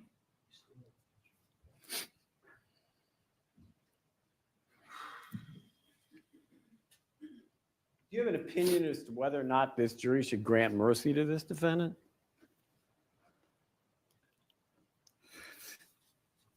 I think this jury has been here for 3 weeks. And this jury's heard everything they need to know. They don't need my opinion, don't need my thoughts. And you don't need me preaching at you. I like you, dude. You know what you know. So with all due respect, I don't have opinion for these folks. I thank you. I know Mike would thank you. Oh, it's breaking my heart. Thank you. All right. This man's going to make me cry. Mr. Davis, I only have a couple of questions. When was the first time that you and your family met Natalie Cochran and Michael Cochran? Just give me a year if you. I'm going to say 2011 or 2010. Okay. So would you agree with me, sir, that throughout these years, you and your family and Natalie Cochran and her family became friends? You were neighbors and you were friends. Absolutely. And you did a lot of things together, right? Absolutely. That included Natalie Cochran, right? Absolutely. And dinners, maybe some holidays, almost daily. You were in some contact with Natalie and Mike, right? Maybe Yes. not daily, but I mean, to get to your question that you're getting at, we knew these folks very well. okay. Yes, and we're daily contact, whether it was me contacting Mike daily or my wife contacting Natalie daily. Yes, there was friend interaction. a Now, lot. would you agree with me, sir, that throughout those years, you had an opportunity to observe Natalie Cochran's good deeds? She was active in the community. She was involved in sports teams, supplying money for it. She was in Bible school. She was a pharmacist, helping people, giving lectures, et cetera, et cetera. Did you have that opportunity before you started realizing that something was awry? Well, to answer your question directly, you started it out, I would agree with you. I don't agree with you. Okay, all right. So now let me further state, I witnessed a lot of deeds, good, bad. The reason that I can't say I agree with you because I can't sit here and say that I believe any of those deeds were done in good, bad, or irrelevant fashion because the truth of the matter is, was it a lie then as it is a lie now? Or was some of it true? All right. Or was some of it false? So we don't agree. Okay. Mr. Davis, let me ask you this. Did you ever see Natalie being involved in any volunteer work? We were all involved in No, volunteer work. No, please answer my question. Have you ever seen her involved in any volunteer work? We were all involved in volunteer work. Your Honor, this is. All right, please answer the question pertaining to Natalie, if you would, Mr. Davis. Volunteer work requires you to do that because you're doing it for the benefit of others. And therefore, it's hard for me to answer, was it volunteer or not? That's a very subjective question. And although I don't answer it the way you want me to, I can tell you subjectively, was it volunteer? I don't know. But I do know there was activity. I don't know if it was volunteer or not. Your Honor, I move to strike that answer as non-responsive. Did Natalie ever help people with her pharmaceutical skills? Absolutely. Okay. Did she ever, maybe you don't agree with me on this, but prior to the events of the federal case, she led a crime-free life, didn't she? I have no idea. She was committing crimes throughout her life. Okay. But you have no way of knowing whether she was convicted of any crimes prior to the federal conviction. I'm unaware if she was ever convicted of any crimes. Okay. Now, you were also friends, I presume you knew her children, right? Absolutely. All right. Especially her son. And her parents, I presume also. I did know them. Okay. And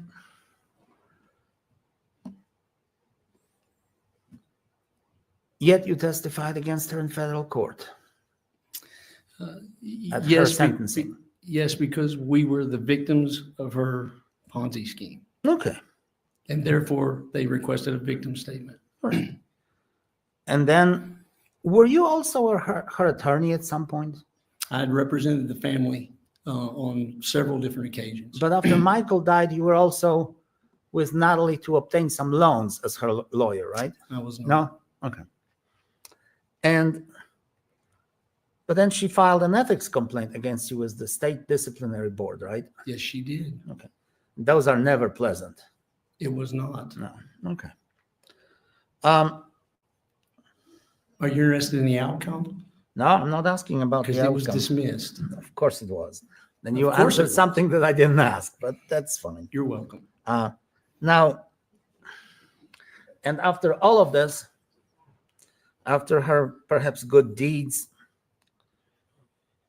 well, was she, let me ask you one more question. Was she a good mother to her children?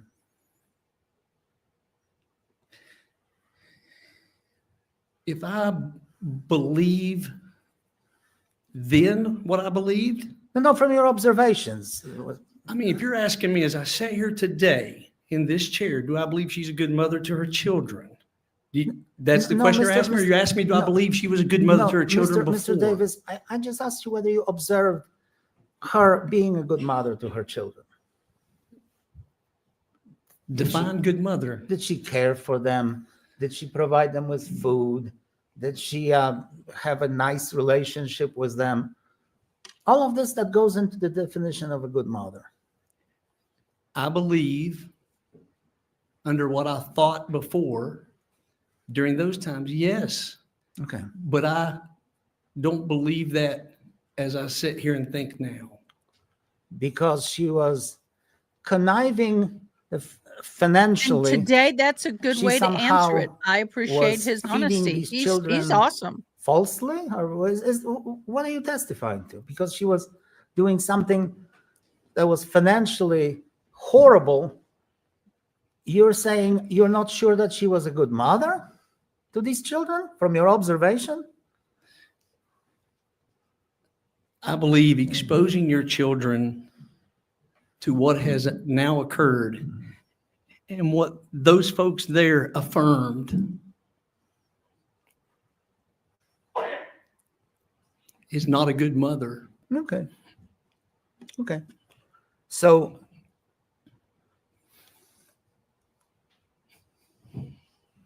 well, I guess from your response to the prosecutor's question, I take it that you're not condemning her to life in prison and to never have a chance to become a person that you knew before the financial scheme, right?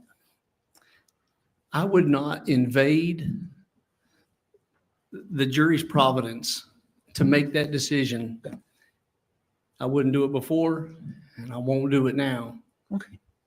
They Well, don't need me to give them that decision. Well, thank you for your sincere answer. Thank you. Redirect. You were asked if the defendant performed philanthropic acts. Did you ever see Michael do that? Absolutely. Tell us about that. Your Honor, I'm going to object to this line of questioning. Michael's character is not at issue here. It's the defendant's character. Fair point. I'll withdraw. All right. I'll give you the opportunity to address the ethics complaint the defendant filed against you. How did that come to pass? Once she was sentenced to federal prison, she filed the complaint. It was answered. The evidence was submitted to the state bar, and the state bar dismissed her complaint against me as not being found any evidence to support the same. And it was at that time that, as part of that evidence, the investigation included in that was that this investigation for this case was pending at that time. And there was questions as to whether or not what was really the intent behind it, whether to try to intimidate witnesses or not. In any event, it didn't work, did it? It did not. That's all the questions the state has. Thank you. Anything further, Mr. Victor? No, Your Honor. Thank you. Thank you, Mr. Davis. You may step down. Thank you, Judge. Would it be possible to have about a 2-minute recess, please? Sure. Thank you.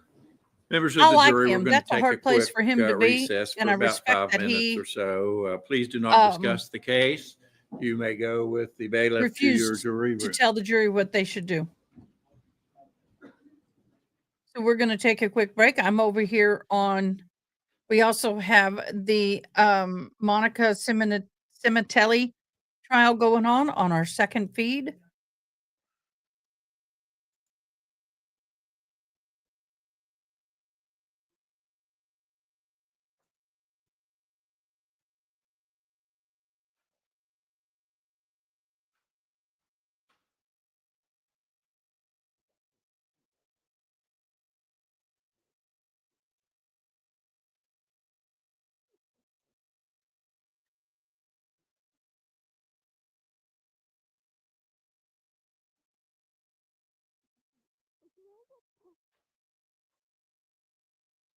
I don't think the best friend of the husband and her helped them out much.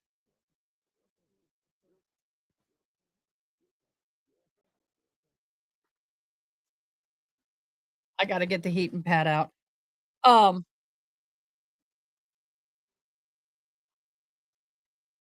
for those of you who are just joining us on the Cochran trial, um, the mother and father have testified. The son has testified, an aunt has testified, and now this guy has testified. And I will tell you, I I felt bad for him.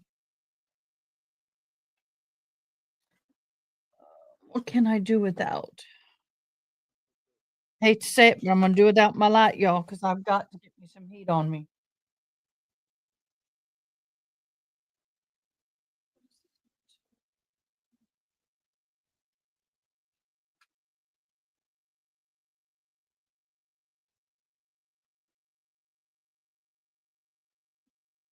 Okay, I know, but my body is hurting, so I'm gonna put the heating pad on my legs. For those of you who don't know, I am a extreme RA patient, rheumatoid arthritis.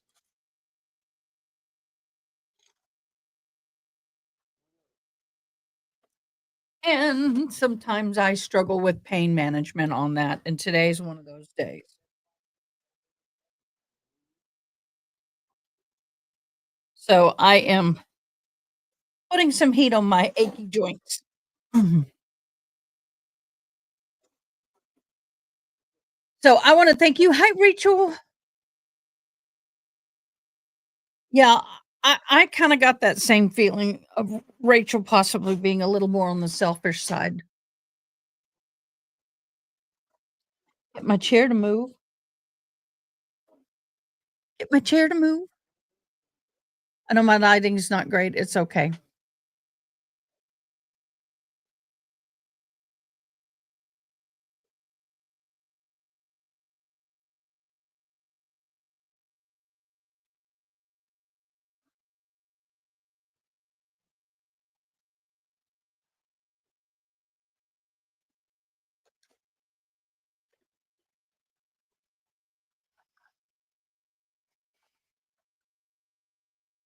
There, got it going. There we go. Right now, in the other trial of the Senatatelli, the house cleaner is testifying.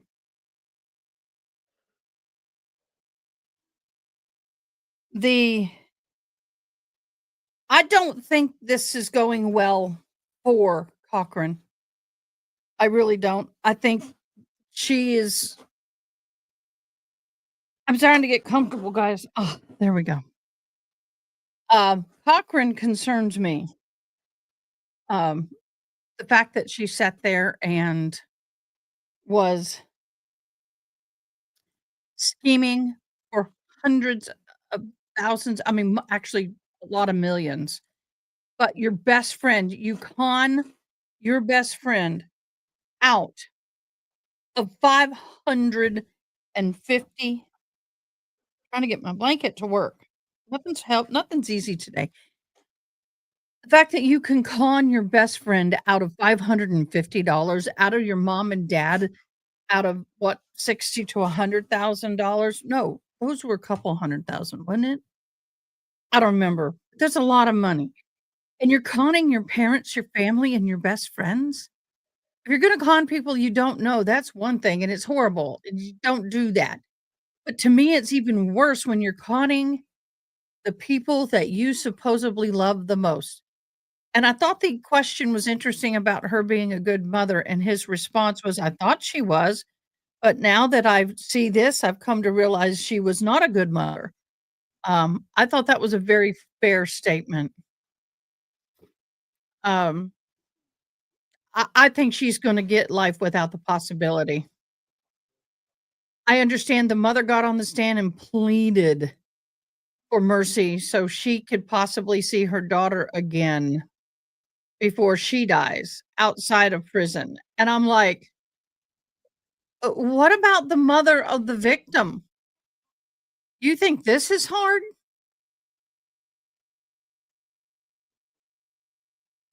You think this is hard. Be the mother of somebody that's been unalived and you will never see them again. At least you can go to a prison, sit next to her, touch her, hug her when you get there, hug her when you leave. I mean, I really get frustrated with that. Forgive me. For those of you who were unaware, we had that major airplane helicopter crash. I was up most of the night doing that. I was up there most of the time doing that. So, um,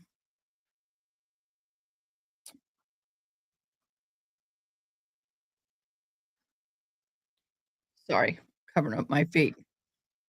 So this last witness was,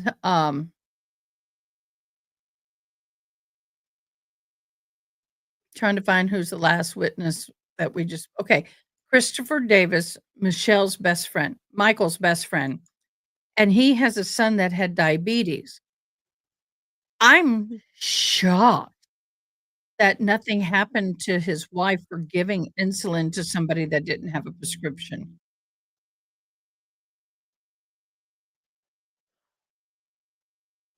Excuse me, don't you think that they don't feel partially responsible for his best friend's unaliving? Um, this is the gentleman that just testified. Don't you think he and his wife don't have some sort of regret? I would. That was me.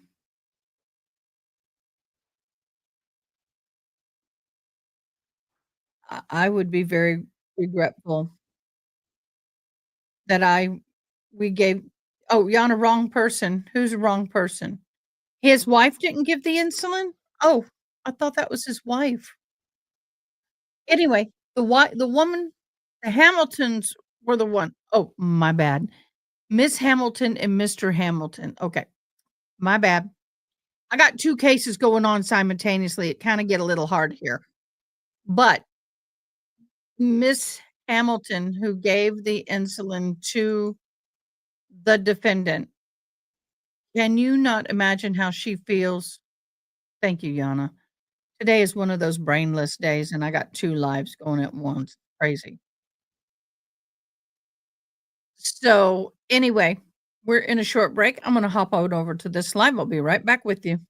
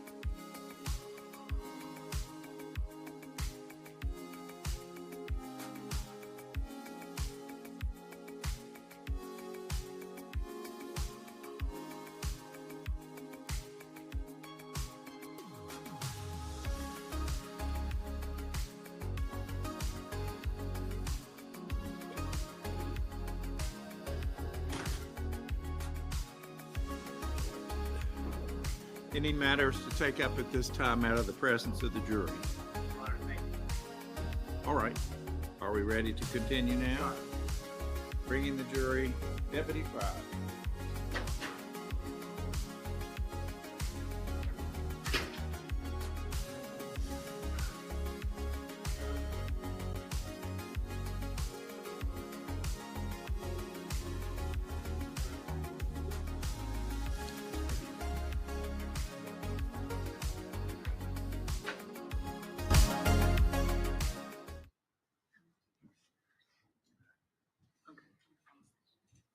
I got me some chili.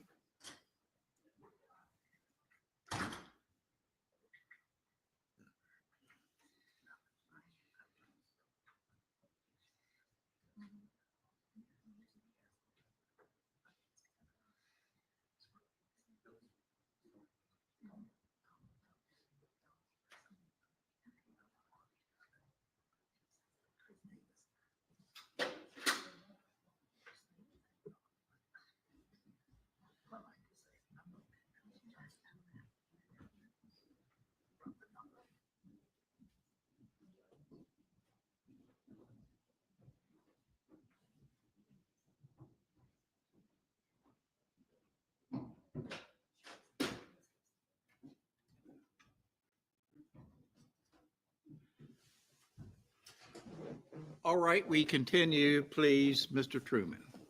Your Honor, the state calls Tony McCall.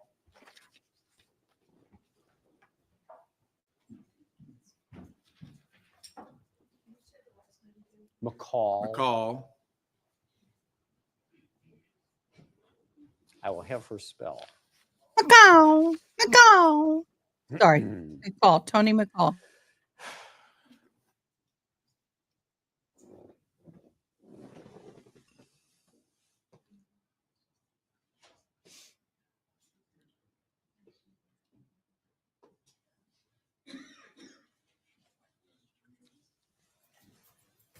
If you'll raise your right hand, please.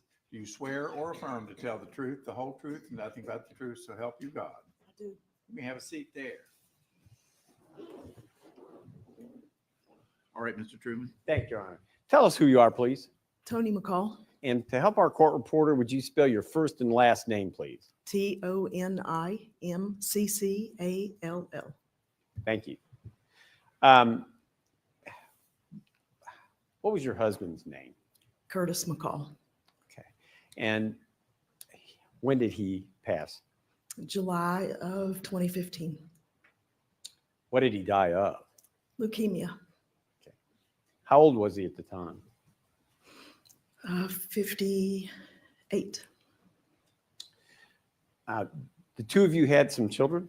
We have 3 Tell me children. she didn't Three? steal money 3. from them. Um, Please. What's the mix between boys and girls? 2 boys and 1 girl. And they are all adults now? Yes.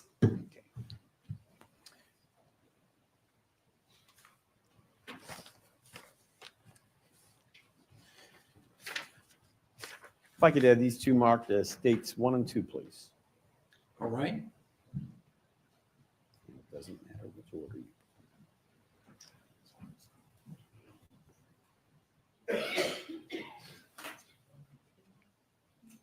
That chili's good.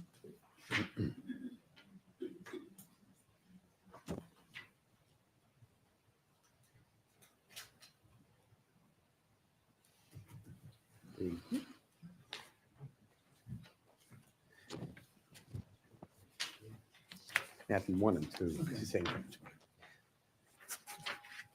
call ahead what's been marked for identification as State's Exhibit 1 and ask you to take a look at that. You All right. recognize that document? Yes. What is it? That was the fake scholarship that my son received. And in fact, I think what's been Aw. marked for identification as State 2. Is that the actual document he received? Or Yes. One Yes. similar to that? Yes. You said fake scholarship. Tell us about that, please. Natalie called me one day and she said that she was doing a scholarship in Mike's memory and that she was given one to Dylan because she knew that Mike would want him to have it.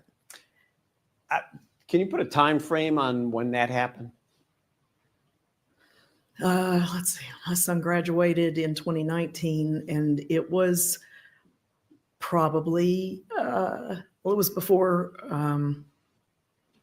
they do the program for the kids that got scholarships at the school, which is closer to the end of the year. So this is probably February, March of 2019, March, April, maybe. I don't remember. Could have been May. It could have been. Okay. It could have been. It's a while back. Okay. Stage 2, that's actually what your son receives, correct?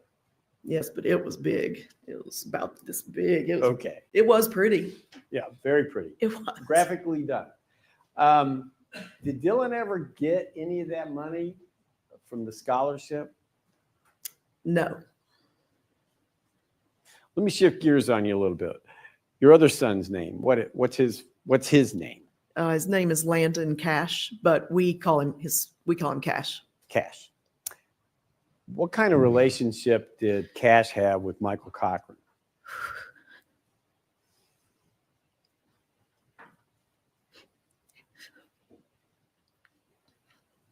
He loved Mike. He met Michael in April, after the year after Curtis passed. So in 2016.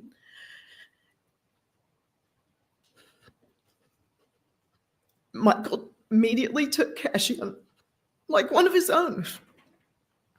The whole family did. It was wonderful. You know, I didn't have another father figure for Dylan, but for Cash, I had no worries. Michael was so good to him. Monica, object. Again, we're not talking today about Michael Cochran's character. We're talking about my client. I object. Could the state respond to that? Sure. We're not really talking about Michael's character. We're talking about the loss that this witness and her family experienced because of Michael Cochran being murdered. The objection's overruled. You may continue. Go ahead, Ms. McCall. Cash, that was baseball of that year, was when, you know, he got on Mike's team, and it was a wonderful experience. I mean, Cash loved Michael like a father. He was 9 years old when Curtis passed away, and he was 13 when Mike passed away. Cash has said that losing Mike was like losing his father all over again. He was devastated. He still has a really hard time talking about it.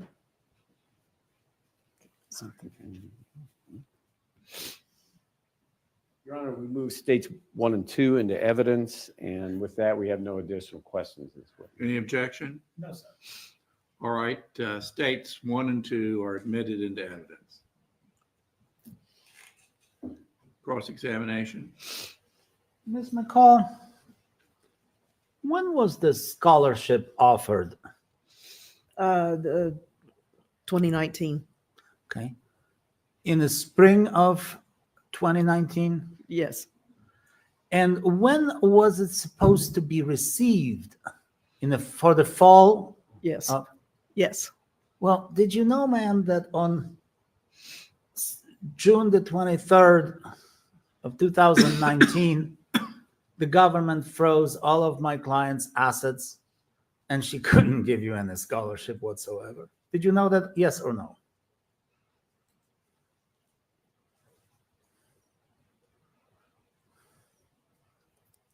Yes or no? There's not a yes or no. Well, did you know, or do you know? Then I'll have to say no, because I didn't know that. It was hearsay. Okay. All right. That's all. Thank you. Anything? No questions from the state. Thank you. All right. Thank you, Ms. McCall. You may step down. You are excused. Call your next witness, please, Mr. Truman. Your Honor, the state calls Ed Bolt to the stand. May we remove the exhibit, Oh, sure.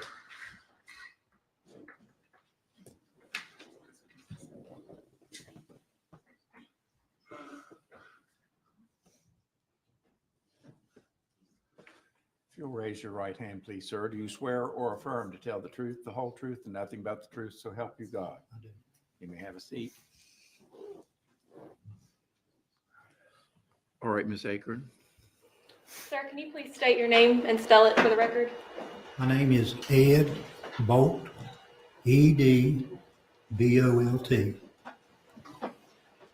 And do you know the defendant, Natalie Cochran? Yes, I do. How do you know her? She was married to my stepson, Michael. She's my daughter-in-law. Stepson, And daughter-in-law. Before Michael passed Dave. away, what was your relationship like? Dave, with the thank defendant? you.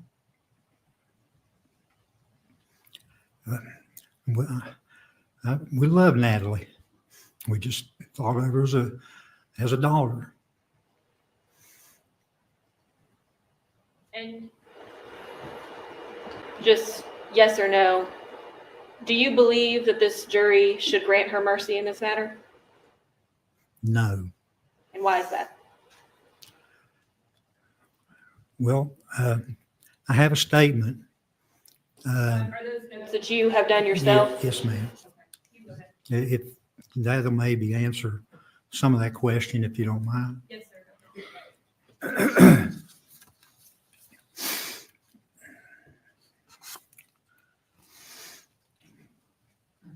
Today I stand before everyone. My heart goes a man out to filled them. with grief, pain, bitterness, and anxiety. My name is Ed Bolt. I am Michael Cochran's stepfather.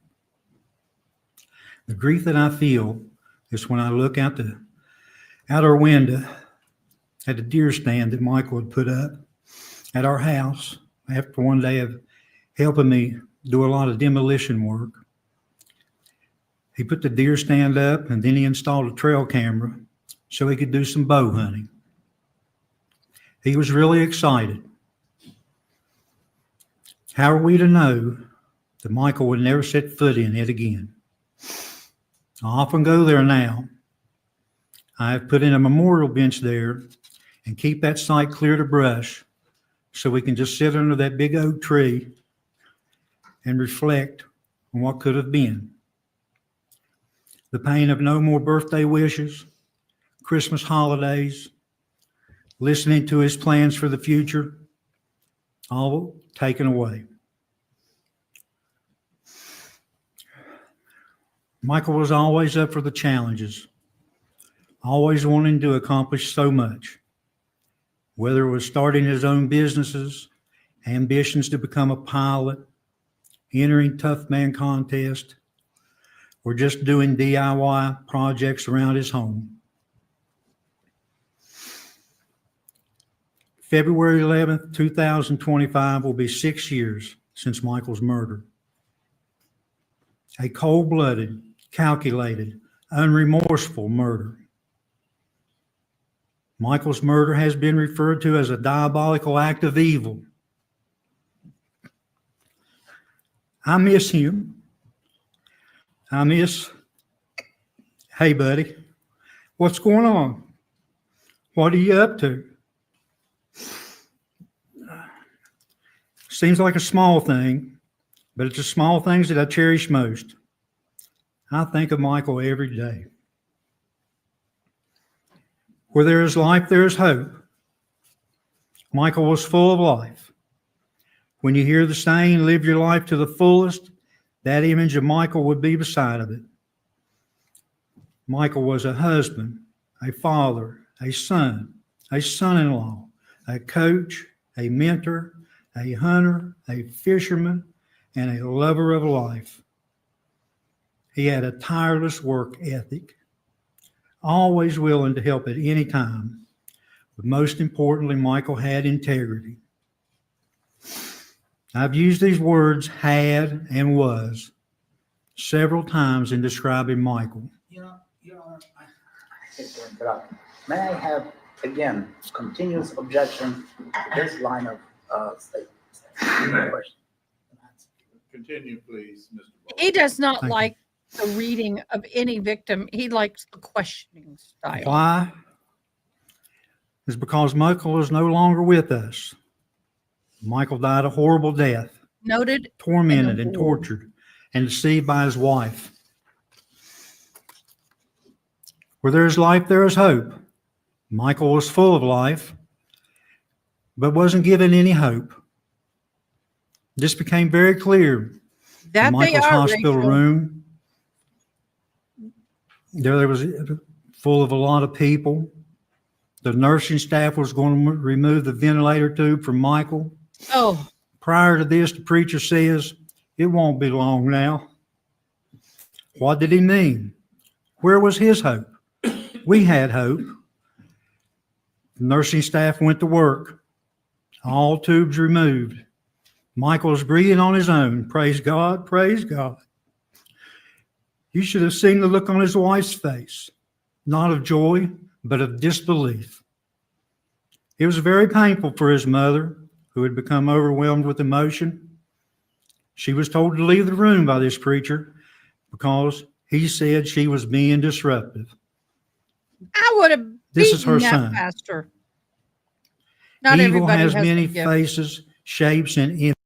Not everybody has a gift to do what some of us do, i.e. me.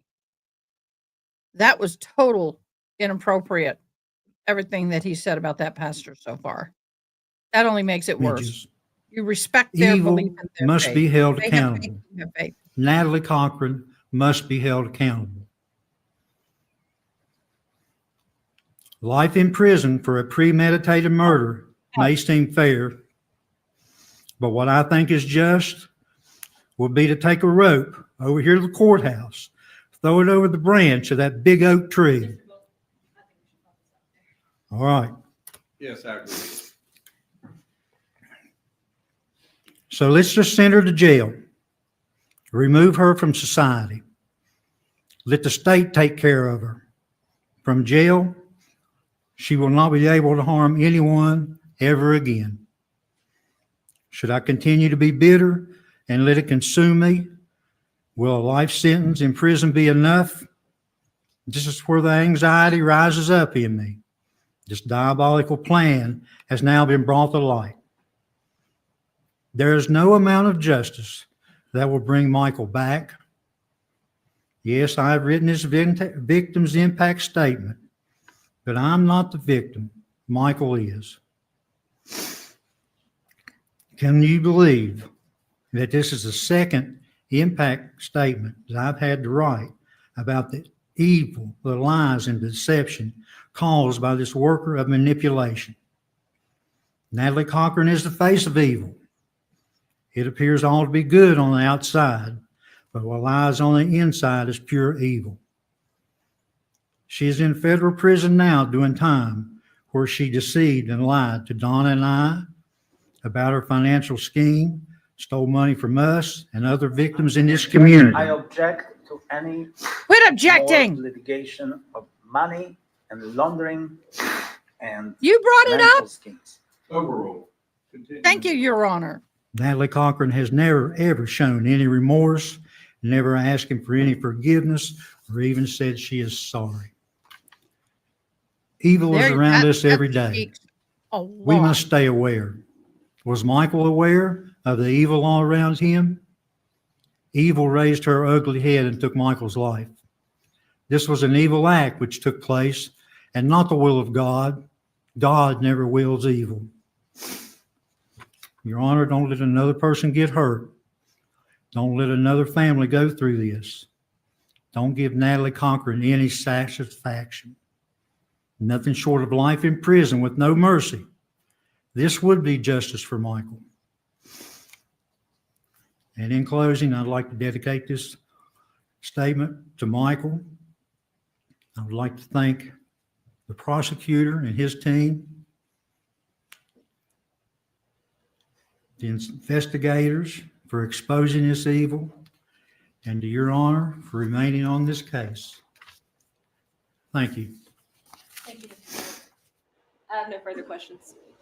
Cross-examination. Sit down, Penguin. Sit down. Down, boy. Penguin, sit down. When My did you dog ran. become Thought I was yelling at her. Michael's stepfather? 1990, Dawn and I were married in 1990, August the 20th of 1990. Michael was about 8 years old. Yeah. Okay. Is it true, sir, that throughout your marriage to Miss Bolt, Michael did not have any contact with you for about 6 or 7 years in 2000s? Is that true or not? About Yes or no? No, No? I would say that's a correct statement. Well, he always lived with you, both of you? Yes, until he started college. Okay. Is it true that for the last 10 years of his life,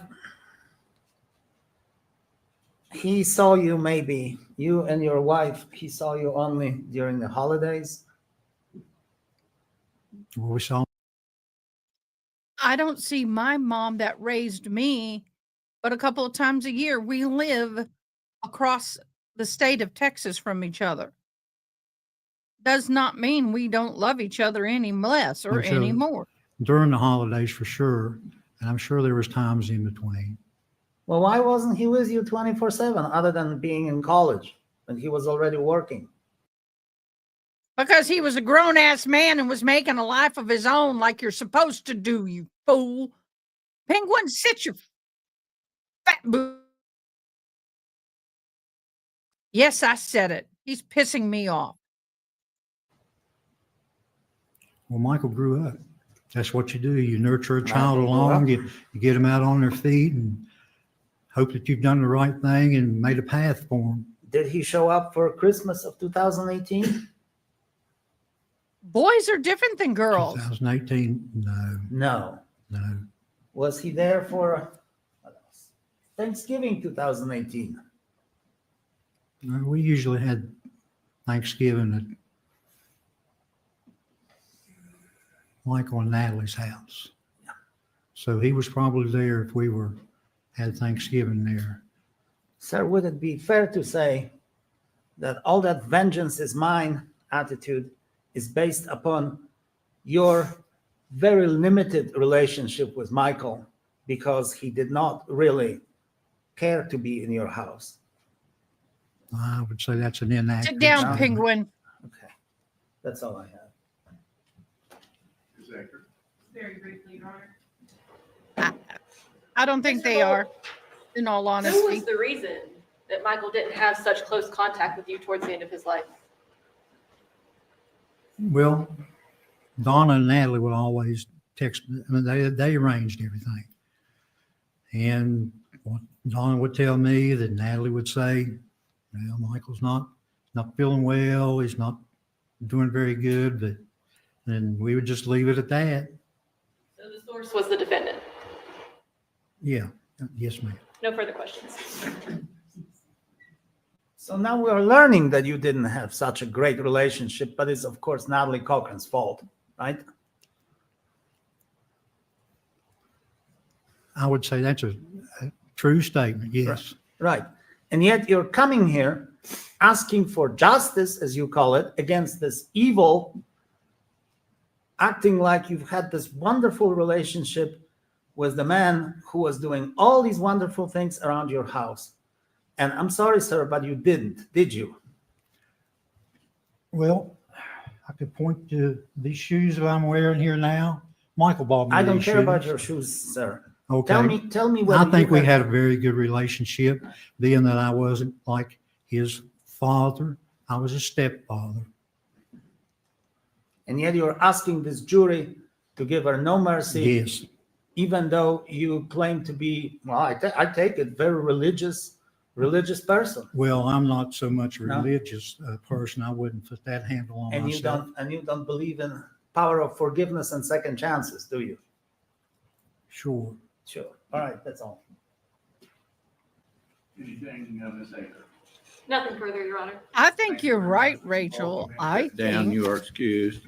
I think you're right, Rachel. And I think that Call your next his witness, attorney, please.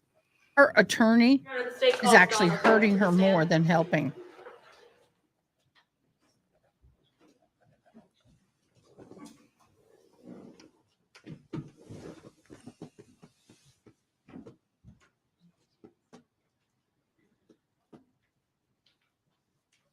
And we do have a couple of demonstrative exhibits for this witness. Okay. If you'll raise your right hand, please, ma'am. Do you swear or affirm to tell the truth, the whole truth, and nothing but the truth, so help you God? Yes, Your Honor. I sure do, You may Your have a seat Honor. right there.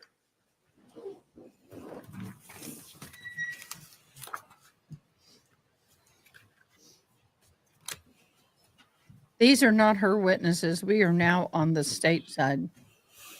I object to this, Your Honor. This is to inflame the jury. Your Honor, these are pictures of Michael Cochran while he was alive. If anything was inflammatory, it was the photos of his autopsy shown during the trial. Has not been introduced any evidence. We have absolutely. They're no using the reason to photos of bring the these autopsy exhibits that were forward. shown in I move to trial. Remove them. These are demonstrative exhibits, Your Honor. They don't need to be moved into evidence. No, they are only here to inflame the jury. Nothing. I don't think I Woo, can sit down, permit, Penguin. these to be displayed. I'm fearful that the prejudicial value would outweigh any probative intent, and they haven't been admitted. And I think that they need to be taken down. Yes, Your Honor. Oh, they do need to be taken down. Oh, what a Because the beautiful jury man. can unsee what the jury saw, Your Honor. But I ask at least for an instruction to disregard these. All right, members of the jury, I've disallowed these photographs, blown-up pictures to be considered, so you should disregard them, please. I wouldn't regard them proceed, anyway. They're just a now, Ms. picture of the Aikman. one that Your Honor. May I picture of please the state and the spell your victim. name for the record? This is victim Yes, impact my name is statement. Donna Bolt, Donnabolt. I'm Michael Cochran's mother. Oh, And in saying Mamma that, how do you know the mia. defendant, Natalie Cochran? Natalie Cochran was my daughter-in-law, and we loved her very much. She was married to Michael for almost 19 years. Could you briefly If just looks explain could for the kill. jury what sort of relationship you had with the defendant before Michael passed away? When they got married, well, she knows this. Michael went off to WVU to go to college in 1999. She was supposed to went to Concord, but she changed her major and went to WVU. Michael Brandon and I went up to Morgantown several times to find him a place to live. I didn't want him to live on campus. So we found a mobile home for him to live in it's like an elderly care mobile home park. And Michael had a 1988 Jeep that he was driving back and forth. And so when he went to school up there, he was going up there to play baseball. But what had happened was that he changed his major a few times. And I guess finally at the end, he decided he wanted to be an information technology major. And that was running, cable wire, computer wiring. And that he went to school for 4 years up there. Natalie, she followed him up there. She was supposed to have been staying in the dorm. But next thing I knew, they were kind of cohabitating in the mobile home. And that wasn't supposed to happen. That was not the plan. So what had happened, every Mama time we wasn't went up to go happy see about that, Michael, was she? he would say, Mom, he said, you can't come up this weekend. He said, Natalie's family's up here. They're going to ball games. So, we didn't get to come up. And a lot of I'd times say when I'd we come did up get and to meet come that up, family. Natalie would come head up back whenever I home to want. Daniels to her family's home. She So, does. we bought this trailer for Michael to go, to live in while he was in school. And, let's see, in the fall of 1999, we paid for Michael's first year of school, fall and spring. And in November of 1999, I'm sorry, but the witness is rambling right now. There is no rhyme or reason to this story, and all of this history of Penguin. familiar relationship. Shut is up, irrelevant. Penguin. Well, I think that she is setting forth a timeline, and I'll permit it for the purpose of this. Sit down, hearing. Penguin. You can continue. Thank you. Somebody tie him to the chair. In November of 1999, I received a phone call from Natalie. She was at the mobile home in Morgantown. And she said, guess what? I said, what? She said, well, Michael and I got engaged. I said, what? She said, yeah. She said, are you mad? I said, no, let me speak to Michael. And Michael got on the phone and I said, Michael Brandon, what in the world are you doing? You're not even 19 years old yet. So that right there kind of caused friction between Natalie and me.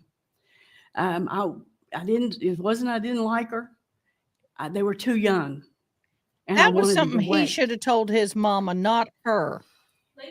That was not for her to say. Relationship with the defendant. We did, but I'd like to explain a little bit about, when they got married. They got married in May of 2020. Now, what had happened before that May of 2020, Natalie Cochran First of all, it is non-responsive answer. Second of all, I think we've laid enough background here. Penguin? This is a sentencing phase. This is not a history of the Cochran family, Your Honor. I'm sorry, but I object to. No, you're not sorry. Where is it? All right, please move on. Where's my goat? That would like I to need read. my goat. Okay. Do you believe that this defendant deserves mercy in this matter?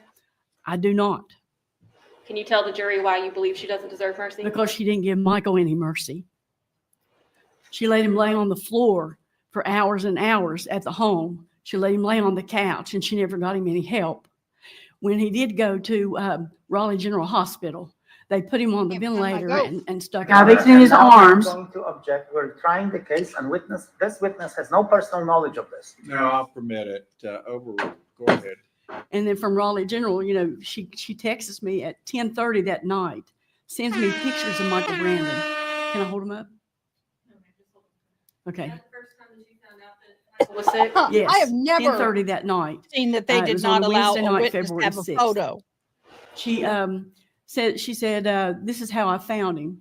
Found him in the floor in the kitchen of their home. And then she sent me another picture, and he was on the ventilator at Raleigh General Hospital. And he had tubes all in him, and like I said, on the ventilator. She sent me another picture as the Jane Care ambulance is transporting him from one bed to their stretcher to take him on to CAMC. And then later on that night, she sent me another picture of Michael Brandon in the ICU at CAMC on the ventilator. Now, I want you to understand, Natalie Cochran, she texted me. She said, they won't let you come down. She said, they won't let you in at CAMC. She said, only me. She said, but I'll keep you updated. She would, throughout the night, I would text her. Couldn't go to sleep. I would text her, what's his vital signs? What's his blood work? She finally, the next morning, I was able to get up there. But on my way up there, she stopped me and texted me and told me, she said she needed a phone charger for her phone. And then she told me, she sent me to the wrong hospital. She sent me to, there's 2 CAMC. She sent me to the other one. And then finally, I was able to get there on time. When I walked in, Michael Brandon was on the ventilator, laying in his hospital bed. Natalie Cochran was there. I was with her all day long that day. And that evening, that afternoon, she sat over in the corner on her laptop and on her cell phone while I was at Michael's bed, at the head of his bed. She sent me government contracts to my cell phone. And then, she even made a comment that day. She said, I gave him a bath last night and I pinched his balls as hard as I could. And he didn't even respond. And then I heard her say one more thing for that day. She said, I let him lay on the couch for 7 hours. And I screamed at her. I said, 7 hours? What do you mean you let him lay on the couch for 7 hours? So what about the loss of your son caused by this defendant leads you to believe that she does not deserve mercy? Well, she's going to say that we never had a relationship with Michael Brandon. I do too, Yana. She's a liar. We'd all the time go down there. Michael Brandon would come up to the house and we would do things together. Even before he even got with her, Michael Brandon and I had a really good relationship. We had a close bond. When he married her, Michael Brandon. she started pulling him away. She wouldn't Double let us come naming it. around or anything. And then she would, like I said, you've heard family vacations with her side of the family. She wouldn't, she never involved us. She never wanted Michael or her to be around anybody on our side of the family. Is there anything else that you think this jury needs to hear before they make their decision? Yes, I do. On Saturday, this was like, he went to the hospital on February the 6th, which was a Wednesday. Okay, on Saturday, February the June, the oh, okay. 9th, she had everybody around the room. And she said that, they're going to pull the ET tube or the ventilation tube. And they pulled the tube. She thought he was going to die right away. He did not die. He was breathing on his own. Later on that evening, it was myself, my husband, Eddie, and Michael's dad, Mike. And Natalie was there by Michael's bed. And I was at Michael's head. And the little young male nurse came in. And he started doing it's what's called a Glasgow coma scale to see if Michael will react.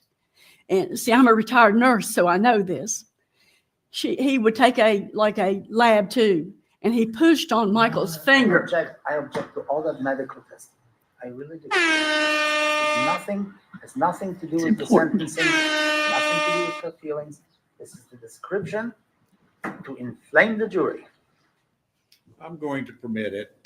This is not technical medical testimony. It's what this witness observed. You can continue, Ms. Polk. Thank you, sir. So the young male nurse, like I said, he was pushing on Michael's fingernail. And then he pushed on Michael's toenail. And Michael jerked his arm and his leg back.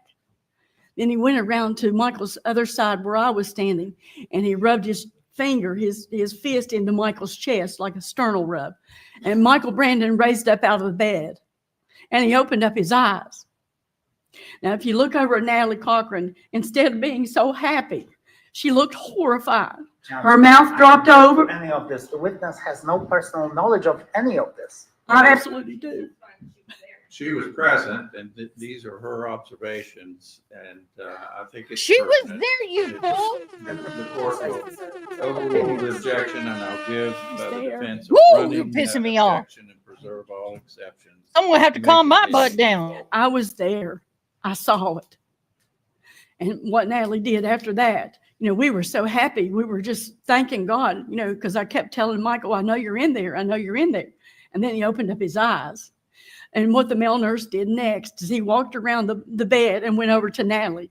And he whispered in her ear, I have to chart this. And Natalie shook her head, yes.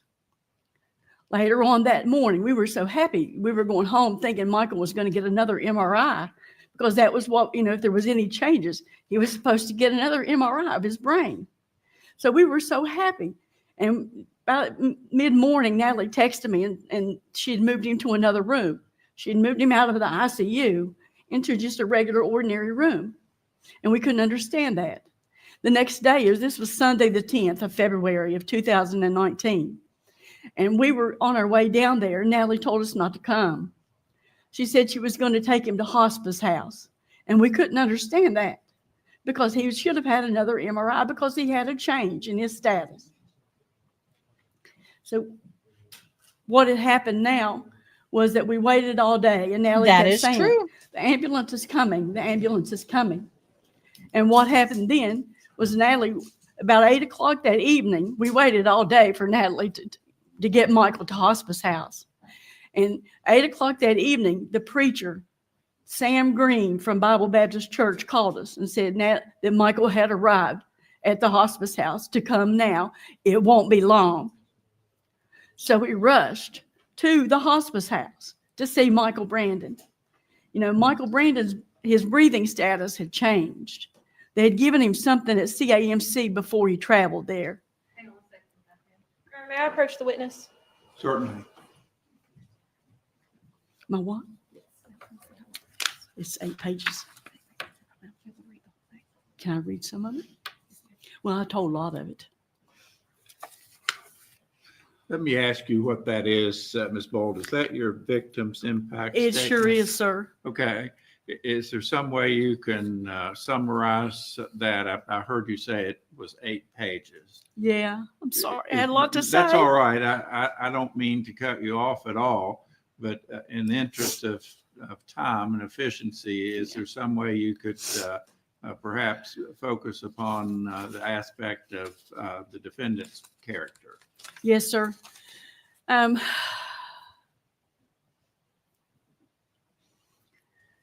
When she put Michael Brandon in hospice house and we went in to see him, he had already turned ashen gray.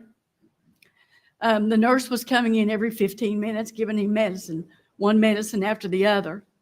We were crying. Natalie was over there. It'll be okay. He died at 12:18 a.m. on Monday morning, February the 11th.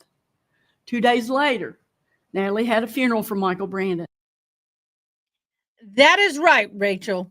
If her mama can go on and on and on and on, so can this mama. If I'm a judge, I will never be one, but if I was one, the mother and father of the victim, to me, get a lot more leeway. We would ask if we could have this person or that person to come. She would tell us no. So on the day of the funeral, the only ones that were allowed to come was myself and my husband, Eddie, and Michael's dad from Michael Brandon. That's all she would allow to come. Ms. Bold, I know that you have a statement that you've written, and as the judge said, we know that it's rather long. Yes. Could you just summarize that for us, especially with regard to the defendant's character and why you think she doesn't deserve mercy? Yeah. After Michael died, we tried, we had suspicions and we tried not to, do anything because we wanted a relationship with our grandkids. In June of 2019, Nicole, she wouldn't respond to me anymore. And MAC, in August of 2019, he sent me a text and he said, "Don't bother me anymore. I'm going to block you. You don't love us anymore. We know that now." So we haven't had any relationship with Michael's kids since June and August of 2019. After Michael died, after Michael was murdered, Natalie Cochran, like I said, sent me contracts while I was standing at Michael's bedside in February. In February the 22nd and the 24th and 28th, she sent me text messages. She said they are state contracts. She said they have affidavits. This was a total of 3 contracts for an amount of $28,000. She said, because they have affidavits, she said, they will pay you. I guarantee. Your Honor, I hate to object, and I know that I have a continuing objection, but this is not a summary of what the court asked the witness to do. This is the continuing history of day by day of what has happened. I object to it strenuously. All right. Perhaps, Ms. Bolt, you can kind of relate things and focus upon character issues. And you can take a minute to review your statement. I see that it's typewritten and it's pretty lengthy. So perhaps you can just pick out some portions that relate directly to the defendant's character.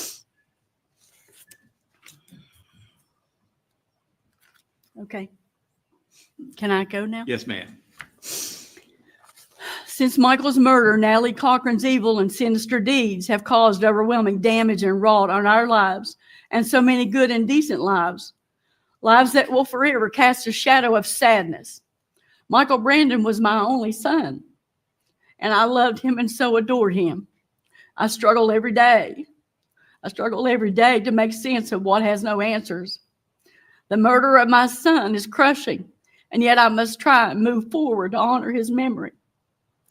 Today, as we approach 6 years since Michael's murder, February 11th, 2019, we as a family have had to endure the glacial process of prosecuting Natalie Page Cochran for murdering our Michael Brandon while we also mourn his death. To this day, this vile being has showed no remorse, none whatsoever. Natalie Cochran and her family have never said they were sorry. We have no choice but to watch in the courtroom with repulsion as she smiles and banters with her family and friends, just like she doesn't have a care in the world. I was shocked to hear the testimony that Natalie's parents only lost $76,000 and her sister Penny only lost about $50,000. She stole $250,000 from us. And she stole hundreds of thousands of dollars from her other victims as well. We, along with our family and friends, have sat quietly and graciously and painfully watched and listened as Michael's good name has been murdered time and time again by those who publicly defend this murderer. Think of the horrific invasion of Michael's and our dignity and privacy. At what point and at what time do we seek sleeping at night? Is Michael Brandon resting in peace? I don't think so. We, as Michael Brandon's mom and stepdad, we respectfully ask this court in the memory of our beloved and precious son, Michael Brandon Cochran, to delay for as long as judicially allowed the day that this cold-blooded murderer once again walks among us.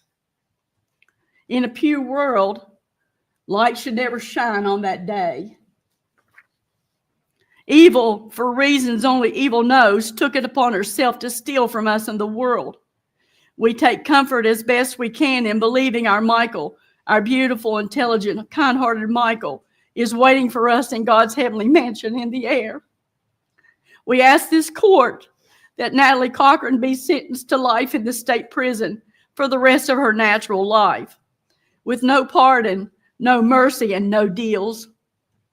This evil, narcissistic sociopath intentionally and knowingly pre-planned and committed first-degree premeditated murder, stealing the life of our son, Michael Brandon Cochran, at the young age of 38. To the court, Natalie Cochran will speak at her sentencing today because she has to have the last word. The simple truth is that while growing up and even as an adult, this spoiled, evil, narcissistic murderer had seldom, if ever, been denied this which she wanted. The word no was not spoken or heard of in her world. She will try to blame my precious son Michael for her evilness and deceit. Natalie may even shed a tear or two, but we have now come to know that every word coming out of Natalie Cochran's mouth will just be another lie, and her tears will be fake tears trying to get sympathy from your court. Natalie is going to use Michael's children to get sympathy here today. She tried to do that with their testimonies during the trial. Judge, please don't fall for her con. That's what Natalie does. She only cares about herself. She will use, abuse, and manipulate anyone to get in her way. But we know the real Natalie Cochran, the thief, the liar, the taker of life, and the doer of evil deeds. I was told that Natalie Cochran was telling the community that we didn't raise Michael Brandon, that he was raised by his grandparents. That's just another lie. Michael Brandon even told Natalie in his presence and in my presence at a funeral, "Don't you ever put me in hospice." Michael had seen his grandfather, as his adopted grandfather whom he loved, H.B. Lewis, suffer that way. But what did she do? She went against his wishes and put him in hospice. This has been a very long and traumatic process for us, with all of the court delays and continuances. We have never given up, and we have been Michael Brandon's advocate and his voice. We have been waiting almost 6 years for justice for Michael. Throughout these 6 years, we have had to just sit back and be silent while Natalie gives newspaper and media interviews about my precious son, Michael, and her statements about what happened on February 6, 2019, and the incidences leading up to his death. The media will not try this case. All of the evidence and the proven facts and her conviction are enough to sentence Natalie Cochran to life in prison with no mercy. We've kept quiet as Natalie continues to blame Michael for her evilness that did not stop even after his death. While my son lay on the hospital on the ventilator, Natalie Cochran texted me government contracts on my phone. Believing and trusting her because she was our beloved daughter-in-law and because we loved her, Natalie manipulated us once again. Michael is not here to defend himself, but we are here. We are standing up for him and speaking for Michael and ourselves and asking the court for justice. We ask that you please, please, no mercy. She never gave Michael any mercy. Thank you very much. I have no further questions, Your Honor. All right, cross-examination. I just have one or two questions. No. Ms. Bolt, you testified that you were not allowed in the ICU. She told me that I could Madam, not come. give him Okay. help. Did you know that there was only one person allowed in the ICU? I could have come and stayed in the Ma'am, waiting room. I didn't ask you that. I just asked you whether you knew that there was only one person allowed in the ICU. I don't believe that, sir. No, that's not what my question, what you believe, ma'am. My question is whether you knew that there was only one person allowed in the One ICU. person It allowed always at a comes from time Natalie. in No, his you can't room. come. Ma'am, did you know that there was She only could have one waited person outside allowed the at room and ICU? allowed the not mama true, to Mr. go in. Your Honor, That's not true, sir. I asked a simple Wait question. till he asks the question. Pose the question again, please, Mr. Victor. Did you know that there was only one person allowed in the ICU? Yes or no, ma'am? No. Okay. Now, did you know that your son had a living will to go to the hospice and be taken off life support? Did you know that or not? I know you said he never wanted to go to Ma'am, hospice. did you know that? Or Did no? we tell you that, Natalie? Your Honor, I'm sorry. The witness is addressing my client. I object to this, and I would like an answer. All right, pose the question again and then try to answer the question, please, Ms. Yes, sir. Ball. Ma'am, Ask- did you know that Michael had a living will to go to hospice and be taken off life support if need be? No. No. Okay. Now, you testified that you haven't seen your grandchildren, right? For what, 5 years? They wouldn't have Wow. anything to do with us. I didn't ask you that, ma'am. I just asked you whether you testified that you haven't seen your children since The 2019. grandchildren. Grandchildren, I'm sorry. Grandchildren since 2019, right? June and August of 2019. Okay. They stopped responding. Okay. What kind of contact did you try to have with them? Tried to text them and they blocked us. Okay. How frequently did you text them, ma'am? When you get blocked, sir, you don't go around them. They don't want to have anything to do with it. Prior to being blocked, ma'am. Prior to being blocked, we had a lot of relationships with them. Okay. After Michael died, we were trying to keep a good relationship with them. And so you're telling us that all of a sudden, these two children, who in 2019 were relatively young, all of a sudden stopped communicating with you by blocking you? Yes. All right. And you attribute it to Natalie Cochran, Yes. who prohibited them from having any contact with you? Yes. What they've been told. Okay. What they've been told. You have absolutely no clue what she told them, do you? You don't either. Ma'am, Your Honor, Just please, Ms. Ball. just Yes, sir. answer I'm the sorry. question. Yes, sir. you have no clue what she told them, do you? Do you? I can pretty much Ma'am. guess. You don't know, I'm not going to answer that yes or no, sir. Your Honor.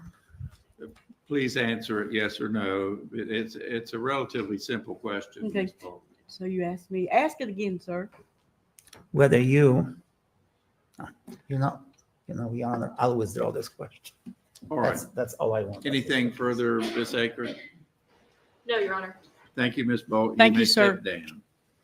That did not go well. Call your next witness, please, Mr. Truman. The last witness the state will call is Robert Heinzman. Y'all, the thing about her, she's a very hurting mama. And I'm not going to get mad at a mama who's hurting like she is.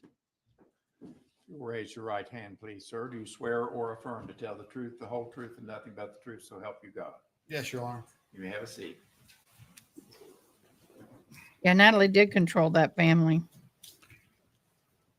All right, Mr. Truman. Thank you, Alan. Remind us It- who you are, please.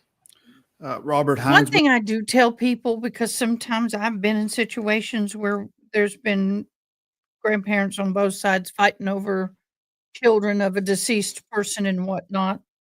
And I will tell you, and I say this all the time, it doesn't matter if you believe it's true or not, it's her truth.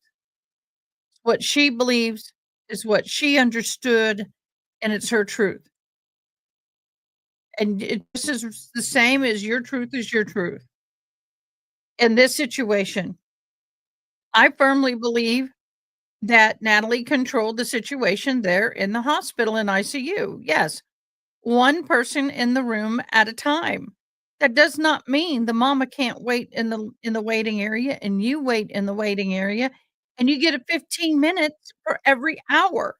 So at 1 to 1:15 you can go in, mama. 2 to 2:15 the wife, 3 to 3:15 the daddy, and so on. So what she did to that mama was a bunch of bullshnipe. I was one of the two investigators on this case. Oh, I don't disagree. I'm Did just the financial explaining some crimes of that. investigation primarily. And you're being called here today to discuss from your investigation the issues of character of the defendant, correct? Yes, sir, that's correct. Tell the jury from your investigation what you can enlighten them about concerning the defendant. I'm going to object and ask that we approach the bench on this one. Okay. Whoa. Yeah, this may not be appropriate. This may not be appropriate.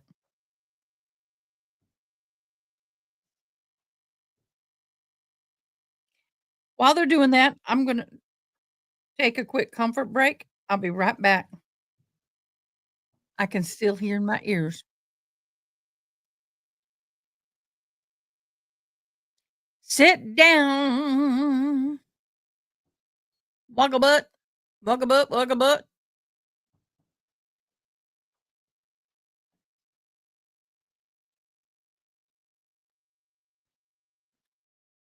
Not happy with who is testifying.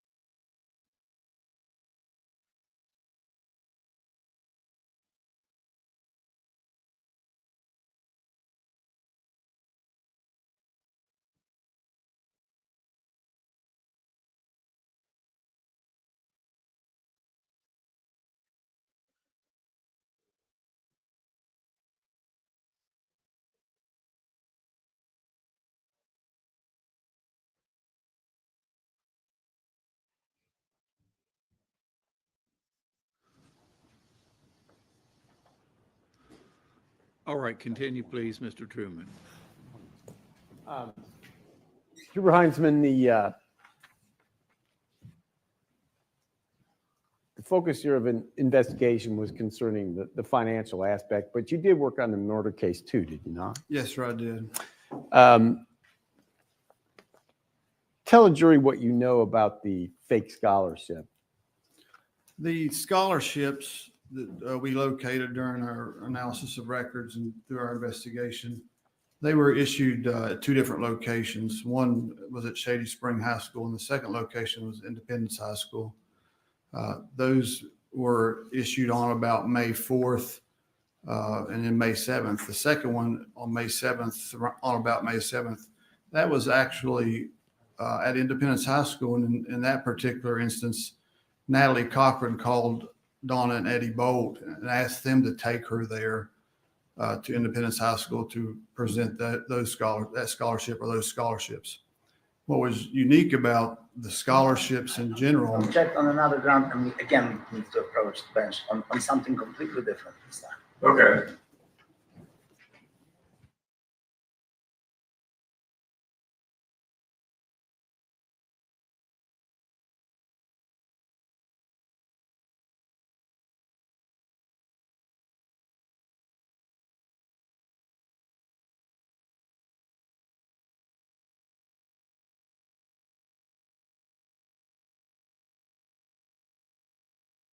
I'm struggling with this.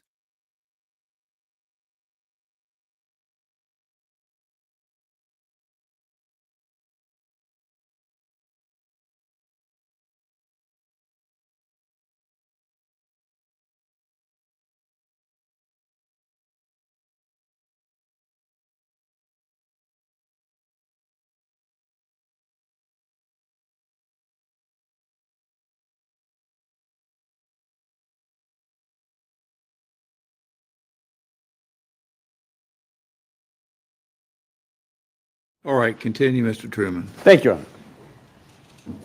States one for purposes of this phase of the trial. What is that? That is a list of all the scholarships that were issued. Some of those were at Shady Spring and the others were at Independence High School. And this is after Michael Cochran's death, correct? It was after Michael Cochran's death. It was the unique timing of the issuance of these scholarships came after Natalie Cochran had been contacted by law enforcement, particularly Lieutenant Bledsoe. So she knew at this point there was an investigation into Michael's death as well as into her the financial doings of the business that she purported to run. So these were actually issued after that. Now, at the time of the search warrant, officers seized a number of things, including documents, correct? That's correct. Did one of them involve the potential sale of the business TSG? Yes, there were documents suggesting that. From the documents that you seized under the federal search warrant, what were the terms of that, of the sale? To put it in context, we executed the search warrant on June 25th of 2019. I was not on scene at the search warrant. Lieutenant Bledsoe called me and said they had discovered some documents, and he asked. Now I'm going to object on hearsay grounds, and second of all, I'm going to object differently on the relevance ground. What does that have to do with the sentencing of the defendant at this point? We're going to get to that. Well, Lieutenant Bledsoe is here, I see. If we need for him to testify, he can. And presumably, Mr. Truman will get to the point described. So let's go forward. I'll overrule the objection. Continue, Mr. Truman. The business was to be sold based upon documents seized under the search warrant. Natalie Cochran was attempting to sell off this business at that time. What was the gross price for the business? She was attempting to sell the business for $4.9 million to a local businessman. And a local 4.9 businessman, million? did they do anything to further the sale? Yes, A deposit, that kind yes. of. Tell us about that. This entire thing occurred over a 6-day period prior to the execution of the search warrant. her and this individual had met and he agreed on buying a partnership interest of this business. And she contacted him a day after, 1 to 2 days afterwards, and said that she needed a deposit placed on his purchase interest, a $50,000 deposit. And he wired her $50,000 the day before the search warrant was executed. 49% of the business that the purchaser was buying, what kind of assets was the purchaser purchasing? This buyer was led to believe he was buying a 49% interest in the business, and assets that had been described to him that were associated with the business. He had been told that there was a fleet of vehicles, that there was an airplane that was an asset of the vehicle, and other business assets that they had at that time, the business location on Eisenhower Drive, and any other assets associated with the business.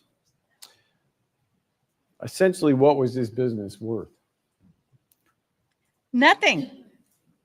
The business did have assets. As I described before, the business on paper was real. They had a building that was bought for business purposes. So it was not worth 4.9 million. It would have been worth whatever the building and any true assets that did not have any liabilities or debts owed on those assets. That's what it would have been. So it would have been, I don't want to place a number, but well under 50,000 that he paid as a deposit on the business. Did that sale go through? No, it did not. Tell us why. I received a phone call to verify if I had uncovered any documents relating to the sale of this business. And I said, no, my side of the investigative team was out doing interviews of witnesses and investors. I drove to this business person's house to speak with them and see if what the nature of this business transaction was. I spoke with him over the phone, and he explained to me that he had been contacted by Natalie Cochran approximately 7 days prior, and told him that she believed that, or she had been told that he was interested in buying the business, and then she facilitated that transaction. So the $4.9 million deal that never got fully executed, what time frame are we talking about? This was June 25th, 2019, when I made contact and told this individual not to wire any more money to her. And that's because why? Because we had determined at that point that the business was fraudulent, the contracts were fraudulent, there was no money. Exactly. This is There was showing her nothing for him to character. purchase. And that was a substantial time after Michael. I'm sorry, correct. This is showing her character. Even after the death of her husband, she was still carrying on this ruse and still trying to fraud people out of money.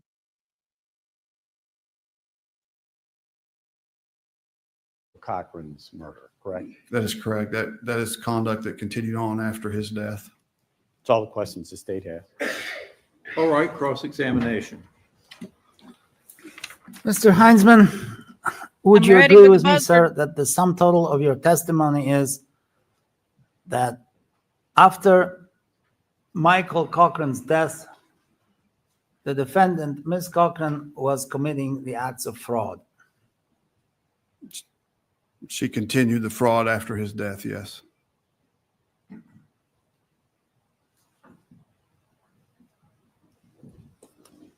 Haven't we established that already? That she was a fraud? Have we? I believe we have, yes.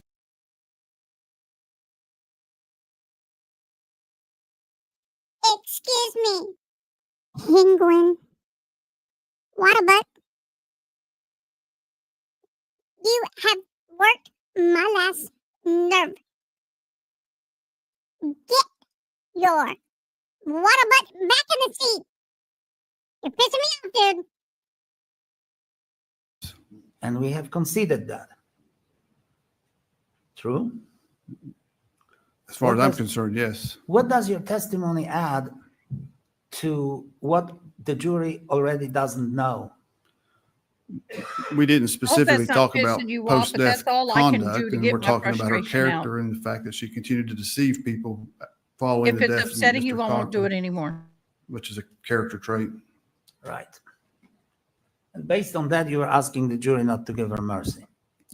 I am rendering no opinion in any regard regarding that. I'm just describing her post-death conduct. So you're just describing that in vacuum. Yes, she's a fraud, right?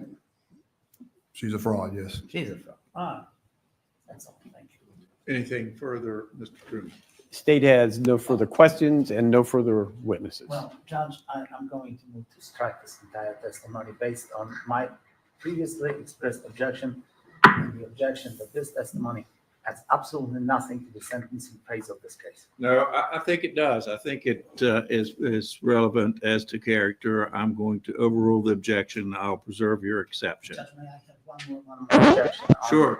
on the balance of 401 and 403? All right.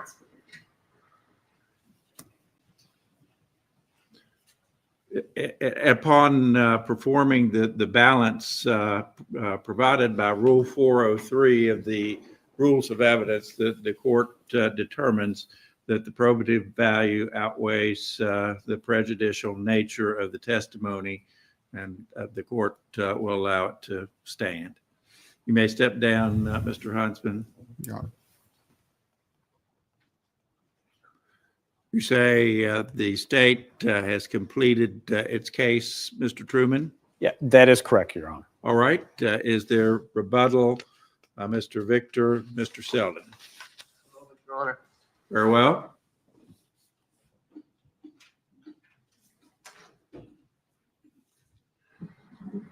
No rebuttal, Your Honor. All right. Members of the jury, you have heard all the evidence for this penalty phase. I'm going to send you shortly into your jury room so that the attorneys and I can settle on some matters. I'm very sorry to interrupt you, but we would request a closing argument or statement. Oh, yes. I'm going to afford you a closing argument. Thank you, Your Honor. I'm going to send you into your jury room so that we can discuss some matters and line out things for you. We are not yet to the deliberation phase or stage of this part of the case, so please do not discuss the case among yourselves or with anyone else. You can go with the bailiff to your jury room now.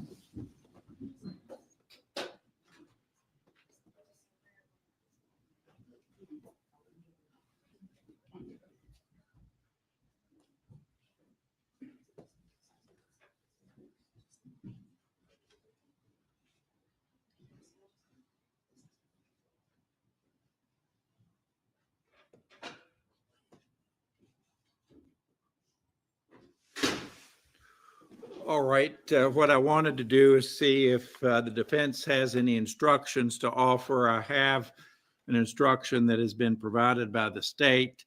It's unnumbered. It simply is titled Penalty Phase Instruction, 3 paragraphs. I've touched on this earlier. It seems to set forth very simply and straightforwardly the situation that the jury is dealing with pertaining to the recommendation of parole eligibility or the recommendation of no parole eligibility.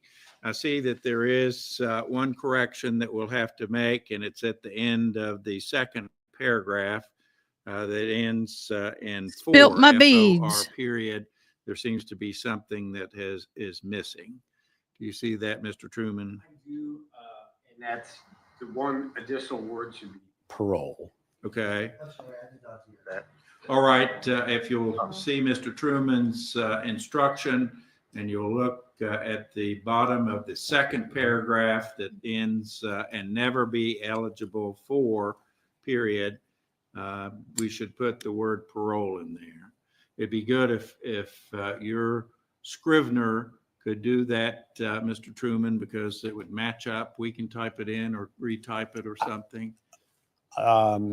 We'll take care of that. Okay. We just need that word added. Again, does the defense have any instructions to submit? No, Your Honor. Very well. I have received a proposed verdict form from Mr. Truman. Last night, I looked up the recommended form that has been circulated and provided to courts. It's similar to Mr. Truman's submission, but it's a little bit different. I'm going to ask my law clerk to make copies of both of these. And I really don't care which one we use because both of them are very similar, but I'll let counsel examine them and determine which verdict form is suggested. We can just look at them if you'd like. Okay.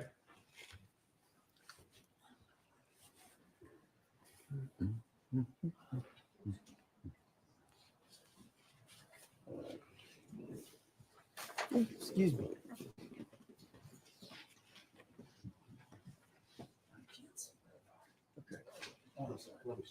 I normally would not allow name calling, but I'm not going to disagree on this one. I ain't going to disagree.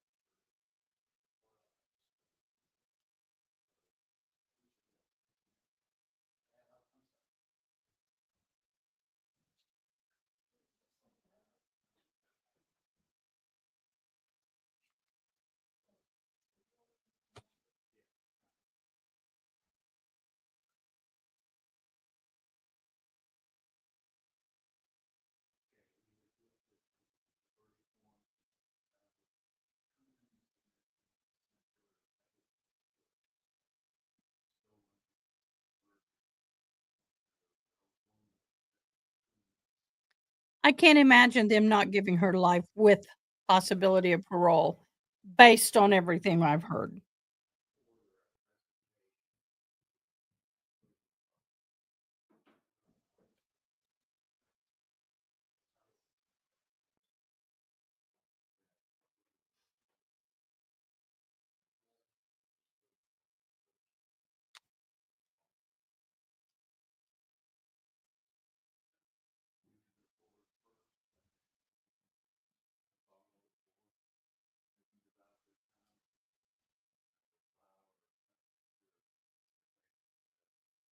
Yeah, she's gonna get life, but it's with or without the possibility of parole. She's gonna get life. So what they're asking is for the mercy is that she have an opportunity for parole. And the family thinks, oh, 15 years, she can get parole, then she can get out. It may not be granted. And then it's every 3 to 5 years or however that particular state does it.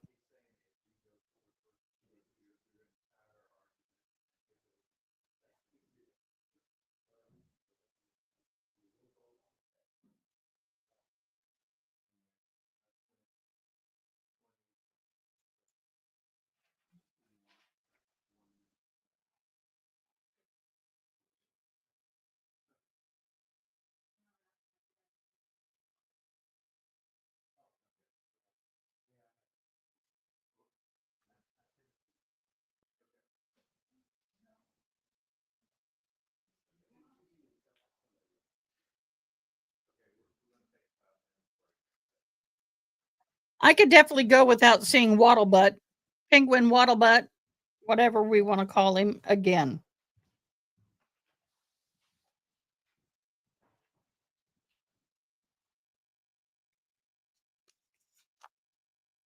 Let's see what shenanigans he does now.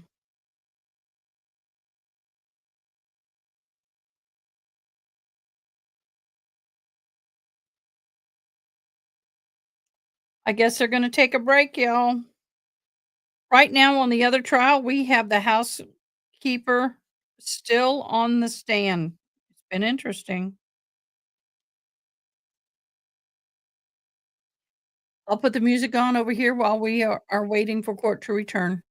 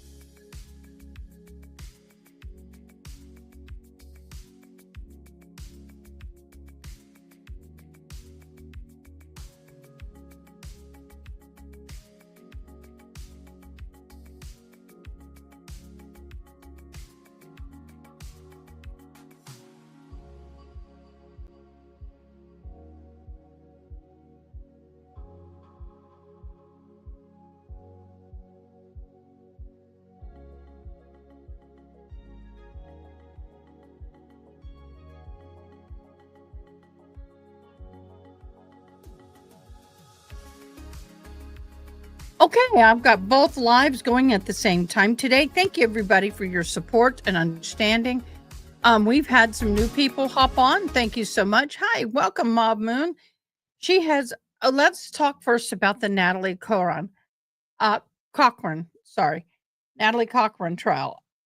We are in the sentencing phase. They have presented all the witnesses for that part that they're going to present. We have. We've had an aunt, we've had some other relatives, we've had the mother of the victim, the father, stepfather of the victim, the mother and father of All right, I see we're missing Mr. Victor. Natalie. And so Right back, I think. Okay. I think the mother of the victim was the last one, and the stepfather of the victim was impactful, and the best friend. Y'all, this has been some of the best Sure. Thank you. sentencing or mercy hearings I've ever There heard. he is. I'm sorry. No problem. I've never heard them this All right, good. so there won't be any misunderstanding. What I intend Judge to is do laying is the to law read down right the now. one-page instruction that the state has provided, and then I will allow closing arguments. The state will go forward first. 20 minutes will be allowed with a 1 minute warning. Then the defense will follow. 20 minutes allowed with a 2 minute warning. Understood? Okay. Bring Yes, in the Your jury. Honor.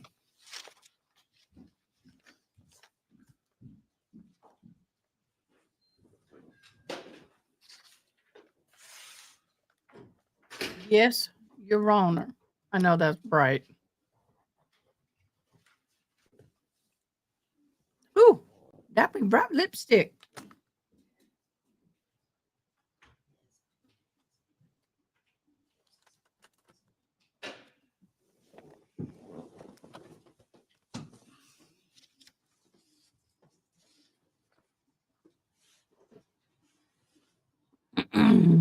Girlfriend, you should be nervous. So if y'all want to keep your thumb on this page over here on the Cinemateli, and if you want to hop on over to the sentencing of Cawthorn, I did keep on calling it Cawthorn because I know somebody with that name. Cochran, please hop on over. This ought to be good. They're doing their closing arguments now.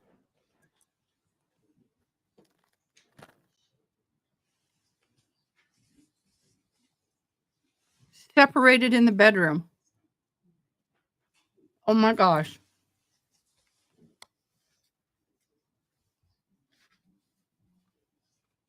Possibly. But then again, they were swingers, so maybe they had a fight over somebody they were swinging with.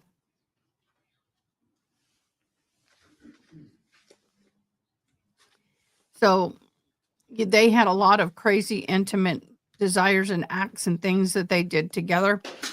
They were very adventurous in the bedroom, I will say that. And liked a lot of controversial things. And so they were separate in the bedroom. They're just husband and wives who just don't like to sleep in the same bed with somebody. I know somebody like that.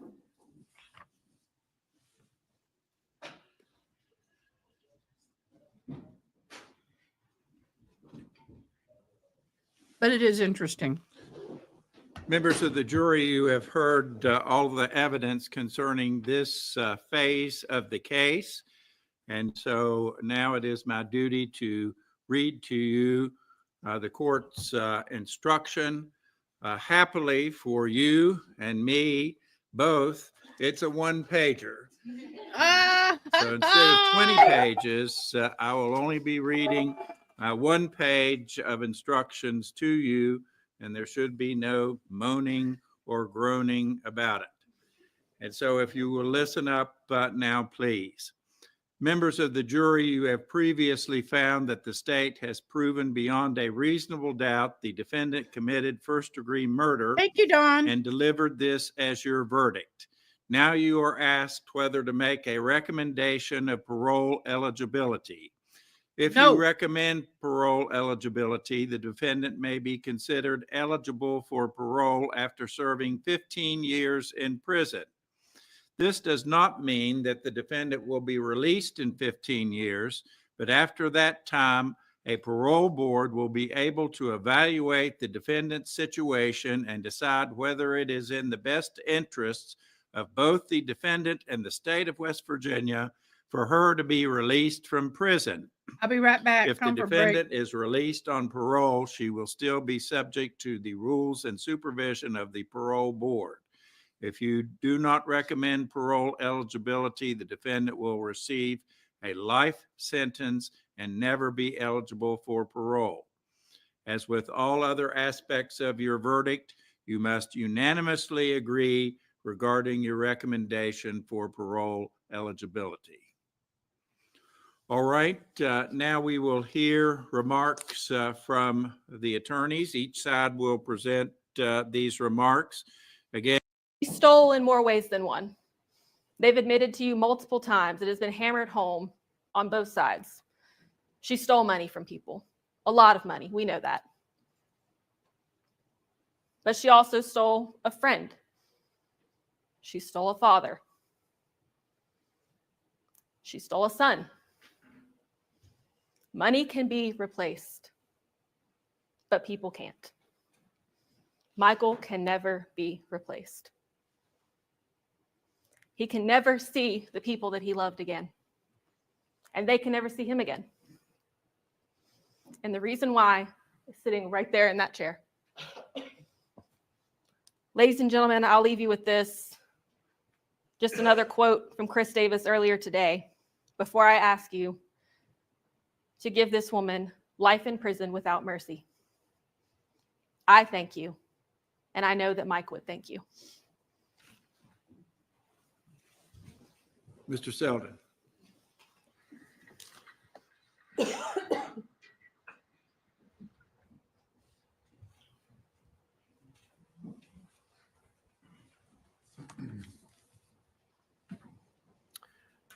Ladies and gentlemen of the jury, I am here on Natalie Cochran's behalf, not just to ask that you give her mercy, but to beg for it.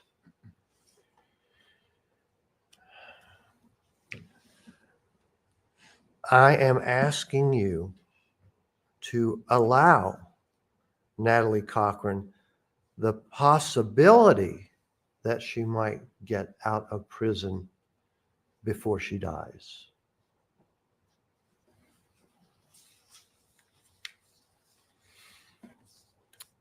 And I think you should know that her federal sentence and the amount of time she has to do in the federal system will be increased by her conviction of first-degree murder. It affects the amount of time she has to serve. She isn't given credit for any good time in the federal system. That's taken away. So it will increase the time she has to do in the federal penitentiary.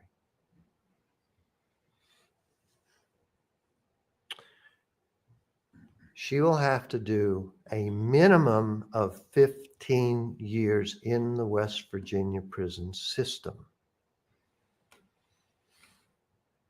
And that has to do with when the order from this court and this judge goes through.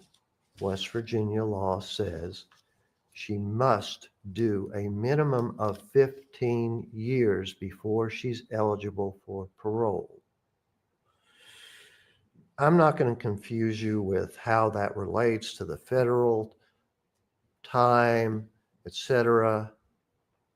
I'm not an expert on that.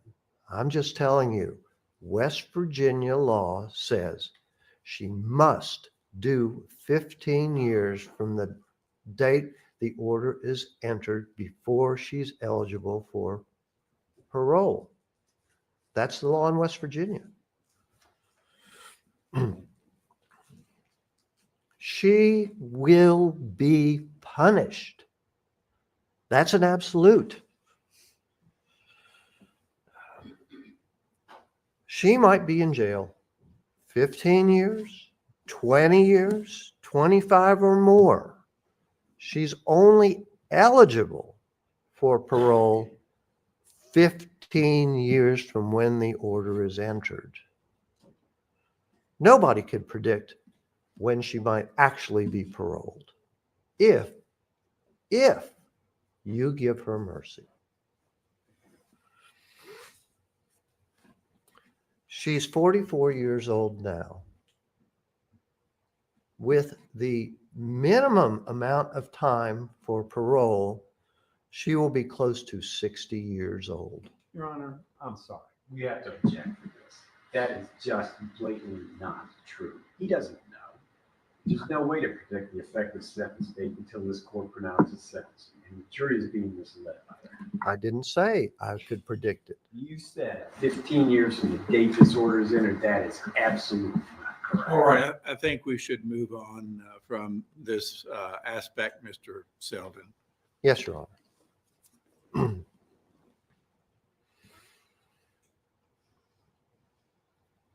So,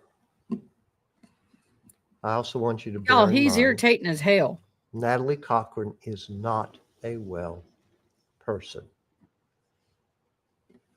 She has a severe heart condition where she has to have an implant in her chest to assist in her heart function. Pacemaker. Just call it a She's pacemaker. had 4 surgeries related to that. Stents. Surgeries. The care in the prison system is simply not good. You heard about that. You heard from her mother about her conditions.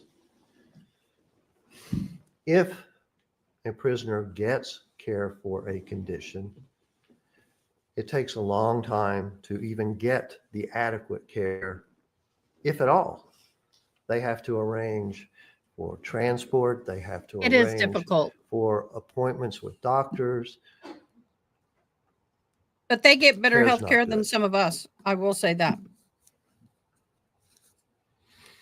You're right, Rachel. Then she shouldn't have done what she did. If you can't do the time, don't do the crime. And I don't care what you heard or the impressions, etc. You should care. Before the Ponzi scheme and Michael Cochran's death, she was a good mother. She was also generous to friends, family, the community. She was generous in her time. With stolen money. She was generous in money. You heard all the Stolen. testimony about her volunteer work, etc. You heard that. Maybe trying to wash away some of the guilt of the stolen money. I'm going to do bad over here, but do good over there. For her time in Maybe prison, we're like that. she can be rehabilitated. Yeah. Question is do we You heard want her about to be her time rehabilitated? in prison, how she got women to get their GEDs. Good for her. was biblical counseling. She Not authored a book. so good. She's been doing good things in prison. Her time in prison could change her, could make her a better person, certainly make her regret what has occurred as far as Michael Cochran's death.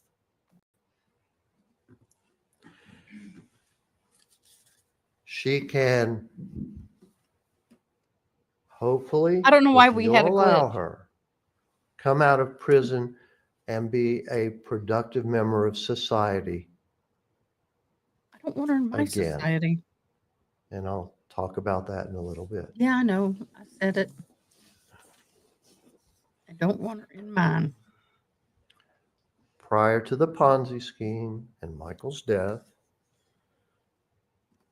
as I said, she was a good mother.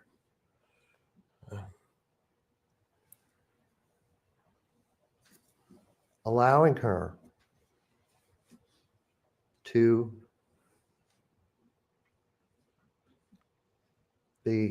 at least have the opportunity for parole by granting her mercy. She could be a Yana, mother. I'm going to say this. She may be doing better in prison right now than she did on the outside because it may help her in her case. It is not uncommon for prisoners to find Jesus and do all this good stuff and volunteer and work and da da da da da da da because it looks good on them when they go for their sentencing or their trial. But after all is said and done, it's only time will tell if it's real or fake. To her children again. A lot of times lawyers They've will been tell them get deprived of their involved. father, and it was her mother's fault. That was your finding. That's not in dispute. Damn it. Sorry, I just poked the But hell out of my you finger. heard from her children. You heard from family members. Poked it deep. She would have the opportunity to assist them in life again. She can do it for jail. She could be there for careers and weddings, etc. And we understand Michael will not be there. She took that away. Nobody's disputing that. We're just asking So why should we for give her the children's and leniency and family's courtesy sake she didn't give Michael? to let her re-enter their lives. You wouldn't want me on this jury. We understand If they had the DP, I'd by have her her up for actions, it. Michael can't do that. Nobody disputes that. I would.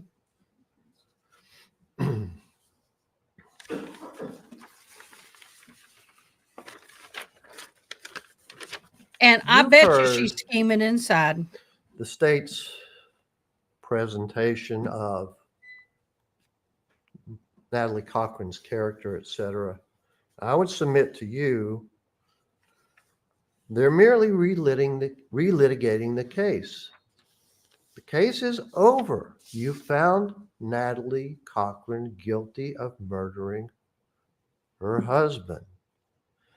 This is just all more stuff to cloud all this, to get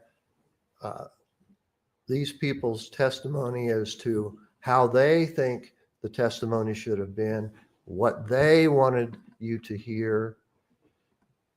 We're done with that part of the case. We're done. You decided Natalie Cochran murdered her husband. We're done. Oh, you're You trying. heard in I give you particular credit. Donna You're Bolt's trying. recitation, all Yep, of the you're right factors about she that, interpreted. Yana. She wanted you to hear what she wanted the case to be, which it wasn't. She wanted to tell you her version of the case, not what was testified to in court. Can you blame We the mama? understand she's Michael Cochran's mother. She is beyond upset that Natalie Cochran has been found to have murdered her son. We understand that.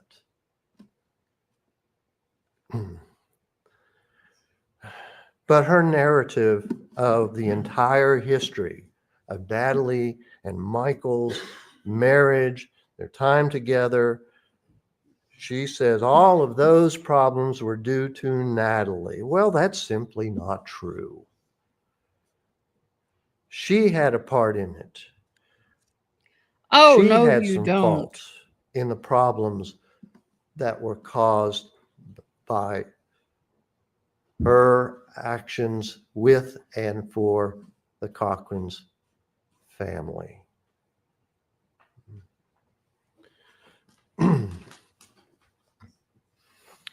You heard from the stepfather, Edward Bolt. Your grunting is bothering me, man. He had no real relationship with Michael Cochran for a very long time. That's not He necessarily wasn't true. invited to holiday gatherings. You heard the testimony about that. And that's not Natalie Cochran's fault.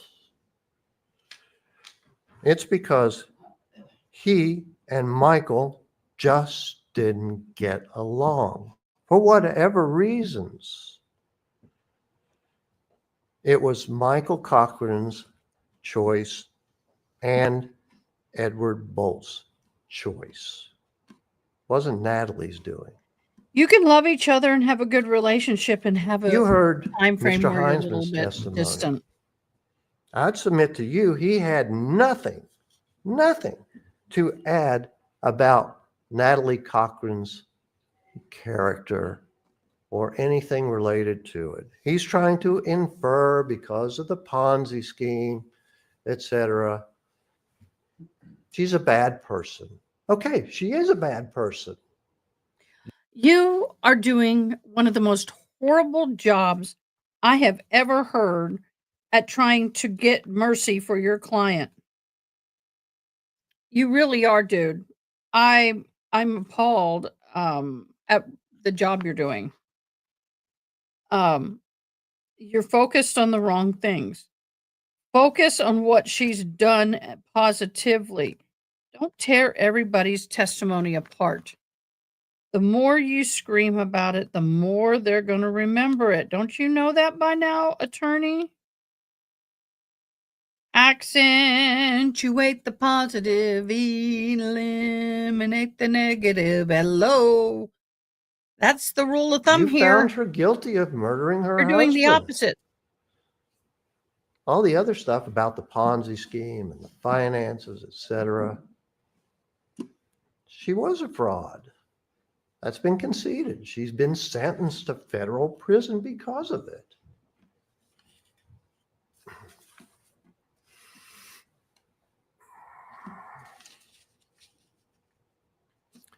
One consideration that nobody has mentioned, nobody's talked about, and which I think you should at least consider is the cost to you and me and every other person in this courtroom who is a taxpayer. At Oh, no, you don't. last inquiry by me, which was a few years ago, I actually inquired, well, what the heck does it cost to keep someone in prison for a year? I was told about $40,000 a year. If Natalie Cochran is in prison for the 15 years that we've been talking about, that's $600,000 to you and me and the taxpayers. That's who ultimately has to pay for someone being in prison. Oh, dude. There are people who in prison for life for a whole lot less. All right. 50,000. How much money has she stolen? Millions. If the cost of putting someone away for life was an actual concern for most people, don't you think they wouldn't have a life sentence? Let's talk about Natalie That's not- Cochran's life expectancy. She's in prison for the rest of her life, and granted, this is just an estimate. Prison, but if she's we're gonna 44 take 10 years years old off the now, average. and she's in prison for approximately 40 years for the rest of her life, 80. that is $1.6 million that you and I Of and the which taxpayers she have has to pay. stolen 5 to 6 times that much. I don't Get think they her even have out an of actual prison number. with I know. the minimum amount of time for Michael's murder. Get her Is out. she actually saying this? Let Yeah. her Yeah. get a job. Let her start paying taxes again. Let her start contributing to people, all of these murder another costs person, and relieve the burden on you, bedroom another person. me, and every other West Virginia and U.S. taxpayer. Don't punish us for Natalie's crime. Oh, gee, I'm God. asking you to soften your hearts and harden your pocketbook. Oh my gosh. Are you kidding? You're desperate, dude. I appreciate your efforts. I I'm begging appreciate you how hard you're trying. to grant Natalie But you are Cochran desperate. mercy, not for Natalie, but for her children, for her family and relatives, and What for about Mike's society. family? The cost to us. She'll be can't believe he's punished doing that. and punished severely. Let's give her the opportunity, possibly, to get out of prison while she's still alive and can hopefully contribute to society again. Thank you. I'm appalled. Members of the jury, you have reached the stage That's of bad. this penalty phase whereby you will be ushered to your jury room to deliberate upon this verdict. Procedurally, this will not be foreign to you because you understand the drill. You've been through this before. You have a jury foreperson that has already been selected, Ms. Rich.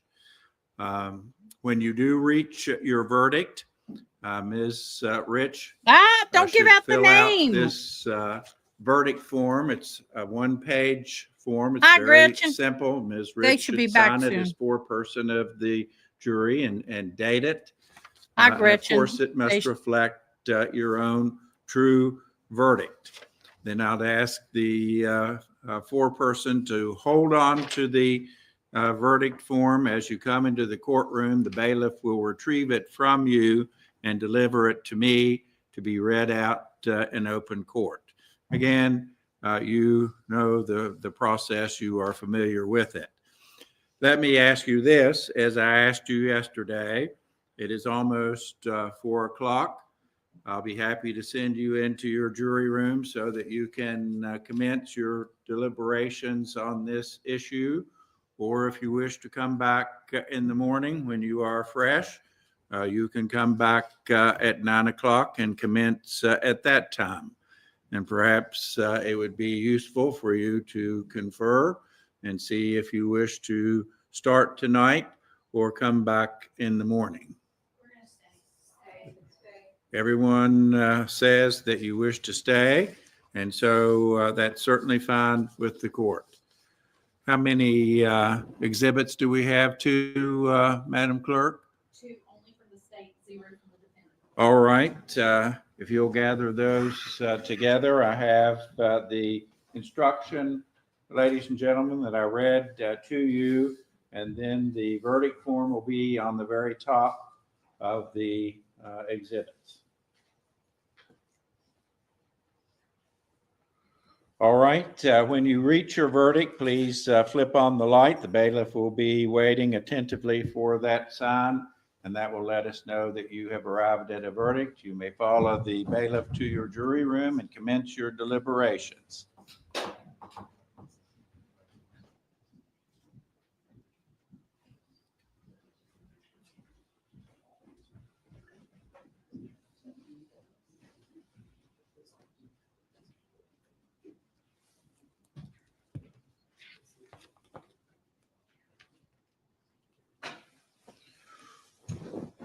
All right, please do not wander too far away from the courtroom. It appears that this may not take too awfully long, and as soon as we receive the verdict, it will be announced appropriately. Are there any matters that we need to put on the record before that time? That's from the state, Your Honor. Thank you. No, Your Honor. Thank you. No, Your Honor. All right, thank you.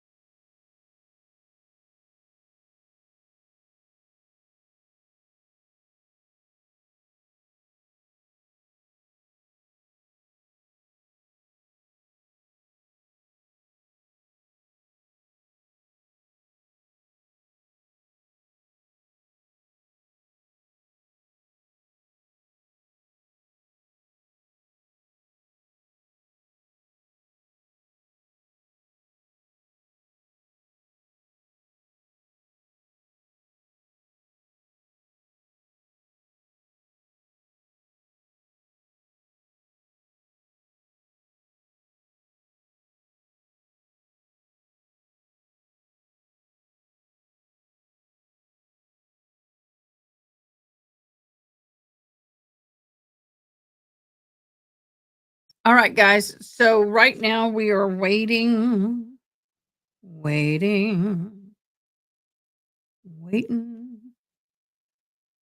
till the sun don't shine. And I got a hot mess on the back of this beading, and I'm trying not to lose a lot of thread. It snagged and didn't pull all the way through.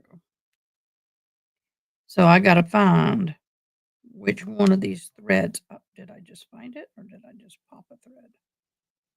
I think I did. It's tight, but it's pulling. I found it. So yeah, look what I mean by hot mess. I got all this thread sticking up on the back. So I got to figure out who do what to whom. No, not that one.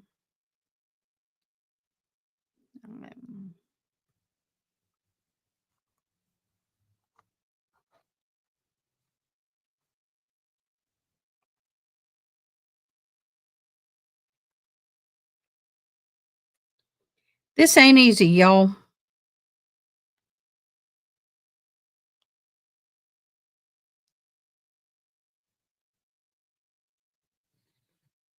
But now I think I got it.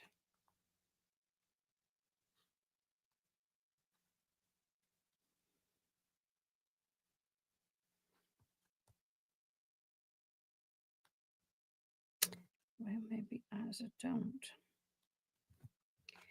So on the Cinematelli trial, what do y'all think about the maid? I think she's just there doing her job. She didn't want to be a part of the drama. She's like, no drama llama for me, honey.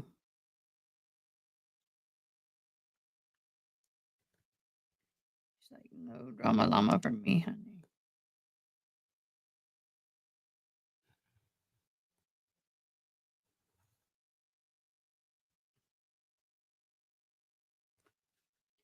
I was supposed to go to my daughter's college today.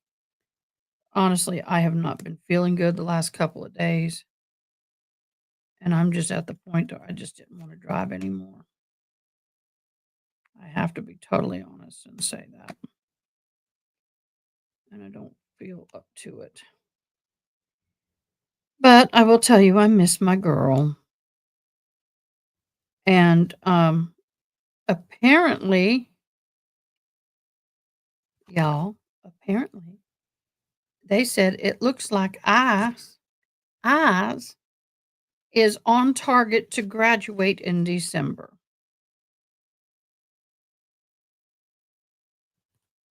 I am on target to graduate this December.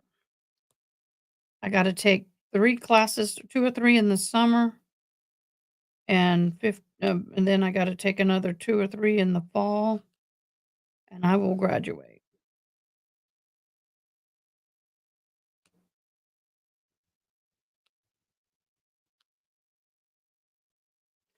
This is irritating me to no end.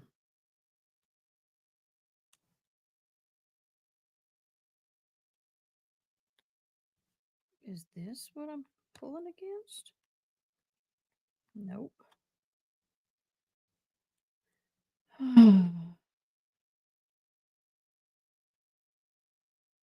Y'all, what we do.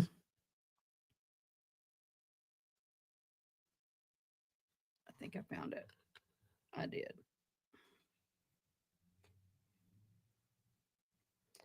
Found 2 of them. So what I have are these 2 hoops on the back of this. I didn't pull it all the way through. So now I've got to figure out how to get it all pulled through. I know. It's weird. I did have some credits from my other degree that gratefully it applied. But I had no idea that I was going to graduate with only a fall, a spring, and then a fall class. So I'm only going to be in school a year and a half. when I get my degree. I'm doing everything in a year and a half. But yes, got it. I got to get this one through. So that's kind of cool. I'm getting my criminal justice degree. God only knows what I'm going to be able to do with it. I know what I'd like to do with it, but we'll see what happens. When I got my ASL degree, I was under the impression certain things were going to happen, and they didn't. So the goal is this: I get my degree in criminal justice. I got 3 of these going here. Get my degree in criminal justice. I have to have a bachelor's degree in order to go for my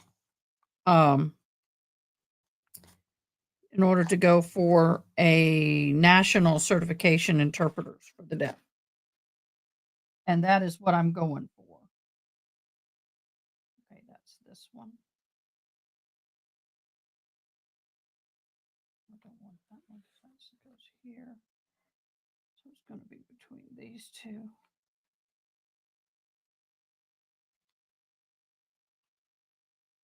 And I just typed in the wrong one. Dagnabbit.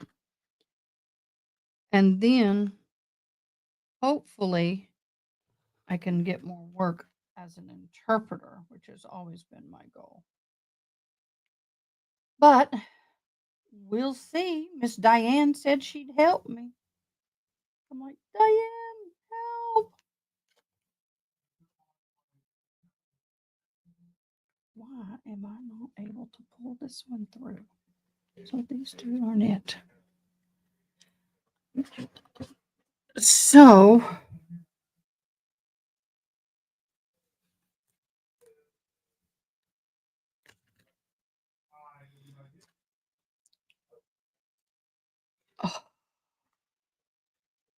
y'all, I have such a hot mess on the back of this. I wish you could see. I'd like to get my camera set up. I don't want to have to unbead this, and I think I'm going to have to. I'm just going to have to unpull the beads. Gosh almighty, this is going to suck. One.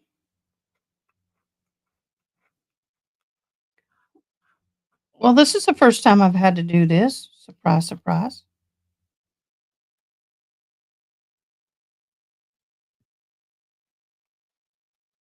Surprise, surprise. I didn't lose any beads on that one.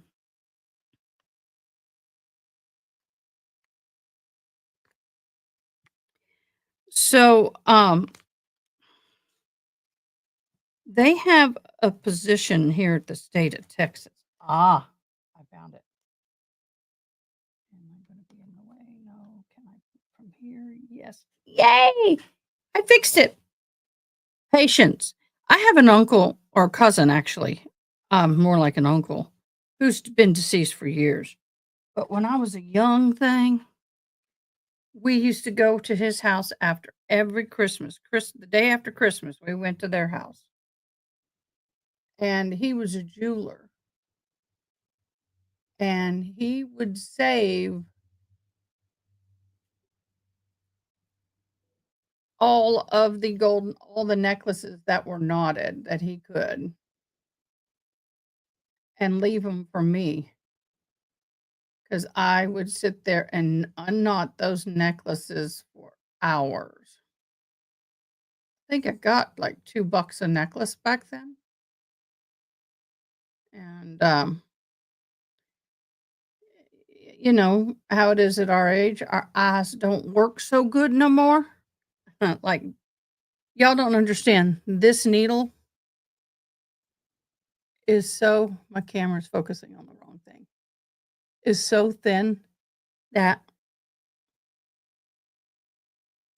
you take the end of this thread and you flatten it because the thread's round, and you flatten it and it will go through the needle. But if you don't flatten it, it won't go through. And then we use beeswax This is real beeswax. It's not the fake stuff. And we rub it on the thread. Does two things. It protects the thread and it also helps keep it from knotting and sticking. I got to remember what I was doing. Okay, that's the one. So,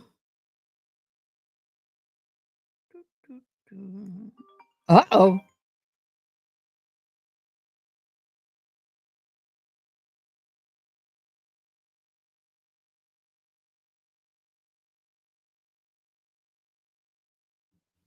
It was a spam call. If I don't know the number, I'll answer like, bueno. So that's what I do. The sentence watch is, oh, Yana, you got yours going 10 minutes. I got 14, 22, 23, 24, 25, 26, 27. Yep. Do you have yours going too? Girl, you on it. How's your move going? I am so sorry you're having to go through a move. Uh-oh. That's where I lost my beat. So we'll just...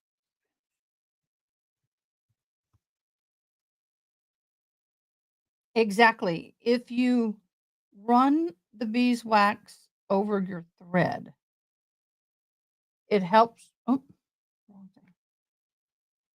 Especially a fibrous thread, it keeps all those fibers together and keeps it what I call more stable. And then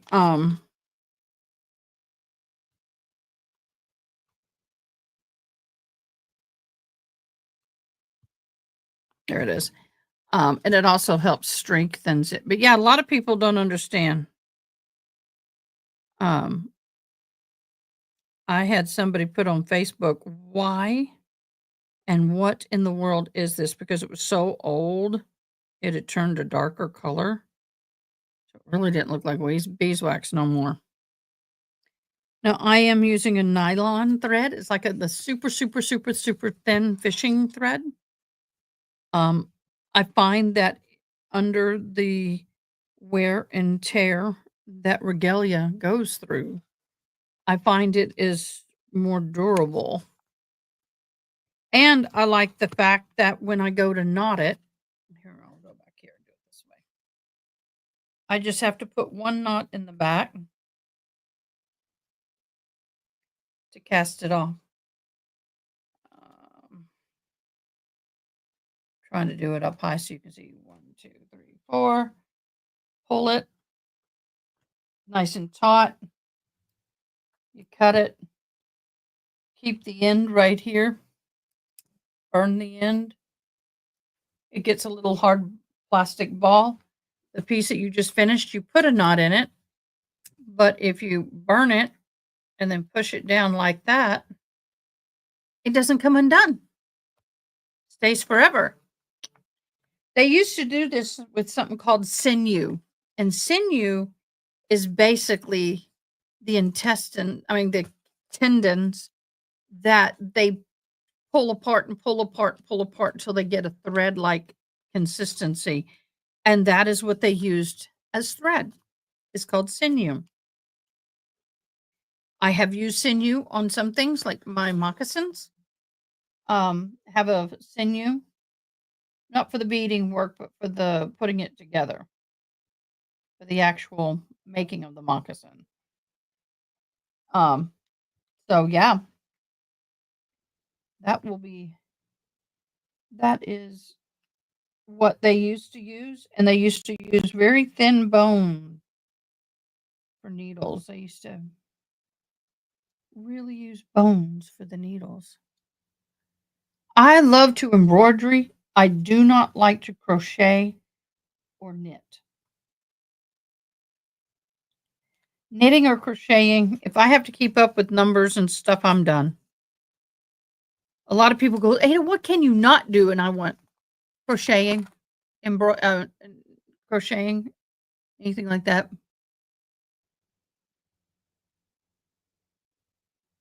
I know it was. Yeah, and I was just giving you a hard time. Moving is going. We'll be out of this apartment and back to my house tomorrow night. Woohoo! I know you have earned that. We are in 18 minutes, 30 seconds. Anybody want to take a poll? Should I put a poll up? I can put a poll up. Well, let me tell you, I like to get things done quickly. I like doing a lot of things, but I don't like to do things that take forever. Am I an instant gratification person? Yes, sort of. I don't mind the process, but I find that when I complete things, I'm at my happiest. So I'm always eager to complete, just how I am. And I will tell you, when I beaded that hat back there, that cowboy hat that I showed y'all yesterday, um, I thought I was never going to get done with that thing. It does help that I sit here and dive into trials and listen to trials and do this while I'm with you guys. But each one of these barrette pieces, and it's not going to be a barrette, but that's what I'm calling them. Each one of these little individual pieces that will create the drag, and I'll pull up what that looks like for you in a little bit, will take, I would estimate, about 40 hours each piece. Some of them are a little bigger than others because I go from a bigger size from the neck. And as we work our way down, I go just slightly smaller. So that drag definitely is going to take a long time. And I'll show you what that is. As soon as I get this last stitch in, I can let go of this and show you what that's going to look like. For those of you who are just hopping on, we are waiting, patiently waiting for trials. Here is the final piece. That is the bigger. Let me pull up some. I need to take a little beading break anyway. Weaves, paint, sketching, crafting. Oh, that's good, Gretchen.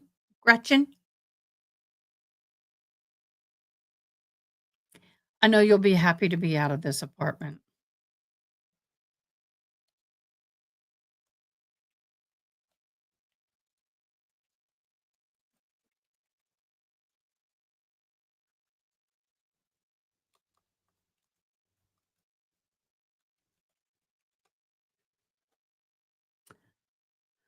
Okay, let's see if I can find it. Well, I don't want what's on eBay. That's all men's. I said women's. Okay. Beautiful. Perfect what I'm trying to do. Let me show y'all. I want to view image, share this screen, share this screen. Okay, so this here is a buckskin dress, very traditional. But why can't I see the next image? Let me.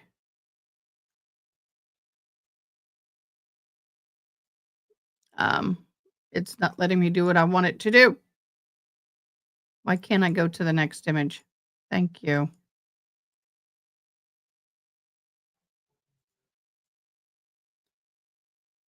View image.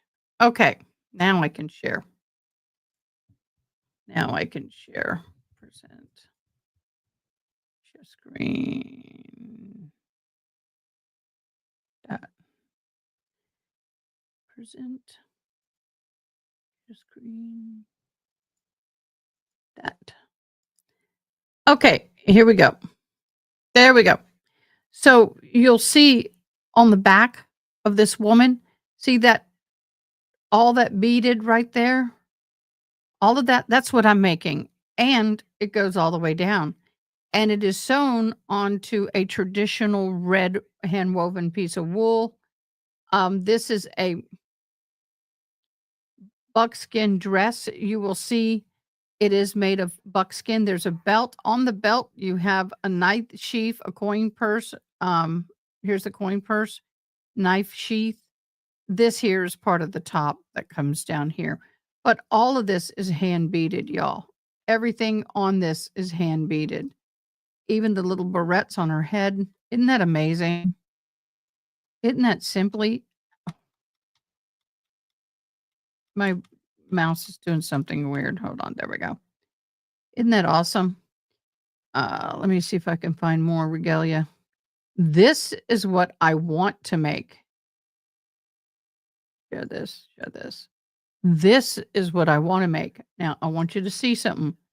That is fully beaded on top. The white is beads, the floral is beaded. That in and of itself, with the fringe, it's a 2-piece. That top piece weighs 20 pounds or more. Or more. And of course, if you look up at the barrette, that's beaded. Everything is beaded or, handmade. All of this is handmade. 100% of this is handmade. So let me see who else I can go to.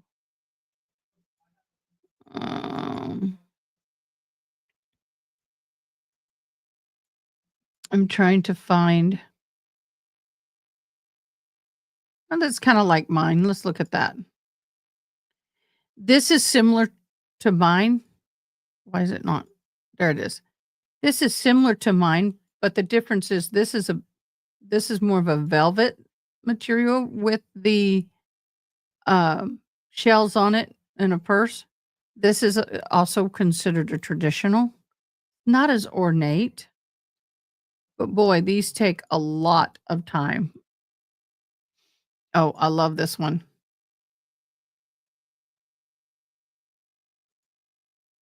Let me do this one. This one here, come on. All of this is beaded. Yep. All of this is beaded. So here's the barrette. The black that's coming down past the bottom of the barrette is otter and the fan. And then, of course, the bone breastplate. She beautiful.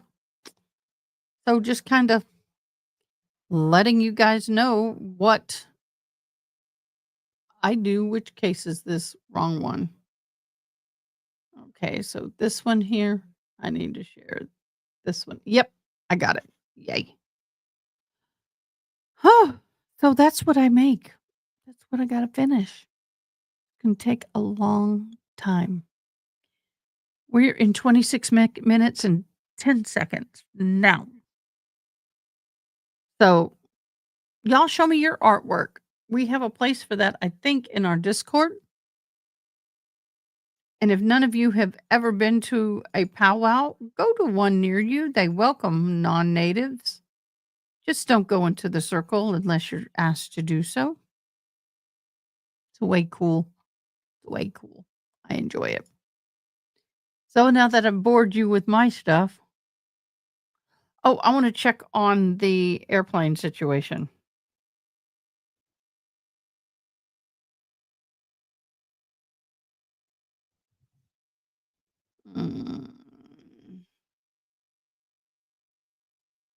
Let's watch this together.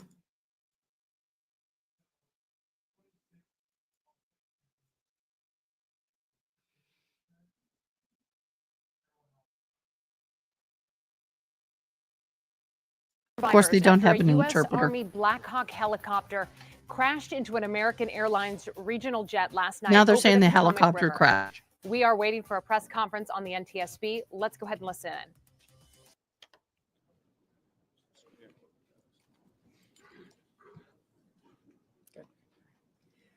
Thank you for joining us. My name is Jennifer Homendy, and I'm the chairwoman of the National Transportation Safety Board. The National Transportation Safety Board is an independent federal agency that's charged by Congress with investigating every civil aviation and serious accident and serious incident in the United States and significant events in other modes of transportation. I want to start by expressing our deepest condolences, our sympathies on behalf of the entire board for those who lost loved ones in this terrible tragedy. Our thoughts, our prayers are with you. Entire communities were affected, and we are thinking of you. With me today is Bryce Banning. Bryce is a senior aircraft accident investigator with the National Transportation Safety Board. He's also going to serve as our investigator in charge of this investigation. I'm sorry for Also you, with me Bryce. today is the entire board. We have Todd Inman, member Todd Inman. Todd is going to serve as the board member on scene, the spokesperson for this investigation. All of the board members will be here. We have Vice Chairman Alvin Brown, member Mike Graham, who lived in Wichita for 20 years, and we also have member Tom Chapman. The NTSB's headquarters is just a mile from here. And so we are all here because this is an all hands on deck event. And we're here to assure the American people Can that someone we fix are that going mic? to leave no stone unturned in this investigation.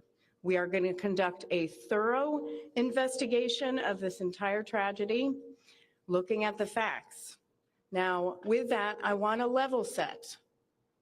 When we go to the scene, and we were here last night, we allow the responders to do their important safety mission, which in this case was search and rescue and recovery. We stand back to allow them to do their important safety mission.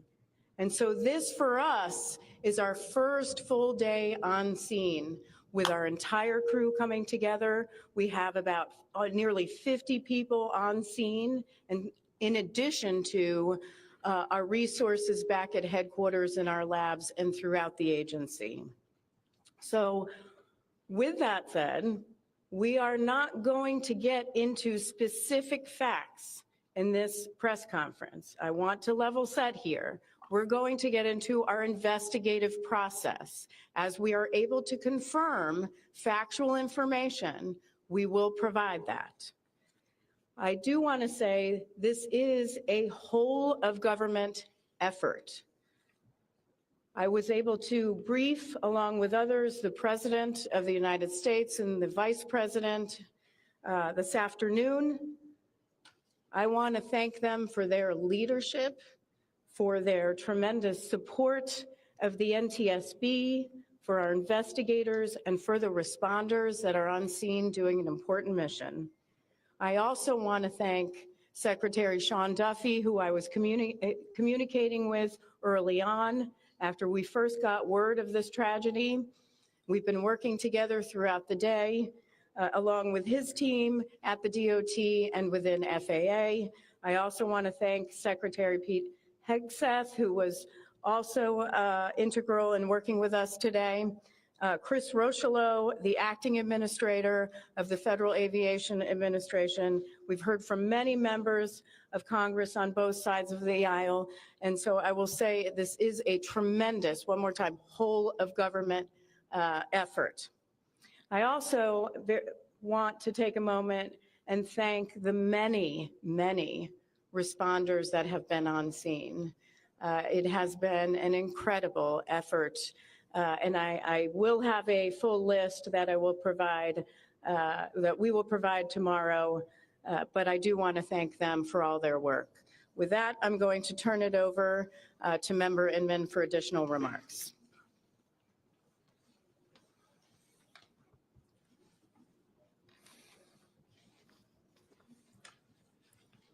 So today is our first full day on scene. Our investigative team will be on scene as long as it takes in order to obtain all of the perishable evidence and all of the fact finding that is needed to bring us to a conclusion of probable cause. Our mission is to understand not just what happened, but why it happened, and to recommend changes to prevent it from happening again. Since we're just beginning our investigation, we don't have a great deal of information to share right now. We will keep you informed by giving regular updates as we learn more. Our intention is to have a preliminary report within 30 days, and the final report will be issued once we've completed all of our fact finding and investigation. Now, we will not be determining the probable cause of the accident while we are here on scene, nor will we speculate about what may have caused this accident. Today, we will be going and having an organizational meeting and establishing our parties to our investigation. We currently have the following parties that are already identified: PSA Airlines, GE Aerospace, Sikorsky, FAA, NACTA, which represents the air traffic controllers, ALPA, which represents the pilots, Army, AFA, which represents the flight attendants.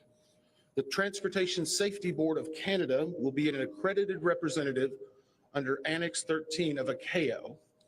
They will be supplemented by MHIRG as a technical advisor. They were previously known as Bombardier, sorry. The NTSB offers this party status to those companies, government agencies, and associations that have employees, activities, or equipment involved in the accident. We offer that because they will provide technical expertise and relevant information supporting the development of the best possible factual record.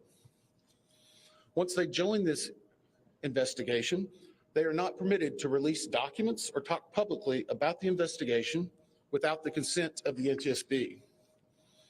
So I want to stress this. It is only the NTSB that will provide information related to this investigation, with one exception. Regarding the fatalities that occurred, that notification will be handled by the DC medical examiner. We will not be discussing fatalities or names. That will be handled by them as the proper authority. So we want to talk a little bit about our process. We will analyze the facts and determine the probable cause of the accident, and then issue a report of those determinations. I also want to talk a little bit about some additional people that are here with us, and they're very important to us, and that is our family assistance group. Later today, we will be briefing the families. We normally try to do this before a media event, but in this case, they're still arriving. Our family assistance specialists are already working closely with local officials and others to help assist them in their efforts to support everyone that's affected by this accident. The Let me just son of reiterate the what the chair said. skating coaches, the husband and Loss of wife life skate in an team aviation accident is very already unusual there. in the United Just States. arrived.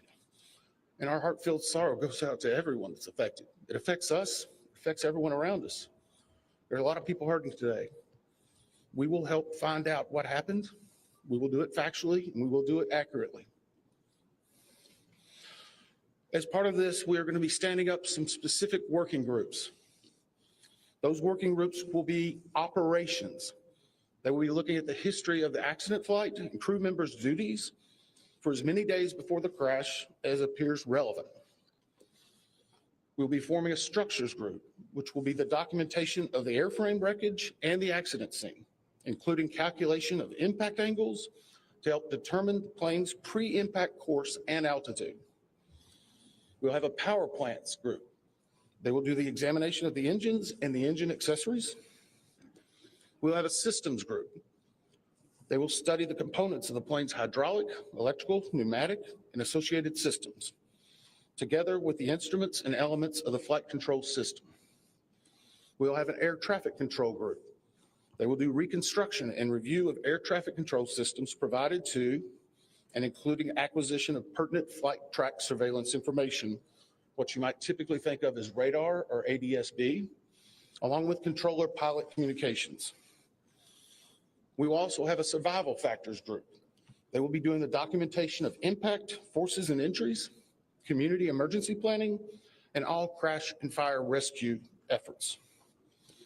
Also, due to the unique nature of this crash, we will be having a helicopter group as well. Lastly, we will have a human performance group, and this will not be its own group. It will actually be a part of the operations, air traffic control, and helicopter groups. They will study the crew performance and all before the accident factors that might be involved in human error, including fatigue, medication, medical histories, training, workload, equipment design, and work environment. Now we're going to take a few questions, but I will again stress, we don't have a lot of information now. We will continue to gather that. We will try to release it as we can, but we will only talk about the facts of the case that we know right now. I'm going to ask, we'll call on a few people. I'm going to ask that you state your name and affiliation. James Matthews from Sky News. So we've heard from President Trump today talking about DEI hiring policies within the FAA and associating that with the cause of this accident. What do you say to that? Well, unfortunately, I didn't hear the remarks. I was briefing House and Senate members, but I believe Chair, would you like to take that? As part of any investigation, we look at the human, the machine, and the environment. So we will look at all the humans that were involved in this accident. Again, we will look at the aircraft, we will look at the helicopter, we will look at the environment in which they were operating in. That is standard in any part of our investigation. I'll turn it back. Chair, can I ask you, has the flight data recorder been recovered yet? And what is the difficulty in a water disaster like this, which presents a very difficult environment for your investigators and the people out on the water right now? Well, the question was on the flight data recorders. And we have not recovered the flight data recorders yet. We know they're there. They are underwater. This is not unusual for the NTSB. We have many times recovered flight data recorders in water. We have our lab right here that is about a mile from the NTSB, so it's not unusual. And once we get those, we'll be able to get those read and information from them to be able to provide further information to you. Chair. I'm going to turn it back over to Member Inman. Hey there, Skylar Henry with CBS News. Earlier today, Defense Secretary Pete Hegseth said a mistake was made last night. Based off of you all's initial investigations and preliminary findings, have you all been able to tell whether this was human error or mechanical failure? The question was, has there been human error or mechanical failure? We don't know what we know just yet. We do not know enough facts to be able to rule in or out human factor, mechanical factors. That is part of the NTSB investigative process and where all of these groups will come together. It's one of the reasons why the NTSB is known as the gold standard. We will take the time that's necessary, but I'd also like to reiterate, if we find something that is a significant issue that warrants immediate action, we will not hesitate to make those recommendations and make them public. We have a good track record on that, and we want to continue doing so. Sir. Hello, Sir. Tom Costello with NBC News. Does it hurt your investigative process, maybe for the chairman, does it hurt your investigative process to have the president already suggesting possible causes here as you try to keep an open mind and begin this investigation? Thank you. Tom, with all due respect, I think the press also likes to state what probable cause is before we get to the probable cause. So what I'm going to say is you need to give us time. You need to give NTS, it's not that we don't have information. We do have information. We have data. We have substantial amounts of information. We need to verify information. We need to take our time to make sure it is accurate. That's best for you. That's important for the families. It's important for legislators who are seeking answers to try to figure out what they're going to do about this. And so it will take time. We do have a lot of information, but we need some time to verify that. Oh, that was a good jab at the news people. Yeah, Member Chase Don't Williams jab of at the Fox News president I'm when he wondering about wants to know the conditions same in thing you tower do. Last night, were there any performance issues in the past with any of these controllers? Anything of that nature? The question is about They're not going to give you that information. As Don't I said, ask. we're just now forming the groups.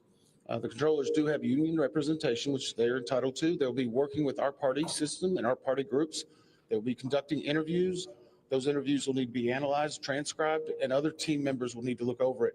It'll be a long process, but we will go through the entire history. Michelle Del Rey, The Independent. My question is for the chairwoman. Can you tell us more about what the president and the vice president's responses were when you briefed them this afternoon? Sure. So the question was about my briefing for the president and the vice president. As is standard, we offer briefings on our process and what we know. And this was a briefing with the president and vice president and with Secretary Duffy and Secretary Hegseth and also the acting administrator of the FAA. There was discussion on what we know so far and our process, and that was about it. Madam Chairwoman, Stephanie Robbins with ABC News. Similar to Tom Costello's question, the president has stated what may have caused the crash, stating common sense. Does that affect your progress at all at this early stage? Yeah, so the NTSB, we conduct an important safety mission where we take a very careful approach. I'm sorry, the question was on Methodical speculating approach. during investigations, which is we often hear about.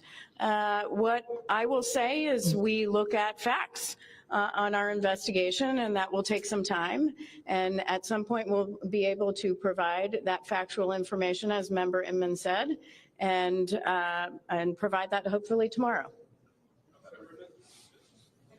Hang on a second. Dave.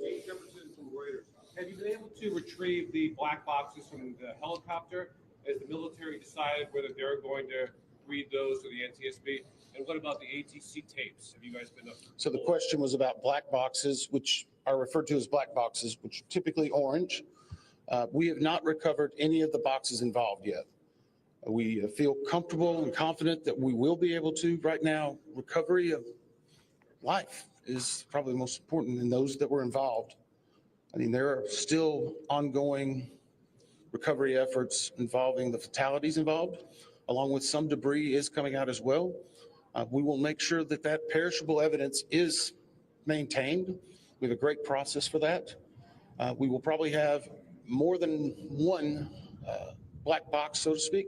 It's our understanding that the Sikorsky helicopter is equipped with some form of recording devices, and those will be read either by the DOD or by us. We have a good starting relationship with them, and we've already made agreements in order to be able to do that.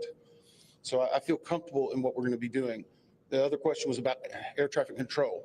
We received a very large package of information from the FAA at about 3 a.m., I believe, this morning. That is still being reviewed and analyzed. I would say there's a lot more information that usually comes in that than what you may find online and people might speculate about. And that is part of that overall process where we take the time to get the information correct and to make sure all the parties are engaged and involved and can fact check that information. One. Gabe Cohen from CNN. Can you tell me if the NTSB has reviewed this FAA internal report that has been cited by the New York Times indicating that the controller that was on duty at the time of the crash was doing a job that's usually done by two people? We have not reviewed any specific reports about the controllers at this time, at least from the leadership team. Our investigators are continuing to pull all that information, their personnel records, their files, where they were at, whether they were fatigued. All that information will be part of that investigative process. But right now, we can't speculate on anything that may have been reported in the media until we get the opportunity to validate and understand how it impacts the investigation. We're going to take just a few more questions. Let's follow up on that. Sir? Yeah, Oren Khan, Zebra Magazine. What's the process and logistics like of bringing the families in? Are they coming into the airport? And how are you going to sort of treat the sensitivity of bringing them to the place where this tragedy happened? So the question is about the families. And many of those families are still en route. Some are still being notified from both the military and from the commercial crash. There is a family assistance facility that's being stood up by American and PSA Airlines in Bethesda, Maryland. They've already been working on that, standing it up. Our team from our disaster assistance team has also been coordinating with them. We plan on briefing them. It is customary that at some point, if the families wish to go to part of the accident site, that we would arrange such a thing, but it will only be when we know that it's safe, we have the correct perishable evidence, and we can do it in the proper modesty that should be for those family members. It will be a little bit of a process, but it will take some time. Sir, to follow up on the air traffic control system. No. So, are you? I know that Marielle Carbone with DC News now. We've heard from some witnesses that they saw people were able to come down the slides of the plane. Has there been any indication that people made it off the plane into the water? Well, again, we will not speak to the fatalities. The DC medical examiner will, but I think the DC fire chief this morning very succinctly said correctly that we believe there are no survivors. But were they off the plane? Like, did they even get out of the plane? Last question. So hang on one second. Right now, we're going through the debris fields. Nothing we've seen would indicate that maybe slides or chutes were deployed. It was a very quick, rapid impact, but we've seen nothing in that regard so far from the evidence we had, but we still need to verify all of that information. One more question? Jeff Cook, ABC News. Go ahead. Jeff Cook, ABC News. What do you know about the altitude of the helicopter at the moment of impact? And can you talk about the procedures for such helicopters in that area? The question was about the helicopter procedures. And in DC, it's kind of a unique environment. We've been getting briefed more and more by the FAA. I'm not an air traffic control specialist, but they're actually helicopter zones, if you will, or tracks. And this one was transiting, I believe, from track I'll be 1 right to back. 4 as part of their normal procedure. If you live in DC, you see a lot of helicopters going down into this area. So there's a very well-defined system in that regard. As far as altitude, until we get the additional information, we can't validate or basically corroborate any of that until we get more of the electronic data and the data that's on the plane. I do want to clarify one question that also came about cell phones. You know, in today's age and time, a lot of electronics and other devices do contain a lot of different information. We've found on a number of our accidents that we actually are notified through a smartphone that may sense that. As part of our process, we will obviously treat all of the effects of the deceased with dignity. We are already starting to pull that information together. If we feel that it's necessary to find or pull some of that information, we will work with the families and make sure we do it in a manner that's respectful for them and their privacy. But right now, we don't have any plans specifically on that amount, on that area until we need to. Thank you very much.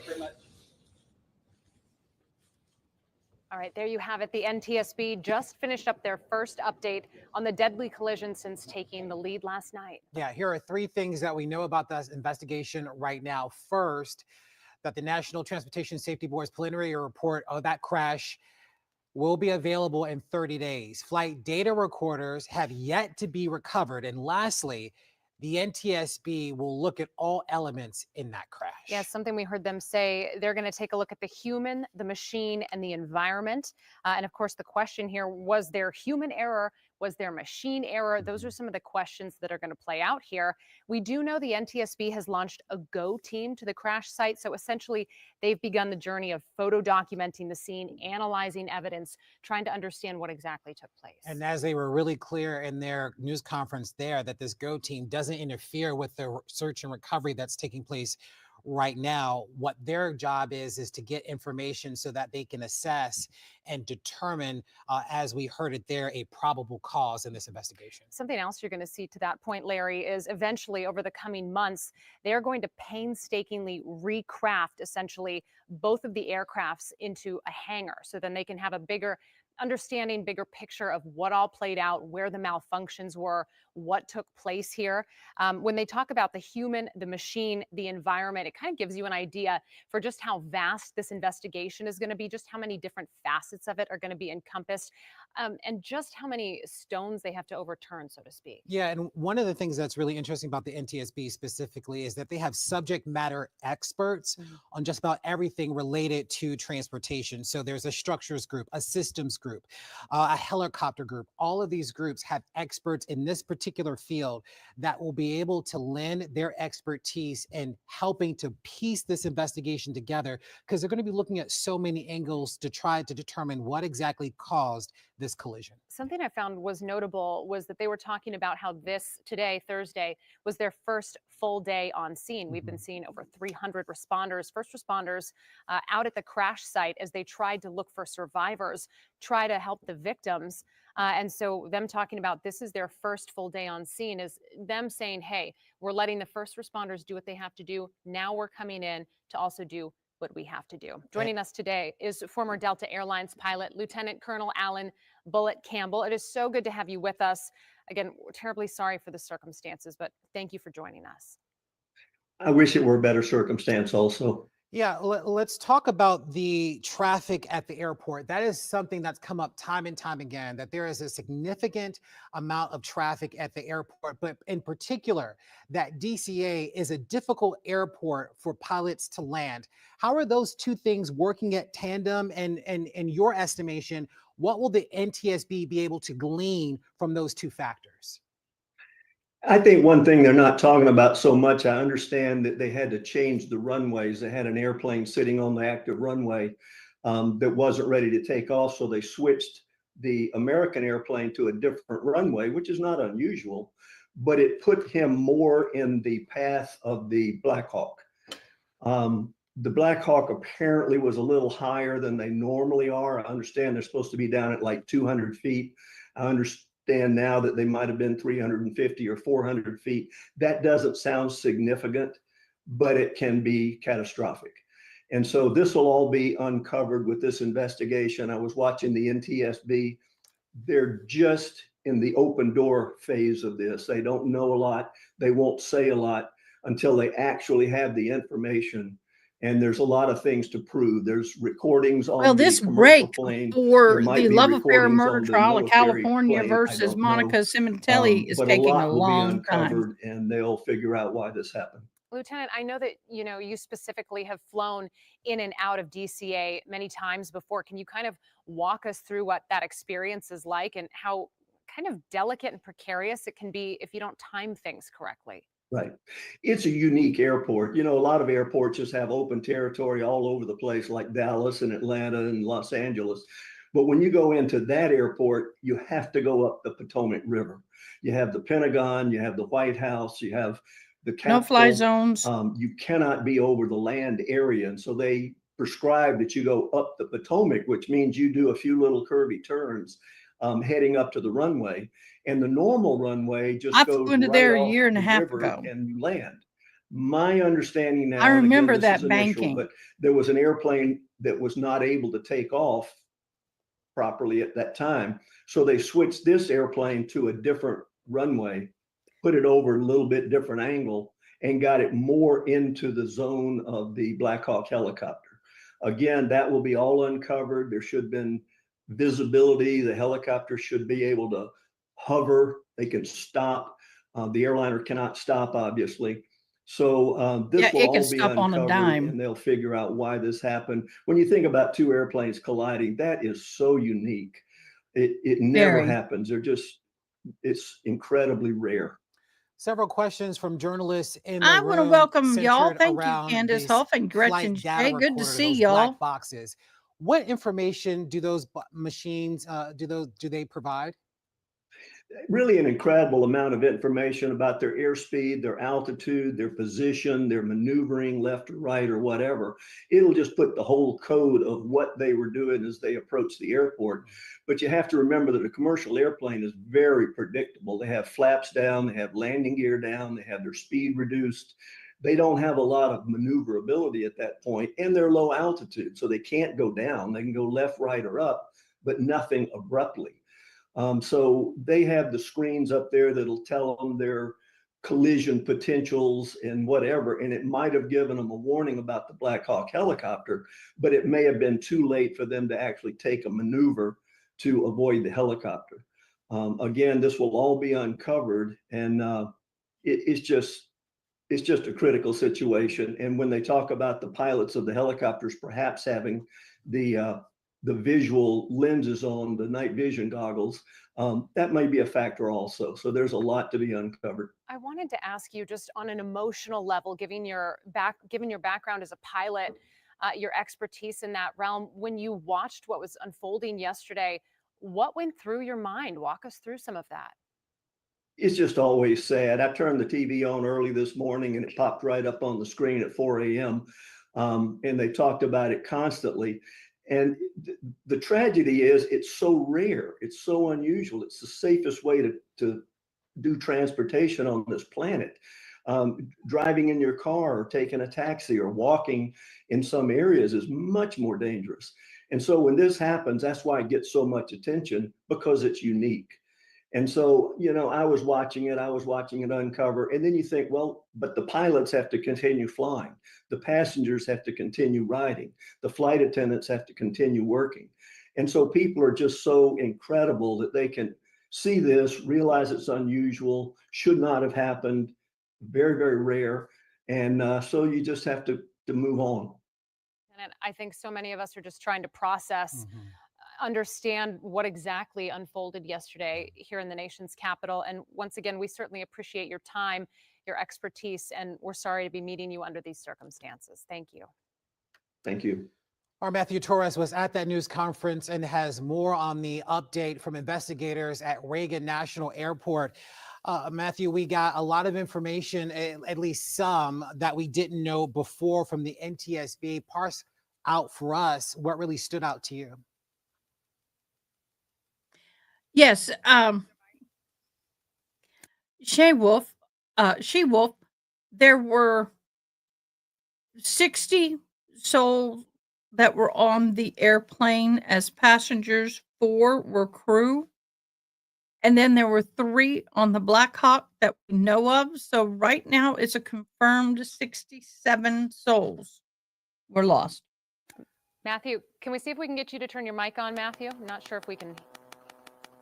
Give us 1 second, just working out some technical moving pieces here. We're all good. So he was just inside that news conference at the NTSB. And so we're going to get his perspective there was a lot of reporter questions being asked. Right. And let's go, Matthew, we're going to send it back out to you. Bring us into that room. Tell us what you took from that press conference.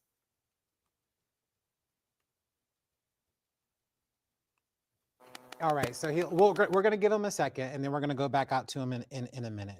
But a lot was given from the NTSB as we're trying to get a better understanding of where they are in their sort of investigatory process and what things will look like as we move forward. Already, there's been a lot of speculation and a lot of theories that are floating around as to what contributed to this. I think what the NTSB did was sort of level set with us, that a lot is still unknown. There's still a lot of questions, and they're still working through the process of trying to collect critical data that's going to allow them to come up with that preliminary report coming up in 30 days. And that's something we'll be waiting for, certainly. Let's go back out to Matthew Torres. Matthew, we heard them say in this press conference, they're going to be looking at the human, the machine, and the environment. What else did you take from that meeting today? Oh, I'm sorry, Yana, you did.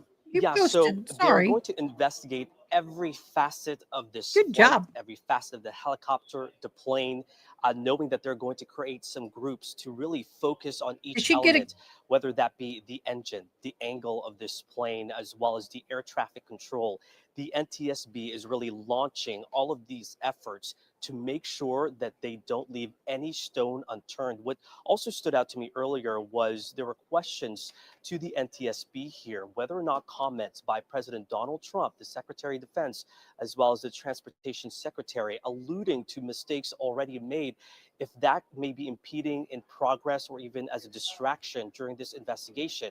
And as you heard from the chair of the NTSB, they're really putting that all aside right now to make sure they are not offering any speculation or even a glimpse of speculation until they can for certain that they are able to fully investigate this. And they are planning to be out here on the scene.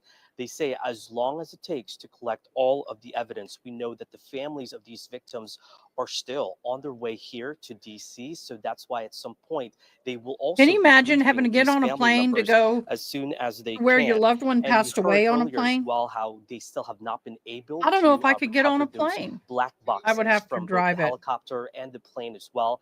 They're underwater, something that the NTSB is used to. So that part is really not completely unusual, but that will take some time. And so they're also saying that they have received a large package of information from the FAA, presumably about the air traffic control. They have yet to review that large package, as well as they're looking into they haven't looked into any other reports. There was another question about if they looked into reports of lack of employees and lack of personnel when handling these types of planes. They say they're still, again, holding off until they're able to review as much information as possible. You've said it already, in 30 days, a preliminary report will be out there. 50 NTSB personnel out here on the scene and will remain here as long as possible, guys. Their mission is to understand why it happened. Matthew, thank you for walking us through that. We appreciate it. Of course, we do know there's still a very active recovery happening right now in the Potomac. Yeah, let's get on over to Melissa Kim. Yeah, I She's agree at with you, Gravelly Rachel. Point in There's Arlington, always going to be a not holdout. far There's from the always going to be airport. When one we that saw does you not believe earlier in this life in afternoon, prison. Melissa, we saw a rather large response behind you and that area as investigators continue with their investigation there. Yeah, hey there, guys. That crowd, that group of people, those hundreds of people, rescue efforts, that is still here. I want to show you what is happening here right now. If you want to look between those two trees there and way back far behind towards the water, that's where the recovery, most of the recovery efforts have been happening with a lot of these crews. We've seen them picking up what looks like pieces of debris and bringing them into that tan tent over to your left side over here. And I guess that is where they are analyzing to see what most of those things are. But we've seen FBI officials, we've seen Arlington County Police, as well as fire crews. So really federal, state, and local efforts here at Gravelly Point. And this is obviously having an effect on a lot of the people who live here in Northern Virginia as well. At Gravelly Point in Arlington, federal, state, and local officials continue to recover debris from American Airlines Flight 5342.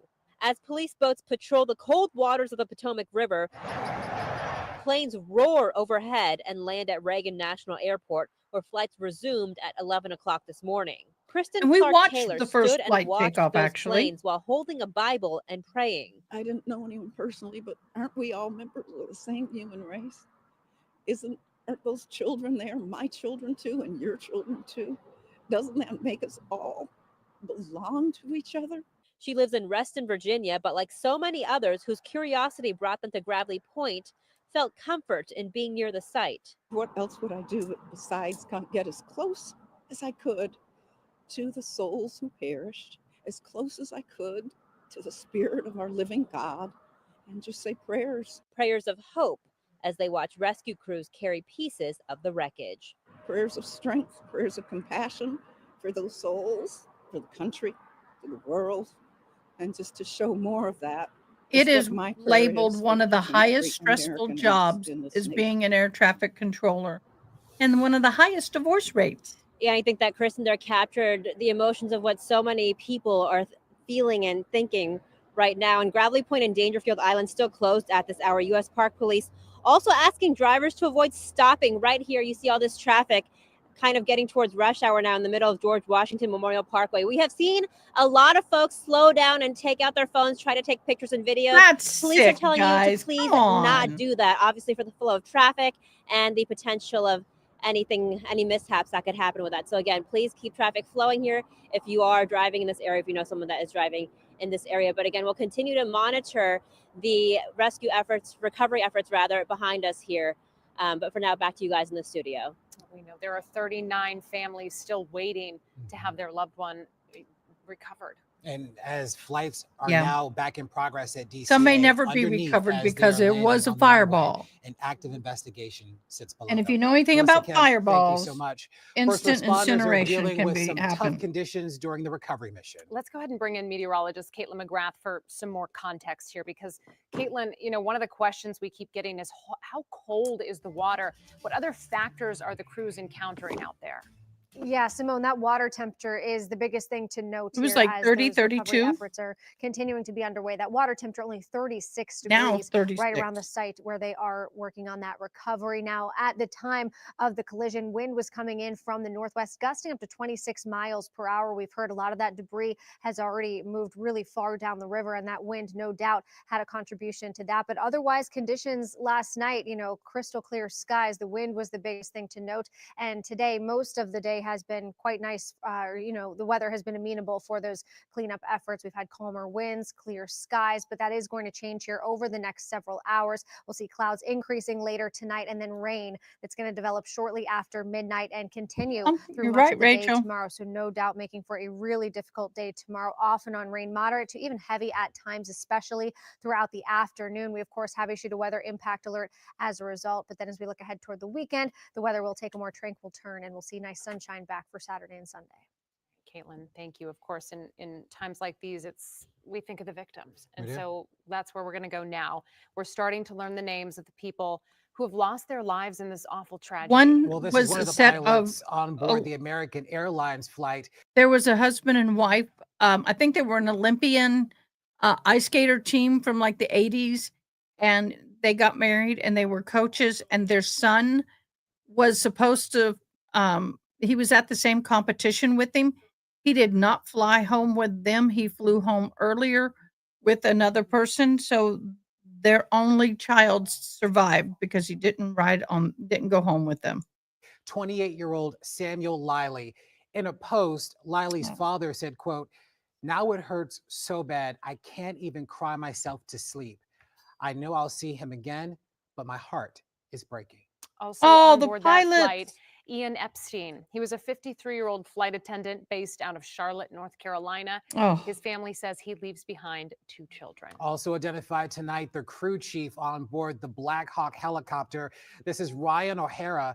Our sister station in Atlanta confirmed the news earlier this morning. He leaves behind a wife and a 1-year-old son.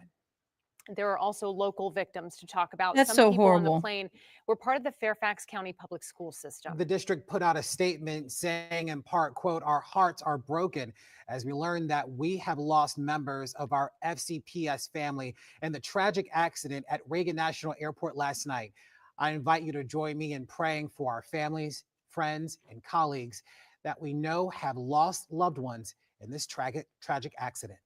Now, some people on the plane were also former Loudoun County students. The district said, quote, "This unimaginable loss has deeply affected our community, and with great sorrow, we have learned that multiple victims were former LCPS students. Many other Loudoun families have also been impacted.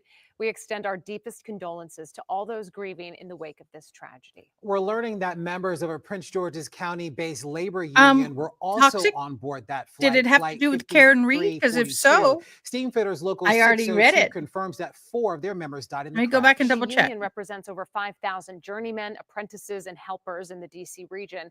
In a statement on social media, union leaders said in part, quote, "As more information continues to come in, we are heartbroken to confirm that 4 members of UA Steamfitters Local 602 were among the victims of the American Airlines flight yesterday." The entire United Yes, I did go Association through is that this grateful morning, to first beloved. responders You who were worked such a tirelessly throughout the sweetheart. night Thank and who will you. continue to investigate what happened. Well, this And we tragedy gave has you affected credit many too, families hon. locally and many in the figure skating community as well. We know that local Okay, figure hon. skaters were on that plane Loves and heading back blessings. from Hope a you feel better competition soon. in Wichita. John Duran is in Ashburn at one of the rinks that those children used to skate at. John, tell us about this. I mean, this is just devastating. Simone, it's been heartbreaking to see. This is the Ashburn Ice House, and all day we have seen parents with their children, most of the children in skating gear with flowers in their hands and a lot of them with tears in their eyes. This is, we're told, where many of the children skated at the Ashburn Ice House. I want to take you inside. That's what we're told. Skaters, people that knew the figure skaters that died are grieving right now, and you see a memorial has begun to set up and people keep adding to it as recent as a few minutes ago. Today, I spoke to a local figure skating coach who says he didn't know the kids who lost their lives personally, but his ex-wife, Ina Volyanskaya, or Ina V, as the skaters I've talked to have called her, was their coach and was on the plane last night. He tells me the kids were 12 to 15 years old, but a skater I talked to here says some of them were 10 or 11 years old. They stayed beyond the national championships that happened in Wichita for some elite coaching. These kids were just doing an extra thing. It's called a developmental camp, and they stay for an extra couple of days, and then they go off and do this, and then they just took their flight home, and unfortunately. She would generally be in the kitchen. Okay, where the television was, correct? La televisión, ¿correcto? La cocina. In the kitchen. Okay. Let me ask you one more question. Do you remember being asked before the grand jury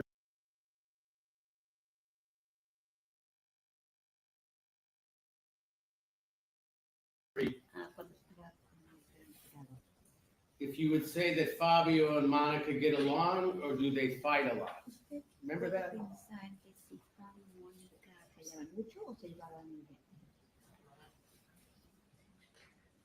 No sé. I don't know.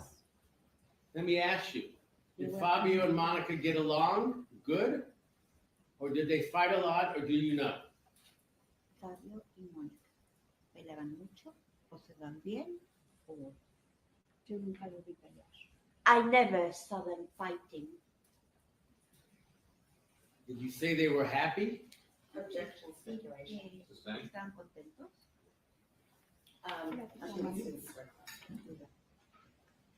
Did you ever hear them argue? ¿Usted alguna vez escuchó que ellos discutían? No. No.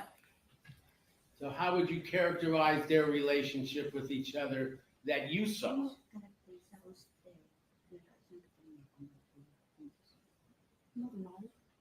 Normal.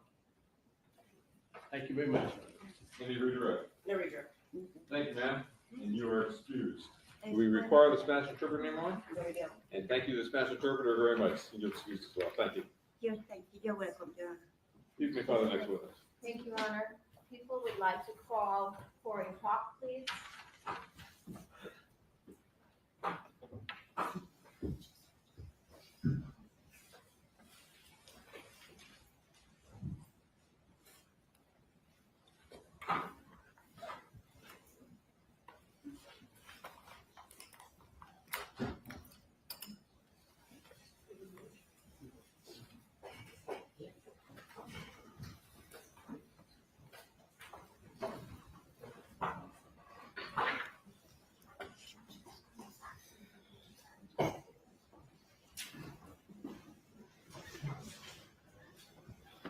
You can please face me and raise your right hand.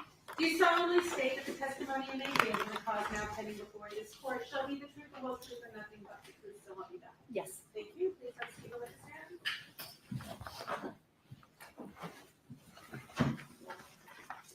Just the microphone so we can hear you, and for the record, say and spell your first and last name, please.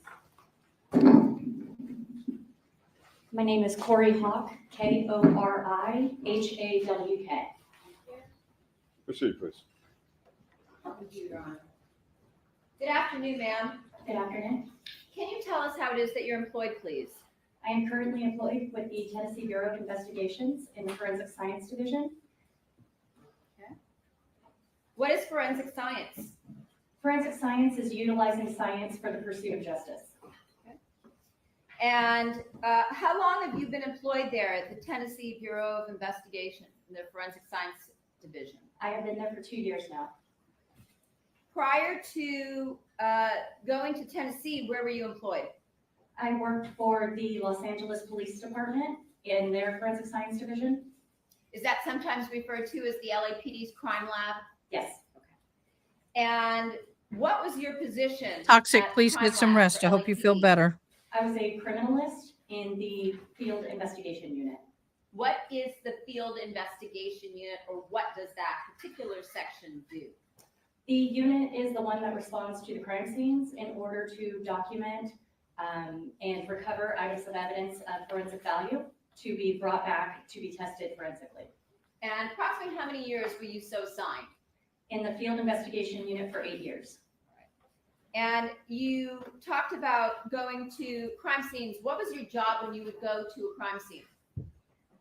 Most of the time I would be the lead, and my job is to obtain a synopsis of why we would be responding. Then when I get there, do initial documentation of how we found the scene, and then identify items of evidence for forensic value.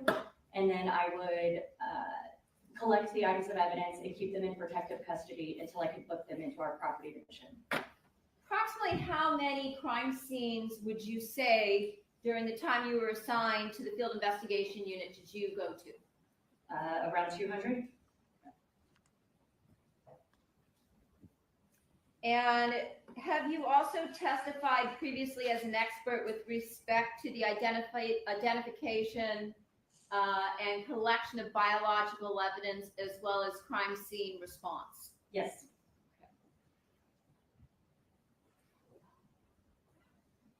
prior to be assigned to the field investigation unit, were you assigned to other units within LAPD's crime lab? Yes, I worked for 2 years in the narcotics analysis unit, and then I worked just over 2 years in the serology DNA unit as well. So in the serology DNA unit, what was your job there? I was a DNA technician by the time I left that unit. So does that mean while you were assigned during those 2 years to the serology DNA unit that you were dealing with items of biological evidence that had in some cases been collected from a crime scene, such as what you were doing in FIU? Correct. And tell us a little bit about your background, training, and experience that qualifies you, if you would. I have my bachelor's of science in cellular and molecular biology. I worked for 10 years in biopharmaceuticals doing cancer research. I did the 12 years with LAPD and in addition my 2 years with the TBI. During my training in the forensic discipline, I received internal and external training in all disciplines and was found competent. Some of the external trainings would be blood stain pattern documentation, identification and collection of biological evidence, shooting incident reconstruction, other things of that nature. I've taken quite a few courses.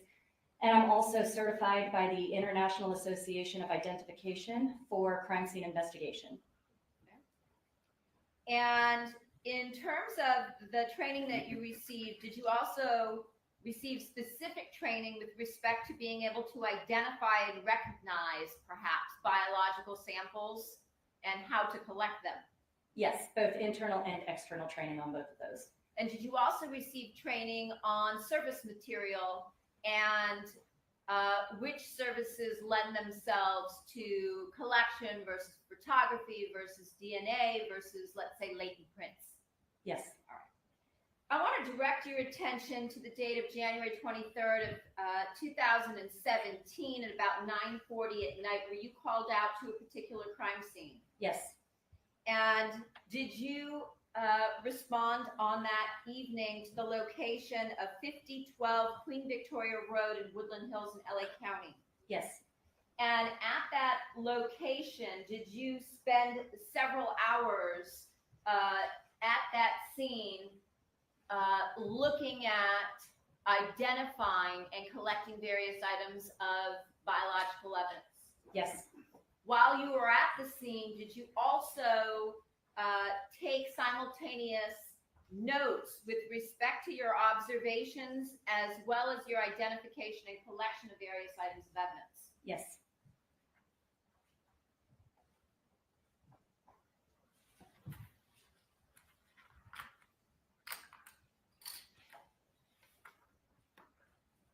Start by showing you what's been previously marked as People's Exhibit 9, page 9, which you can see in the bottom left-hand corner. Do you recognize the location that you see here? Yes. And is this the location that you responded to on the night of January 23rd, 2017? Yes. Okay. When you responded to this particular location, did you speak to various individuals? Yes. And did you also, prior to your collection, have conversations with LAPD homicide detectives that were at that scene? Yes. Did you come by yourself to the location, or did you come with another person from the crime lab? I arrived with my partner, Matthew Saucedo. Okay. And was he your partner that was assigned to this crime scene with you? Yes. When you got to the location, were you briefed by detectives regarding their crime scene investigation up to that point? Yes. Were you also made aware that there was surveillance video in the area that was being collected? Yes. Were you also made aware that a vehicle from this location had been stolen in the course of the crime? Yes. That being a Porsche? Correct. When you came to the location that night, you said that you arrived at somewhere around 9:40 at night. So I'm assuming in January it was dark. Yes. And All right, guys. Was the location lit in any? They've got a particular way when you verdict. arrived? There was portable light units brought in for external searching.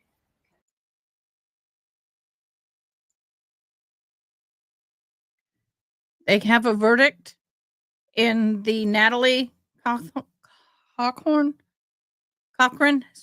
trial. If y'all want to know, hop on over there. We're live on that end. 1 hour, 22 minutes is what I have.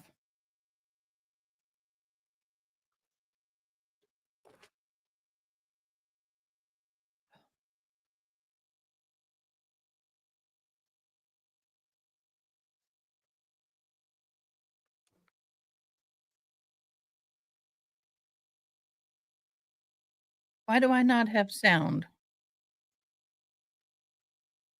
I will expect no outbursts either way upon reading the verdict. Are there matters that we need to discuss before we receive the verdict? Not from the state, Your Honor. Thank you. No, Your Honor, not from the defense. Bring in the jury, please. Life without. That's what I'm hoping for.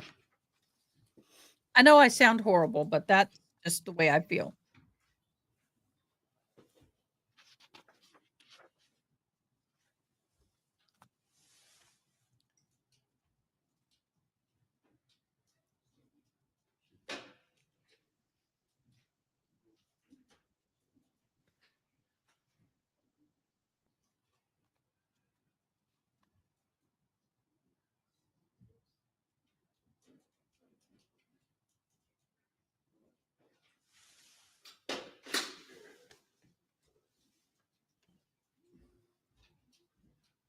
I don't think his family is going to be happy with anything less. But I don't often say this, but I think she's just pure evil.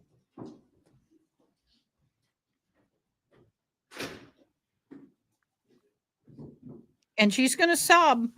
Be prepared. Madam Foreperson, has the jury arrived as a verdict? Yes, Your Honor. Would you please hand the verdict form to the bailiff? I'm going to who will pause this one transmit for a it to minute me? so I can hear it. I am listening to the verdict in, Will the not the defendant verdict, but the please rise? sentencing verdict of Natalie Cochran. In the case of State of West Virginia versus Natalie Page Cochran, case number 23-F-343K, the verdict is as follows. Having found the defendant guilty of murder of the first degree, we, the jury, recommend the following.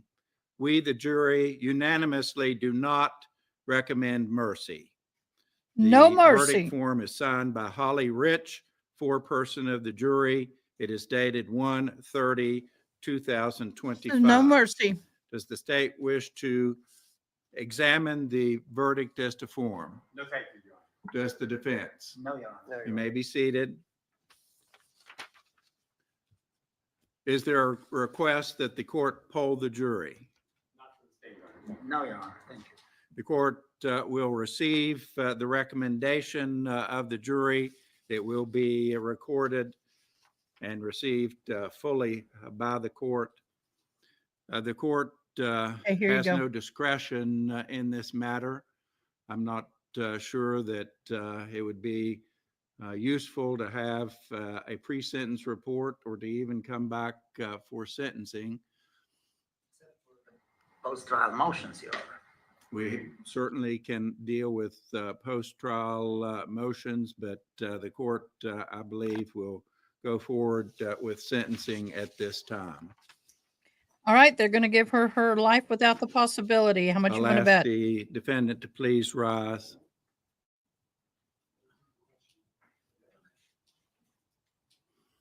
It is the judgment and ruling of the court that the defendant, Natalie Page Cochran, be, and she is committed to the penitentiary of this state for her natural life without the possibility of parole. I'll preserve all defense exceptions to the sentence imposed. You may be seated. Members of the jury, I appreciate your service. This is no comment at all on your verdicts, but you have been here. You have done everything that the court has asked you to do. You have been attentive. You have paid attention to all matters presented before you. I can excuse you from this trial, but I cannot release you from service. And so you are now pros in terms of jury service, and you will have to be available until May, the May term. It is very likely that you will be called in for other trials, civil or criminal. And so you know what to expect. You know what the situation involves. Thank you very much. We could not operate without you. And I sincerely appreciate your cooperation and patience. You may now follow the bailiff to your jury room and depart with the court's sincerest appreciation.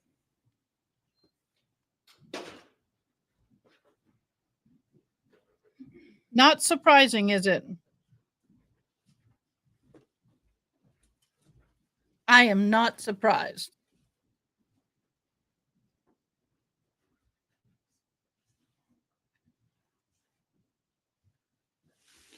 All right, I'll ask the state to prepare an order in the premises. Is there anything further that we need to discuss? This may seem like a silly point, but is the court sentence imposed consecutively with the federal sentence, or? I think it is a sort of unusual question, and I don't know that it makes any difference, to be honest. I'll run it concurrently with the federal sentence. Yes, thank you. Yes, Your Honor. Anything further? And of course, we'll schedule all motions, hearings. The court will certainly take up appropriate motions to be filed by the defense. Of course, it's academic, Your Honor, but we will need to figure out nevertheless the credit for time served in this case, which may or may not have some type of impact in the future. Secondly, we need, well, this is more of a question of the court. The court envisions a hearing on post-trial motions, and at that time, I do believe that the court will have to reaffirm the sentence if the court rejects our motions, because the time of the for the appellate purposes will have to start running from a very specific date, and that is the date of the entry of the sentencing order. So I think that the court will have to re-sentence the defendant if the court rejects our post-trial motions. What? So we can certainly do that. I've done that many times in the past, and we can do that to accommodate the time for appeal. I can set a hearing date for post-trial motions. I'm looking first at February the 24th, 2025 at 9 a.m. 1st of February, Your Honor. Is that what you? February the 24th. Oh, 24th. Your Honor, I need just a few minutes to pull up my calendar. Okay, take your time. Judge, I'm sorry, I already know I can't do that. Okay, February the 25th, 2025 at 9 a.m. That's more like it. Thank you. I believe that would correspond to my schedule, Your Honor. Is that agreeable with the state? It is, Your Honor. All right, we'll set down February the 25th, 2025 at 9 a.m. To take up any post-trial motions. Is there anything further that we need to discuss? I also, oh, I'm sorry. I also believe that at that time, the court would advise my client of her right to an appeal and appoint counsel for the appeal. Yes. Very well. Your Honor, I just have one query. All right.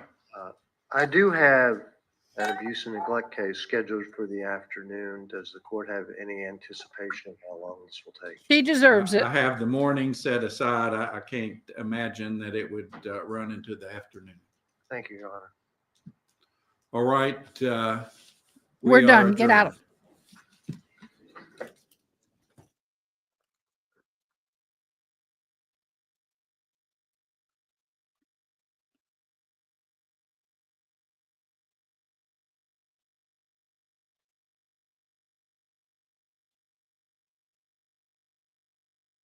And case is closed. We're done. Okay, guys, on this particular live on the Natalie Cochran trial, life without the possibility of parole, he's done. We're done. Now, if you want to hop on over, we're still in trial with Monica Cinematelli, love affair murder trial. Come see me over there. Thank you so much for joining us on this crazy Thursday. Have a good day. Bye. Thanks for watching. Please comment, like, share, and most importantly, subscribe. I hope you have an awesome day. Till next time, take care.